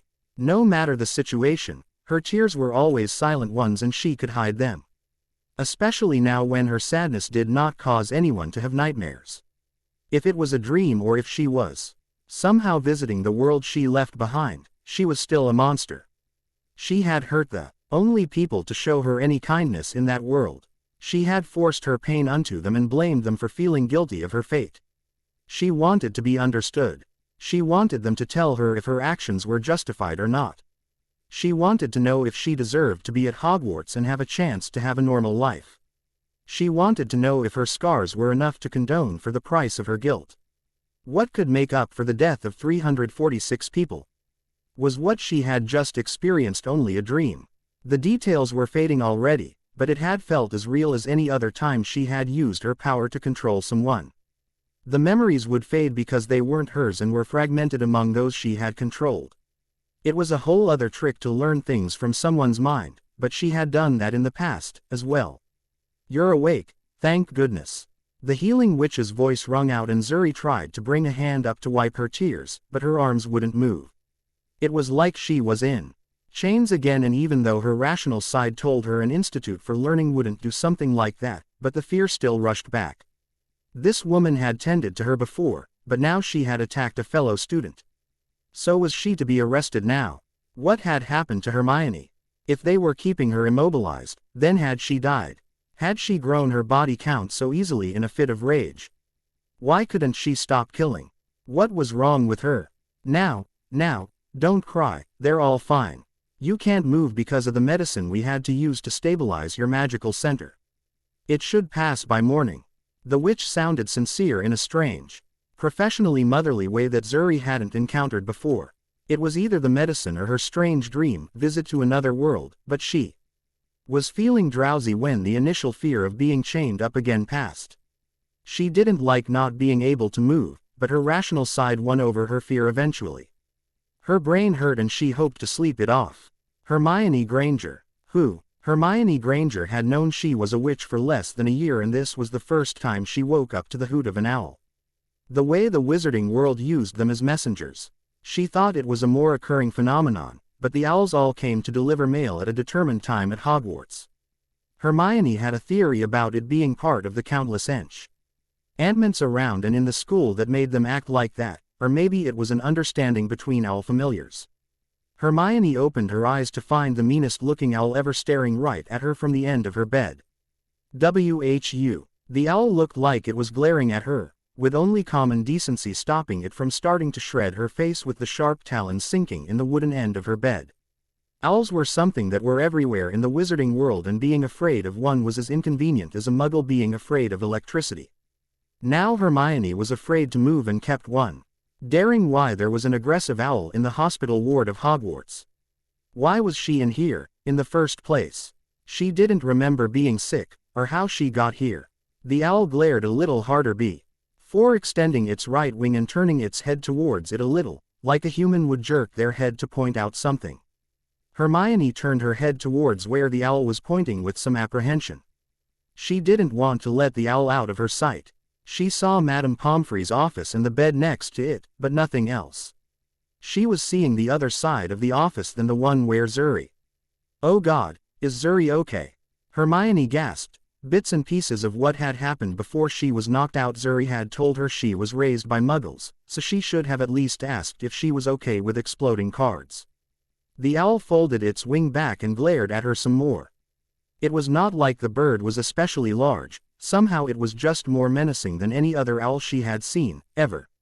I'm so sorry for the exploding snap. I should have known you wouldn't know they exploded and asked about it. It's all my fault. Suddenly, she hoped she had been right about the extent of control Zuri had over animals. If she were wrong, then she had just apologized to a random owl, which was glaring at her even harder. The owl suddenly took flight, scaring the hell out of Hermione, and flew to the other side of Pomfrey's office. Can't you control that bird? I'm already letting it stay in the ward. so at least it shouldn't be harassing the other patients. There was an angry sounding hoot in response, and Pomfrey muttered some words Hermione was pretty sure she shouldn't know about just yet. Zuri's owl flew back to the end of her bed a moment later with a piece of paper in its mouth. The owl just sat there and glared at her for a full minute, before suddenly dropping the piece of paper right on her forehead. The sudden impact caused her to jerk back and shriek. The owl looked like it was very satisfied with himself as Hermione glared back. Hermione decided not to be angry at a bird and picked up the folded piece of paper. Please excuse Zuko, he's very protective and likes to play with people. I understand that you didn't know how traumatizing fire is for me, but what made me hurt you was that you laughed at it. It was a game and meant to surprise you, but it made me remember some things I didn't want to. Then you laughed. I understand that, but I do not forgive it. I am dangerous and a Slytherin, you should stay away. There was that Slytherin thing again. It might have been because Ron had been so sure about it that Hermione was so sure Zuri was wrong, but it still didn't sit well with her. She told the owl to get her a pen and it came back a moment later with a ballpoint pen. You're fairly brilliant and you have a deep understanding of finer magic. Maybe you're a Slytherin and maybe we are in Gryffindor and maybe that is supposed to mean something, but I still consider you a friend. Also, you have hurt me and I do hope that one day I will understand why you did it. It is what friends do, is it not? Harry and Ron are my friends, despite the fact that Ron is rather pig-headed at times. Well, most times, but if you are willing to make an effort, I will still like for us to be friends, even if that would mean you not being a friend with mine. Owl gave her a long look before taking the piece of paper in its mouth and extending a leg for the pen. It was fascinating how Zuri could communicate with animals without words, but Hermione had to wonder if they could talk back. This owl seemed smart enough for that, smarter than most familiars even, from what she'd read. That bird's a menace and you know it, Madame Pomfrey said as she walked out of her office and to the side of Hermione's bed. And how are you feeling this fine morning? Do you have a headache? Feel dizzy at all? She asked these questions while checking her eyes with light coming from her wand and then moved it to the back of her head. Zuri's owl came back and tried to give Pomfrey his glare, but ended up being the one to look away after a few seconds. No matter how intimidating of a bird you were, you didn't mess with Pomfrey. As usual, the owl dropped the piece of paper on her head. Zuri's response was written under her previous message. You are fairly brilliant, too. Ronald will get what's coming to him, don't you worry about that. Harry does seem to be more agreeable out of the two and I have a feeling I've heard his name somewhere. I do find the whole house segregation thing suspect and it is good to know you're prepared to look beyond that. It does not change the fact I almost killed you. I need to control my anger before I go anywhere near Ronald again. You can visit me if I'm not expelled. The owl flew off after this and Hermione took this as a sign that Zuri didn't want to talk anymore. At least she didn't hate her enough to not let her visit. Even thinking about whatever had made Zuri to react in such an extreme way was something that made Hermione uncomfortable, but how could she have known that such an amazing person would have something like that in their past? You've healed up quite nicely. Now, get your things and go get breakfast. I will not let you play hooky while perfectly healthy. Pomfrey unwrapped the bandages on her head and levitated her uniform from the cupboard next to the bed. But, how about Zuri? When will she get out? Hermione asked as Pomfrey was already rushing away. I'm sure she'll let you know. Now get going or you'll be late. Pomfrey snapped and frightened Hermione into action. She grabbed her bag after putting her robes on and rushed to get breakfast. As brilliant as she was, to understand Zuri's situation with two loving parents that accepted her was still far off. Few people without similar experiences could even imagine it. Severus Snape. The day was filled with the usual amount of DOC and mediocrity Snape was accustomed to, but he still felt distracted during the lessons. The stunt the Ling Yao girl had pulled in the hospital wing kept nagging at him. Sure, her condition was critical after straining her magical power to such extent without proper training, but the amount of control she had shown despite her emotions was unnatural. The power of what she had done was what had caused harm to her. Since she had been able to control it better without a wand than most could with it. The girl had not attended a single class in Hogwarts and was still able to levitate objects without even using her wand. Simply by reading a book. There were many other mysteries surrounding the girl, as well. Snape had taken another look at the files that had appeared on his desk after the sorting, names, addresses and other information about his furor students. He had not been particularly interested about the girl at that time, so he had gotten to her file only late in the night. At first, he had thought it to be a clerical error and had contacted McGonagall about it. There were not additional pages to add to her file and the admission papers had only been sent a few days prior to the start of the school year. After the Ministry had sent a notice of a young witch. She thought it to be the fault of the Ministry of Magic and so did Snape, but it still unnerved him. The address. Her admission to Hogwarts was sent to was a Muggle hospital. At least that would explain the Muggle medicine she had with her, but why would the Ministry of Magic send the notification so late in WH? Why wouldn't they have any information about her parentage, or even where she was before being hospitalized? Snape had contacted the Ministry about it and the only explanation they could give was that he had not been in the country before that time and had not been admitted into any other school, so a notification was sent to Hogwarts. They knew as little as he did. He was not usually the kind to go chasing mysteries. But this girl's case was starting to interest him. There was no way someone with that much talent would only manifest magic just before turning 11, so either she had apparated from a far-off land that was not in the jurisdiction of any magical academy, or wizarding community, which was highly unlikely. Or someone had kept her intentionally under the Ministry of Magic's radar. And then systematically burned her to the point that even moving caused immense pain. Snape had seen cruelty like this, but had hoped that with Voldemort's downfall, no twisted soul would have the courage to actually commit such things. He wanted these people brought to justice and it seemed like the girl was the only lead he could follow. The Ministry would take a few weeks to even decide which division the girl's case should go. Because of her apparent elf heritage. As if beings didn't give her the same rights as any other student already. So, here he was, staring at his immaculately organized desk. Getting nervous about going up and talking to a girl, like a shy teenager. The reason he was feeling apprehensive about going in front of this girl again was that her legilimency was powerful enough to slip through his occlumency. She had been barely lucid the last time they had locked eyes, so would his mind be an open book to her now? As much as he wanted to trust his snakes, he appreciated his privacy more. There was another mystery about the girl, her legilimency. Sure, there were cases where people were naturally gifted in the art, but the way she had prodded at his defenses and slipped through spoke of experience. Rather than just talent, what kind of life had she led up to this point to get that much practice in reading people's thoughts? Had she been used as an unwilling i.e. detector and an extractor of information? Whatever the case, it was clear that she had been wronged either because of her talent or disability. No way around it. Severus, he muttered and blew out the candle he had been reading under about half an hour ago.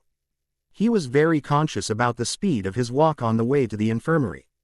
He didn't want to look as apprehensive about seeing one of his students as he felt. He was hardly aware of the students still wandering the halls, downright hiding from him as he passed. His endeavors in trying not to appear nervous only made him more intimidating. He stormed through the doors of the infirmary a little faster than he intended and got an icy cold look from Pomfrey for it. The girl looked up from her book as he rounded the corner of Pomfrey's office, but seemed to avoid direct eye contact for the same reason he had felt apprehensive on visiting the girl. Did this mean that she was aware of his apprehension on locking eyes, or that she couldn't control her legilimency? She closed her book and laid her notebook on it and pulled a ballpoint from her hair. She had tied it into a bun which seemed to be held together by her wand. The point tie ears seemed rather pronounced with her hair out of the way, but he couldn't argue over the practicality of it. She made a waving motion with her hand and the chair at the side of her bed slid back. You seem to be getting a handle on that. How are you feeling? The potion can cause dizziness. Thank you. Sorry about throwing stuff at you. I'm fine. The girl tilted the notebook in his direction and he read it. It's part of the job. You don't have to worry about it. You were not at fault. He took a seat on the chair she had offered and took the chance to pause. I'm here to talk about how you were hurt. The girl's expression soured and she paused her pen before writing, Understand. Below what she had written before. We know that your wounds could not have been caused by an accident. Hogwarts and the Ministry of Magic will do all in their power to protect you. We can bring them to justice with your cooperation. What they did was monstrous and I wish to see them to Azkaban personally. The girl stared at him for a moment, before turning back to her notebook and writing another abbreviated message. They are dead. How about any family we could contact? They are dead. Quote, was it your family who did this to you? The girl paused and kept her shaking hand on the notebook. Snape changed a glance at the girl's face and noticed that she was in tears. He felt utterly terrible. What was he doing? Grilling a victim of such prolonged abuse like she was guilty. He turned his gaze back down and noticed the girl's shaky hand drawing a number right below her last line. 346 inches. Dun dun dun. Drama. The Last Airbender and Legend of Korra Rock K. UAHOULD. Check them out.